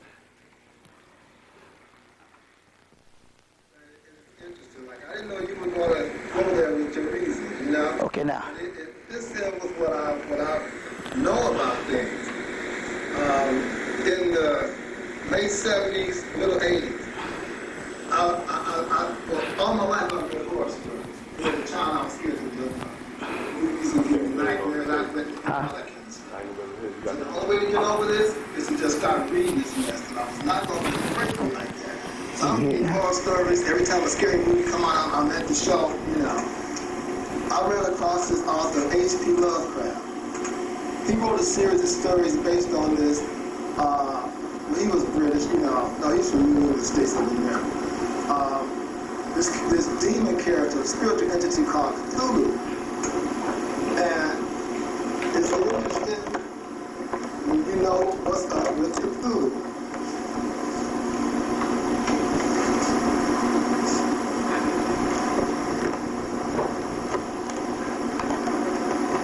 This is an image of Cthulhu from a collection of his stories. He wrote several of his books that get made into movies, The Reanimator, The Dumb Witch Horror, oh God, so many of his movies, and they're usually bad movies too, by the way. But you know, he's an excellent writer, a lot of concepts. And that's an image of the way this author said Cthulhu looks. Only thing is, Lovecraft didn't give him a humanoid shape. Lovecraft said Cthulhu operated outside of all geometric laws, outside time and space. He was one of the elder gods. And as a matter of fact, Bobby Hemmitt is giving lectures on the elder gods, you know. Now in the story, The Call of Cthulhu, Lovecraft says that Cthulhu lives on an island in the South Pacific. Okay. At latitude 47 south and longitude 126 west. Now this is a story he wrote back in like the 1920s, 1930s, you know? So I'm reading this, and it was a good story, right? Fine. Scared the mess out of me, I love it. But when I heard about this earthquake, I went to MapQuest and punched in the coordinates. That star is the location right here of latitude 47 south and 126 west. You see, this is South America, that's Antarctica, and over here is Australia. Let me put another slide up. I shifted the angle a little bit so you can see a little better. See, that's 47 south, 126 west. See how close it is to Australia, and all the areas where the earthquake tsunami hit. And I was just, when I had a feeling that that's what was going to turn up. And I was really glad and surprised that it did turn up like that, you know. Because in some of Lovecraft stories, people would get washed up on Cthulhu's island and disturb him, you know, and he would come out like eating folks up, tearing them up, that kind of thing. Cthulhu wasn't trapped on this island because he operated outside of our space and time. Lovecraft repeatedly said that there were people in Egypt, Thailand, Indonesia, throughout Africa, India, all the native people of the world had certain low-life sects that worshiped Cthulhu. And they did rituals to bring Cthulhu back into this world. Because that's, like I said, that's one of the elder gods that pre-existed all the known historical gods of our time. You know, so that is some scary stuff just to consider, you know. But the tsunami wiped out those areas where all the indigenous people live, like the CD just said, you know. Could have been a sacrifice. Once again, on MapQuest, I pulled up a map of the seafloor. Now, the longitude, latitude for Cthulhu is right down in here. And you notice all these ridges, all these underwater ridges on the seafloor. The bottom, the crust of the earth is a series of plates that like rub against each other, sit a little bit on top of each other.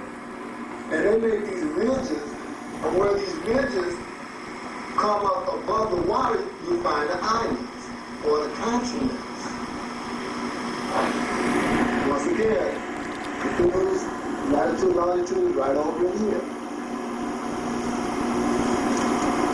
So you got all these ridges, and see how many more of them there are right over here around the land masses.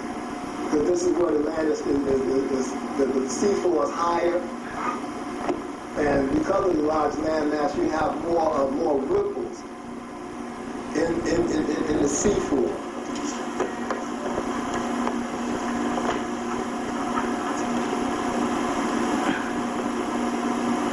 Now, right around Australia, up in here, see, there's a massive ridge.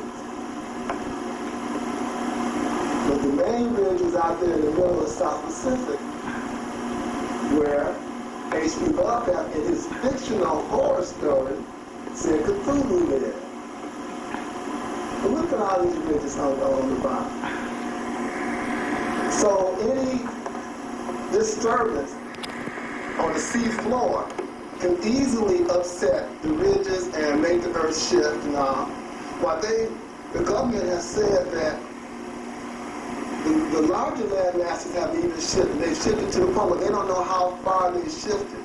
They put out a notice to all commercial satellite owners to send them all the pictures they can, so they can measure how far Australia and the Indian continent and Africa and South America have shifted, because they don't know now.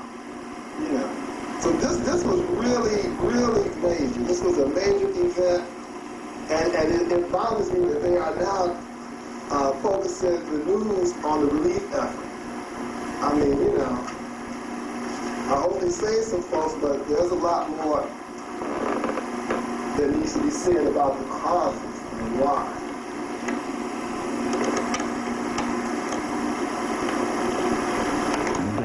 This is the Indonesian island where the tsunami first hit. They said a massive earthquake happened in this area, which created a tsunami that went all the way across here to the continent of Africa and all up here to Sri Lanka. This is Singapore right here. I have a cousin that lives and works in Singapore. 2 weeks before Christmas, she came home to visit her parents. I want to ask her, did she know, but I know she ain't going to tell me no, because she got a governing gig, you know, so I'm going to leave her alone. But the large 8.5 earthquake that started the tsunami happened right here in this area. So I'm still dealing with this map quest, right? Checking this thing out. They have a map where they monitor the seismic activity on the Earth. Now where you see one circle, like here is one earthquake, the smaller one is another earthquake right here. The first earthquake happened here, and there was some more right there. This is the area where the tsunami happened. Not only is it a bunch of damn earthquakes, but they had to start calling them in red because they were so powerful.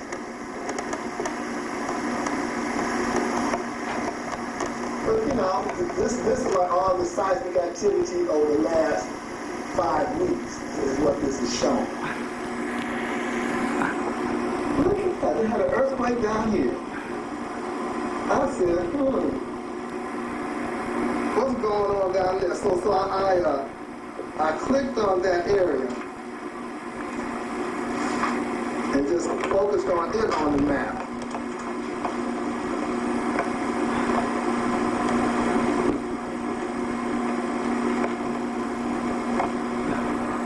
This area right here, this is latitude 57 south, longitude 126 west.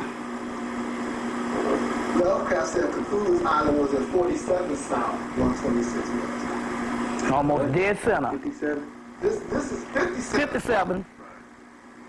Lovecraft said Cthulhu's island was 47 south. 47, that's the same area. That's pretty close for a guy who lived in the New England states in America, right? In the 1920s. He said he got his story ideas in dreams. Dreams. You know, so the spirit was sending him this.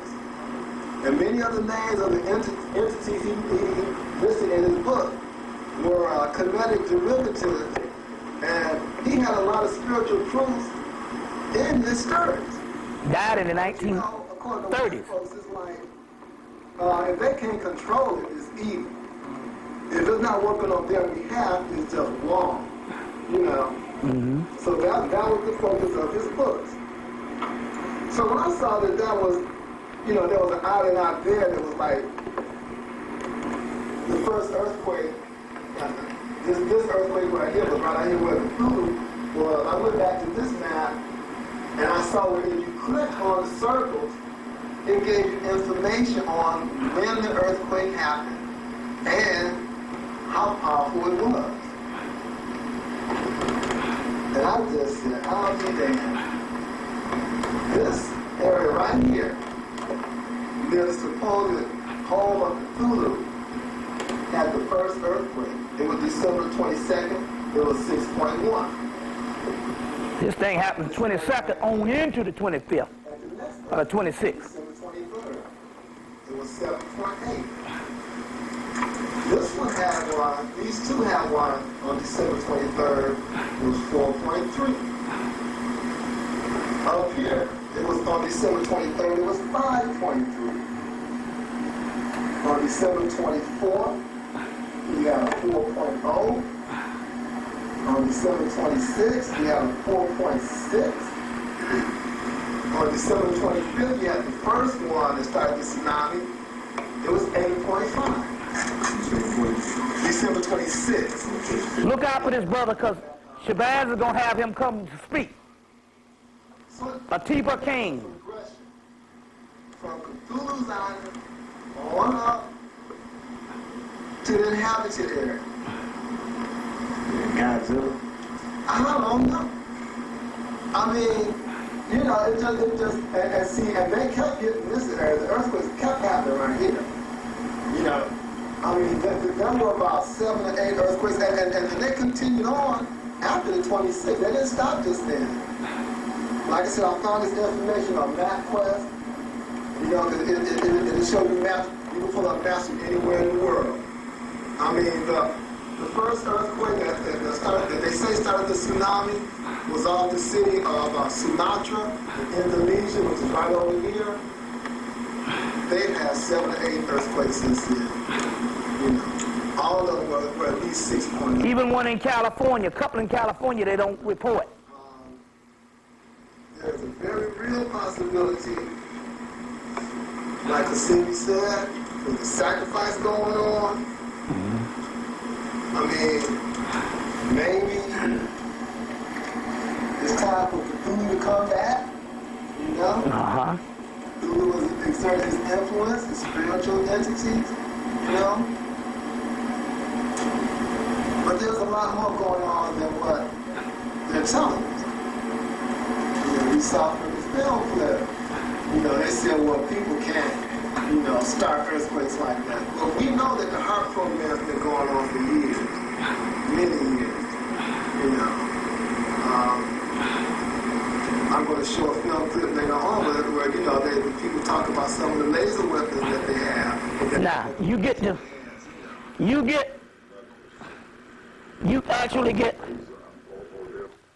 the actual picture. He's talking about Cthulhu.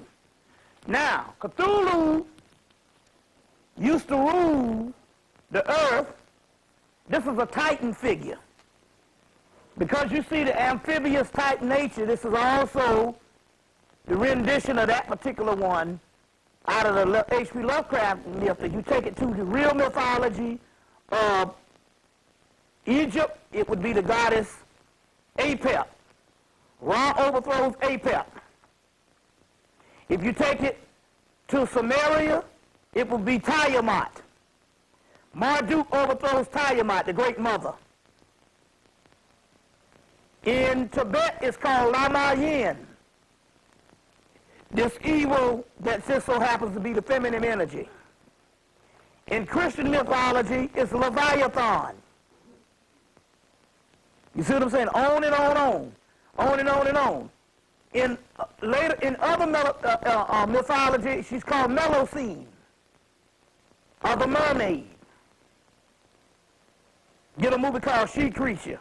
Real good movie on how this mermaid come and take all these men to her island and sacrifice them. You see what I'm saying? Called She Creature. In Greece, she's called Echidna. And in Samaria, she's called Ereshkigal, or Ereshkigal. In India, she's called Kali. Ereshkigal is the neglected half of her sister Inanna, or Ishtar. Ishtar in Babylonia, or Babylon. Inanna in Samaria, which is all black lands. Ereshkigal in the mythology of East India, Lakshmi is the goddess. Lakshmi is the goddess that her neglected half is a god called Alakshmi. Lakshmi, you get prosperity based on your heart chakra.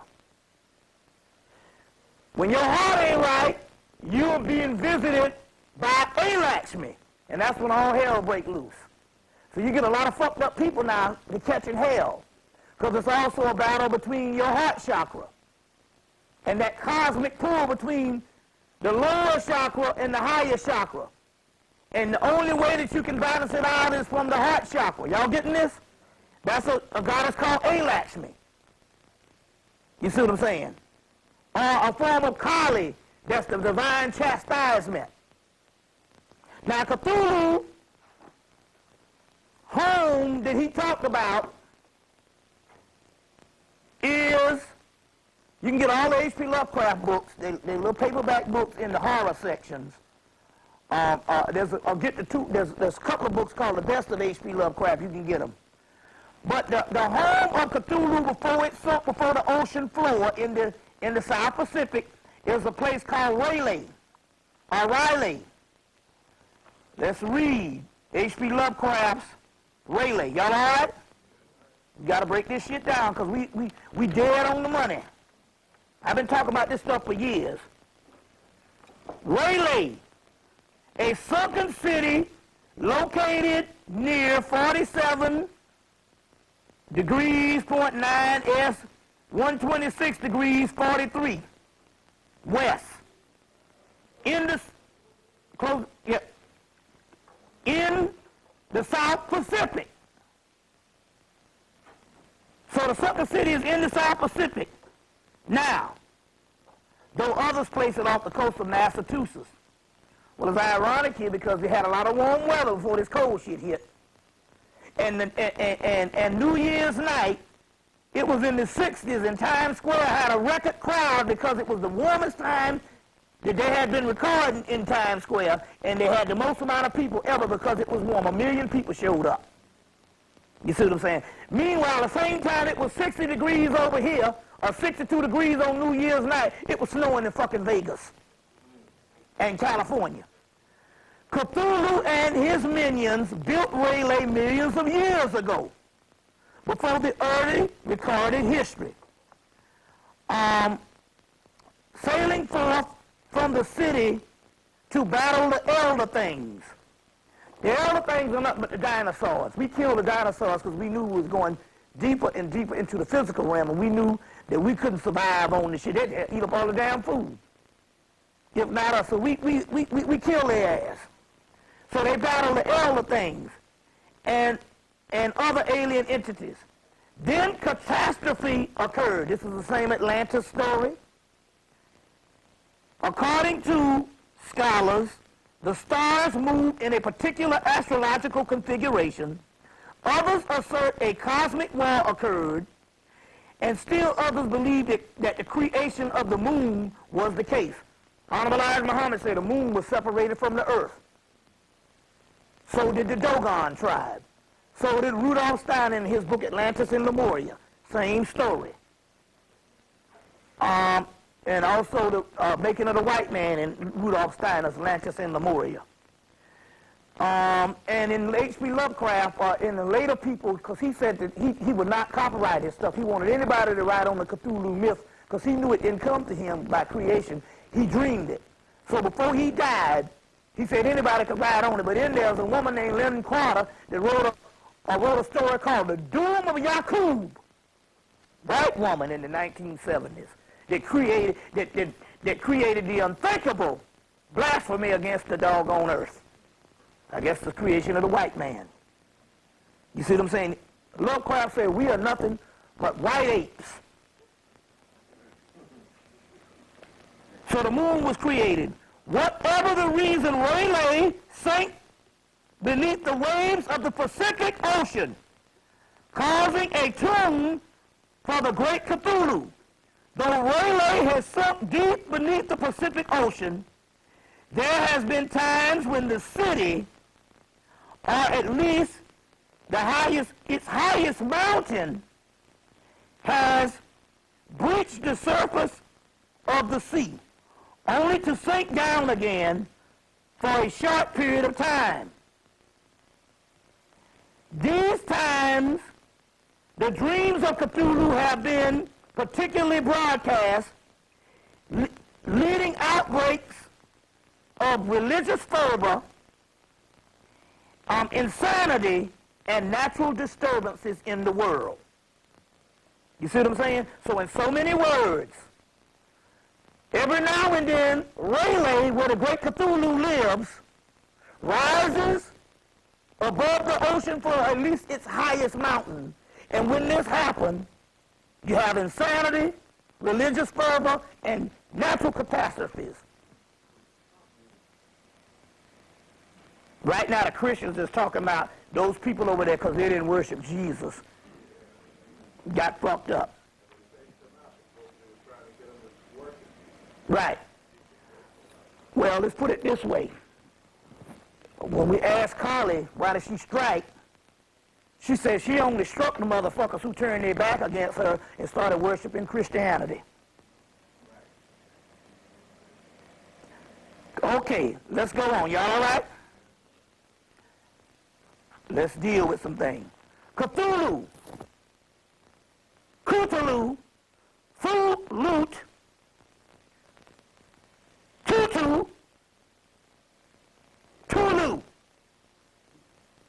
an amphibious great old one who most frequently resembles a clawed octopus-headed humanoid with the great bat-like wings.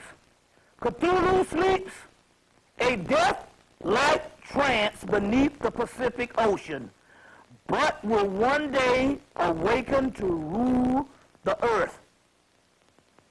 Records of Cthulhu's origin is fragmented or fragmentary, but it seems that he originated from a world of Vul of the 23rd Nebula.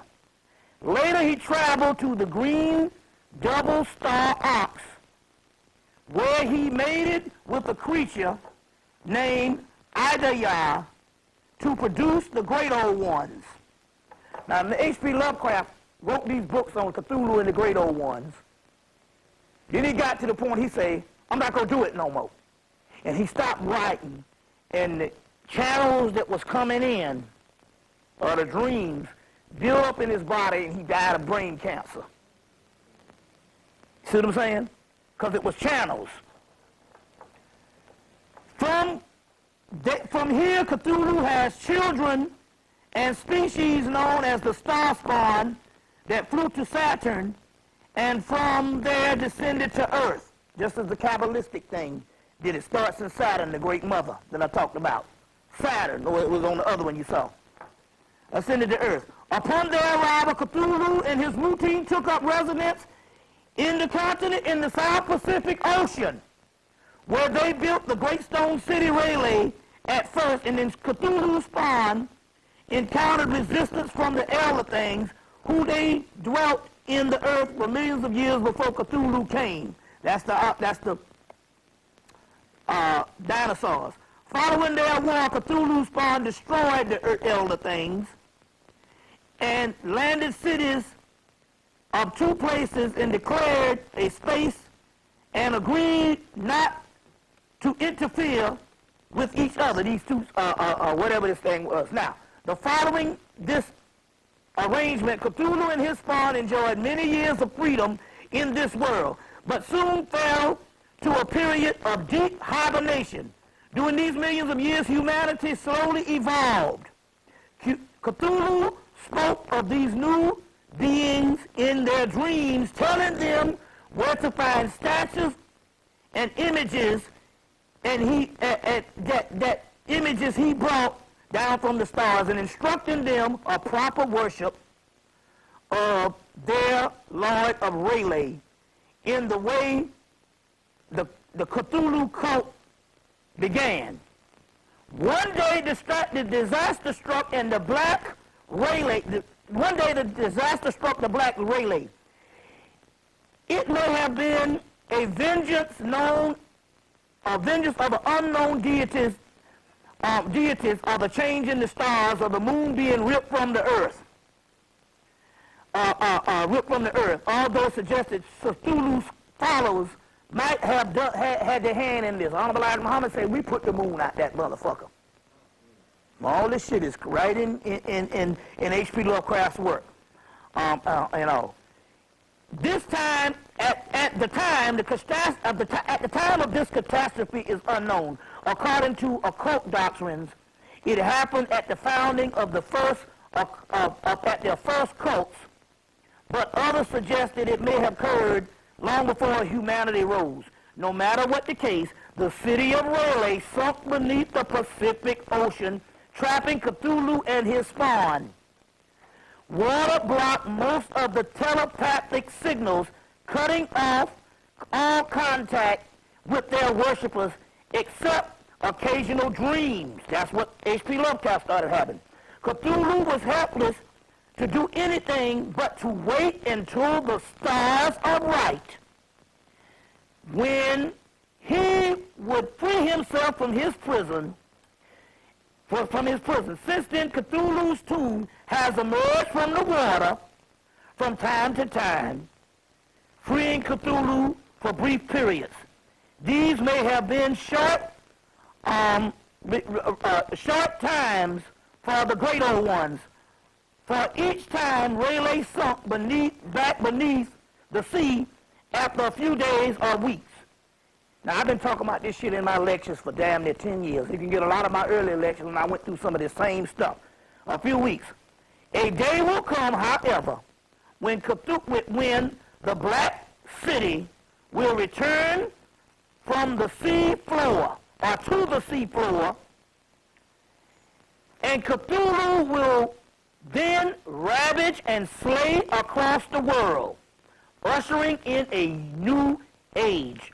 Cthulhu cults are quite worshipped, and the traces of his worship have been in Haiti, Louisiana, the South Pacific, Mexico, Arabia, Siberia, Haiyan, Greenland.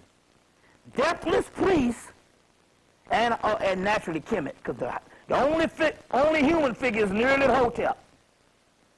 Nearly Hotep, a figure. Nearly Hotep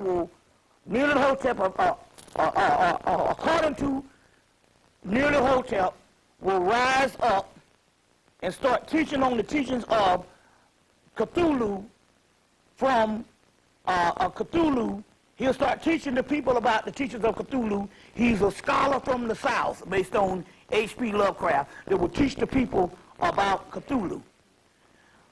The deathless priest who led the cult lived somewhere in the mountains of China, but the cults are true to the center location in Arabia near Aram. So all this shit that's going on in all this shit that's going on in Arabia and all this kind of thing, all this stuff coincides. They study this stuff day and night. Okay. The pioneering work of Professor Engel and his successors has given much information about these cults. Okay, for the most part, the cults remain secret, but the Hawaiian Islanders still tell the legend of Kanaloa, an evil squid god who was imprisoned in the underworld. Cthulhu rites are often performed near the ocean, near ocean or large body of water. And Halloween is considered to be one of his holy days. Rumors has it that Cthulhu himself is nearly a high priest of Yog-Sothoth. Some exist between Cthulhu and his half-brother Hastar, the Unspeakable, and still one knows just how Cthulhu and Hastar are related, and they will have conflicts between them exist, that do exist. It's going to give you the history, put it on the thing about this whole Cthulhu thing.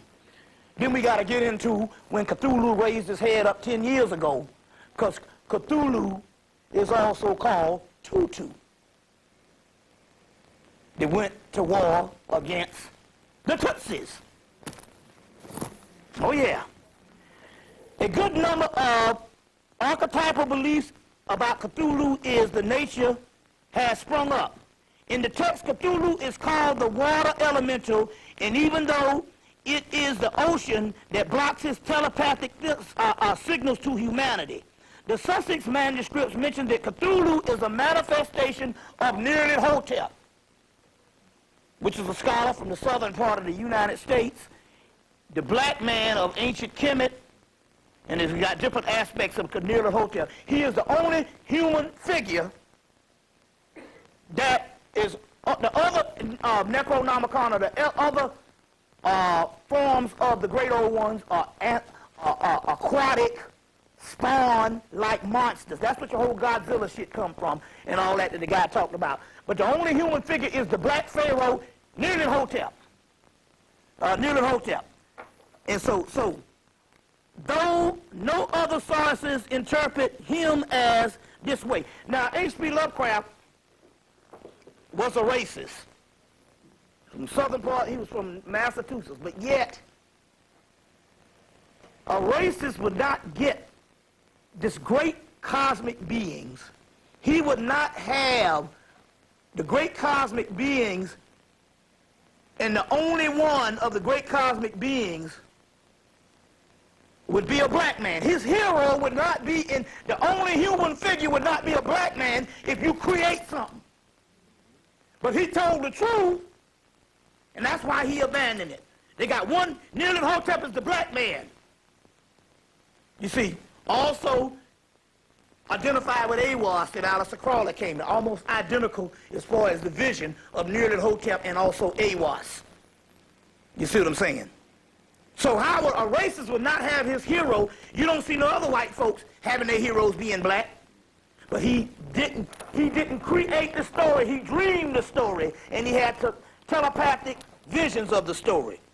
So, telepathic visions of the story. Now, in so many words, the great Cthulhu's home is in the South Pacific, which leads us to Rwanda. Because 10 years ago, resembling the 160,000 people that died in Indonesia, Taiwan, and all of that, was 10 years ago, 1 million people died. They said 800,000, but it ended up being 1 million when the final results came in by the time they released the movie Hotel Rwanda in December. Not by mistake. And they got relief funds going on all over the world for doggone tsunami funds that's going on in Thailand and all that. And to this day, most people don't even know about the atrocity. Now try to understand what is going on here. Although there was this thing that was going on the earth of the Tutus and the Tutsis, what we found out was the Tutus eventually originate in the Congos. That is the Apollos. And the Tutsis have an origin with the Orishas in some type of way, although their origin, their worship could have been broken down. 10 years ago, it was a cosmic war of churning the cosmic ocean against the Tutus and the Tutsis. And the Tutus, Cthulhu's, kill off the Tutsis. This ain't got nothing to do with no moralism. It's got something to do with a battle behind the physical realm where they got these entities. The enemies against the great old ones, which is Cthulhu, is called the elder gods. And the elder gods trap the great old ones in their tombs. Apparently, Cthulhu and them fell asleep in their tombs because they got a little old. The elder gods, which was a younger god, it's just elder to the human race, but younger than the great old ones.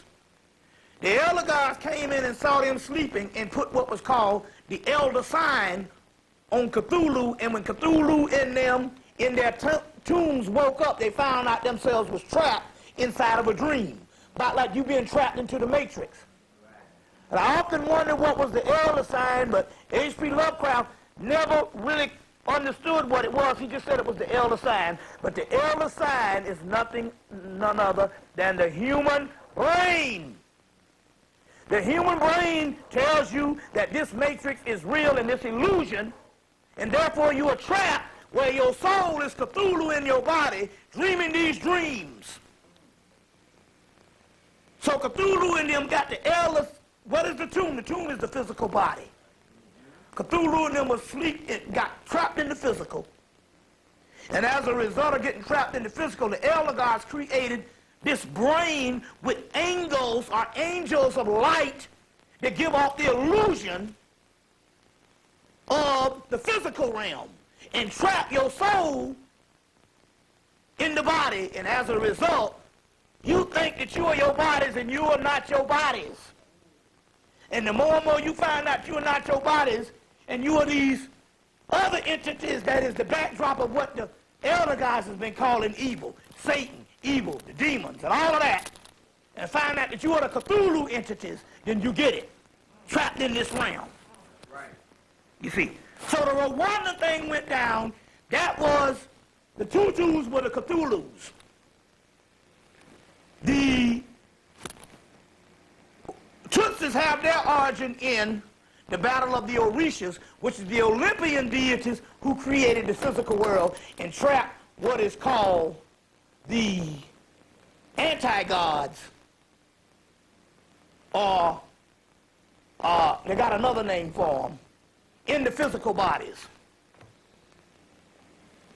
The Orishas, the god that they trapped under the ocean, the Cthulhu-like person, is the goddess Olokun, which comes up again as Yeminya, the great mama, a big mama, Venus, Lakshmi, this whole thing of the goddess of love, of Venus and all this type thing. And although Oshun takes on the characteristics of the goddess of love, it is actually Yeminya that is connected with Olokun, that is up under the ocean floor, that is rising back now, which is in a new name, it's called Althea Lukea.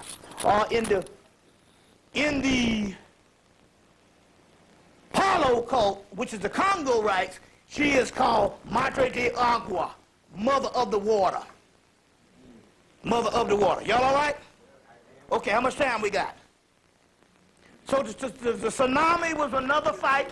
10:15, that's my time to wrap it up. How much time we got? Huh? 15 more minutes. 15 more minutes then. Okay. All right.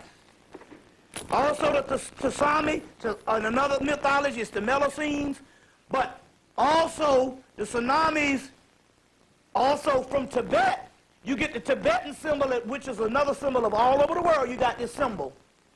The Tibetan symbol of this centrifugal force comes out of India that is connected with the goddess Lakshmi, and that symbol is the swastika that the Nazis got from Tibet.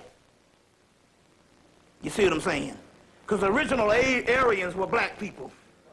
So that whole swastika thing is the centrifugal force that would one day reemerge, and it's a feminine element of the goddess Lakshmi. That's her thing, is swastika, and also come back up as the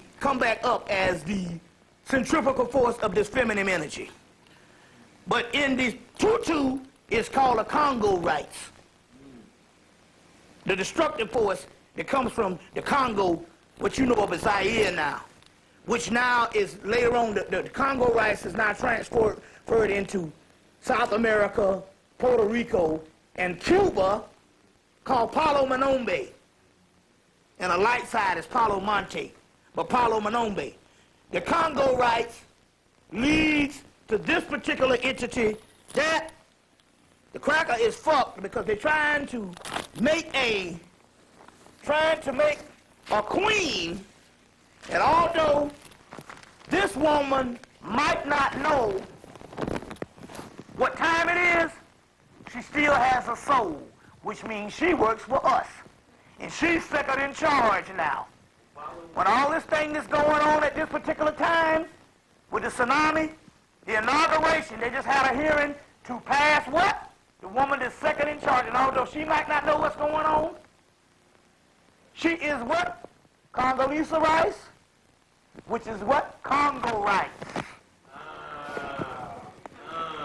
Ouch. Even the homie god, Bujun, the homie god is called what? Lisa. Mawa and Lisa. Mawa is the feminine, Lisa is the masculine. Well, she's in a masculine state, or what you call it, but Congolese rice, Congo rice. This woman, Congolese rice, has a ship named after her. You don't know that. They don't put people up in there as peons. They put her up in there to have a ritual, to have a symbol of the great mother, so it goes say, well, we ain't running this shit, that nigga running it. This is a ritual they do. Now follow me. She's an oil woman, Russian scholar, and an oil woman. You see what I'm saying? Oil woman. You see what I'm saying? And a Russian scholar. She has a ship named after her. In the Congo rites, the god, the great mother, is called Madre de Agua, which is in the symbol of a ship. In the homie, she's called Mommy Water. Same Kali shit. Now you know this is a Kali figure because this motherfucker can look you in your face and lie like a motherfucker. This log here don't take no shit. Now, try to understand this. You're looking at this on the physical realm, and you're saying this is an atrocity because she works for Bush and all that. Well, we all know that the government is all one government, and that's all fake. But you got to look at the ritual and why they install her, but they don't understand. They install her for pure power, but they don't understand. If she has a soul, and she does, that means that no matter what she thinks she's doing working for them crackers, she worked for us. And they done fucked up. Because this is the Congo rights. They have a ship named after her. Now go to the movie National Treasure. And in the movie National Treasure, they say the mystery lies in Charlotte. Queen Charlotte was a black woman that Charlotte, North Carolina is named after. And what was Queen Charlotte when they found her in the movie? A ship. And at the end of the movie, the key was Queen Charlotte showed up at the beginning of the movie. She showed up at the end to unlock the national treasure, which was what? A key that was made out of a ship. In the movie Solaris, with George Clooney, who was the operator of the ship? No. Solaris, 2002. Angela Bassett was the other movie, Supernova, 1999. But who was the one in Supernova? Angela Bassett. Who was the operator of the ship Solaris in 2002? A black woman. Yes. Who was the great ship driver in The Matrix? Jada Pinkett was the greatest master of the ship. Congolese rice has a ship named after her. Madre de Agua is the ship. What is the ship called? Honorable Elijah Muhammad told you the name of the ship years ago. The mother ship. Well, the mothership, if it's the mothership, it has to be manned by a black woman. They didn't put her in office until Congolese rice has a ship, an oil ship, named after her.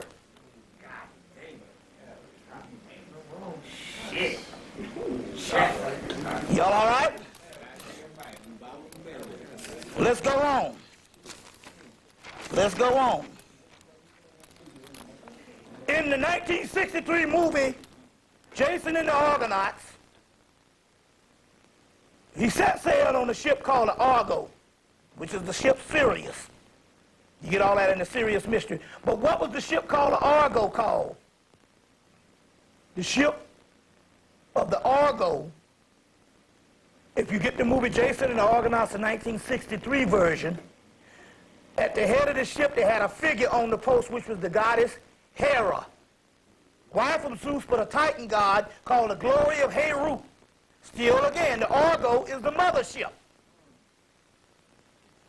In the 2000 version of Jason and the Argonauts, they had a woman on the ship called Diana, the Huntress, which is also connected with Sirius, also connected with Sagittarius, and also your girl Diana that was killed in 1997. The white people started worshiping her as the goddess Diana, and the goddess Diana is nothing but a form of Isis. But she's also identical with Athena, and Athena is also identical with Mayat, and Athena is also identical with Lakshmi, the god of prosperity that is now back now. You see what I'm saying? So, going right along, at this particular time in Thailand, in that area, they are seeing thousands and thousands of ghosts, especially around the sea, around the coastline where the tsunami hit. On the banks of the sea, they're seeing thousands of ghosts. The Buddhists, being an older aspect of religion, started freeing these souls with rituals, but the Catholics, being a fake aspect, said they don't believe in ghosts. That's like you saying you're supposed to be a spiritual organization, but you don't believe in the spirits. And they got thousands of ghosts, you see what I'm saying, that is doing this particular aspect. Before there was H.P. Lovecraft, was a guy by the name of Bulwer Lightning, wrote a book called The Coming Race. Yeah, 10 minutes. Called The Coming Race. And he said there will be a race that will come and replace man with a power called the Vril power. You'll also get that in the Black Sun, several books. Yeah, the Vril power. That Vril power in the coming race is none other than the Kundalini energy that is on the inside of us, which is the heart of Kali's energy also. You see, which is the heart of Kali's energy. Crowley went to the African desert with one of his boyfriends, Victor Nuremberg, in 1919 and evoked these Enochian powers, which was some stuff left behind by the Moors that John Dees, this guy under Queen Elizabeth was in and come in and translated, and they translated these Enochian powers. And as a result, Crowley years later, that was in the 1500s or something, Crowley years later went and invoked these powers, because he was the only white person that ever could get up these Enochian powers at that time that didn't get killed, because they get stab wounds and all that shit. It's defunct now. But he was able to go up and he saw these visions starting from 30 ethers, which started from 30 all the way down to 1, which was the last ether that he saw the incarnation of Horus or Heru. But in there, he saw an entity called Babylon, which is the centripetal force, Venus, which is also Lakshmi. He also saw a name called Cthulhu. Cthulhu. You see what I'm saying? Cthulhu and all. And later on, this Cthulhu entity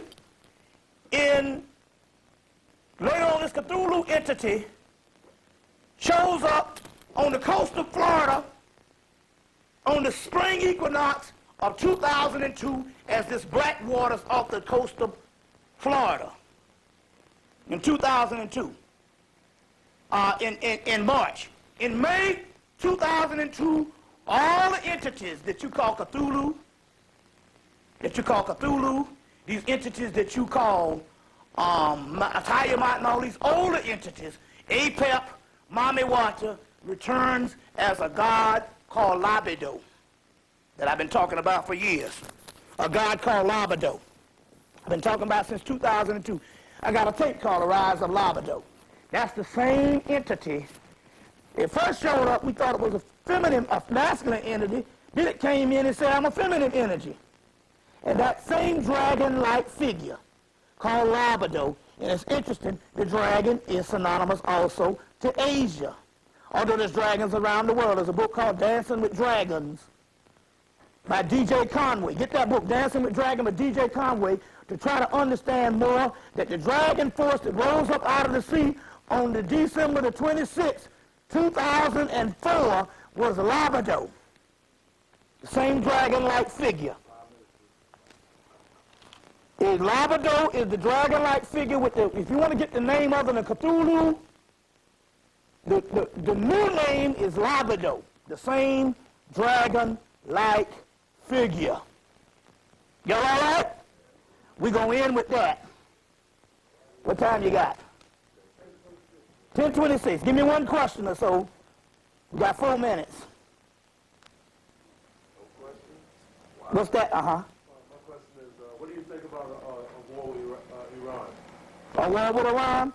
It's inevitable because that whole aspect of Iraq and Iran is ancient Persia or ancient Babylon, and they went to one part of Babylon. They didn't get to the other part of Babylon. It's Iraq and Iran and even Assyria, which is Syria. So if they have their way, it will be all a part of that. Now, this is interesting because in 1999, a group of people from Indonesia and Pakistan said that they were started worshiping a group of black gods that would rise up in the United States. And all of a sudden, this shit started happening. Pakistan, Afghanistan, they start catching all this hell. So, yes, if they're talking about Persia or Babylon, Iran is a part of that. That's all Samaria, Babylon, Northeast Africa. All right, and on that note, peace. Peace.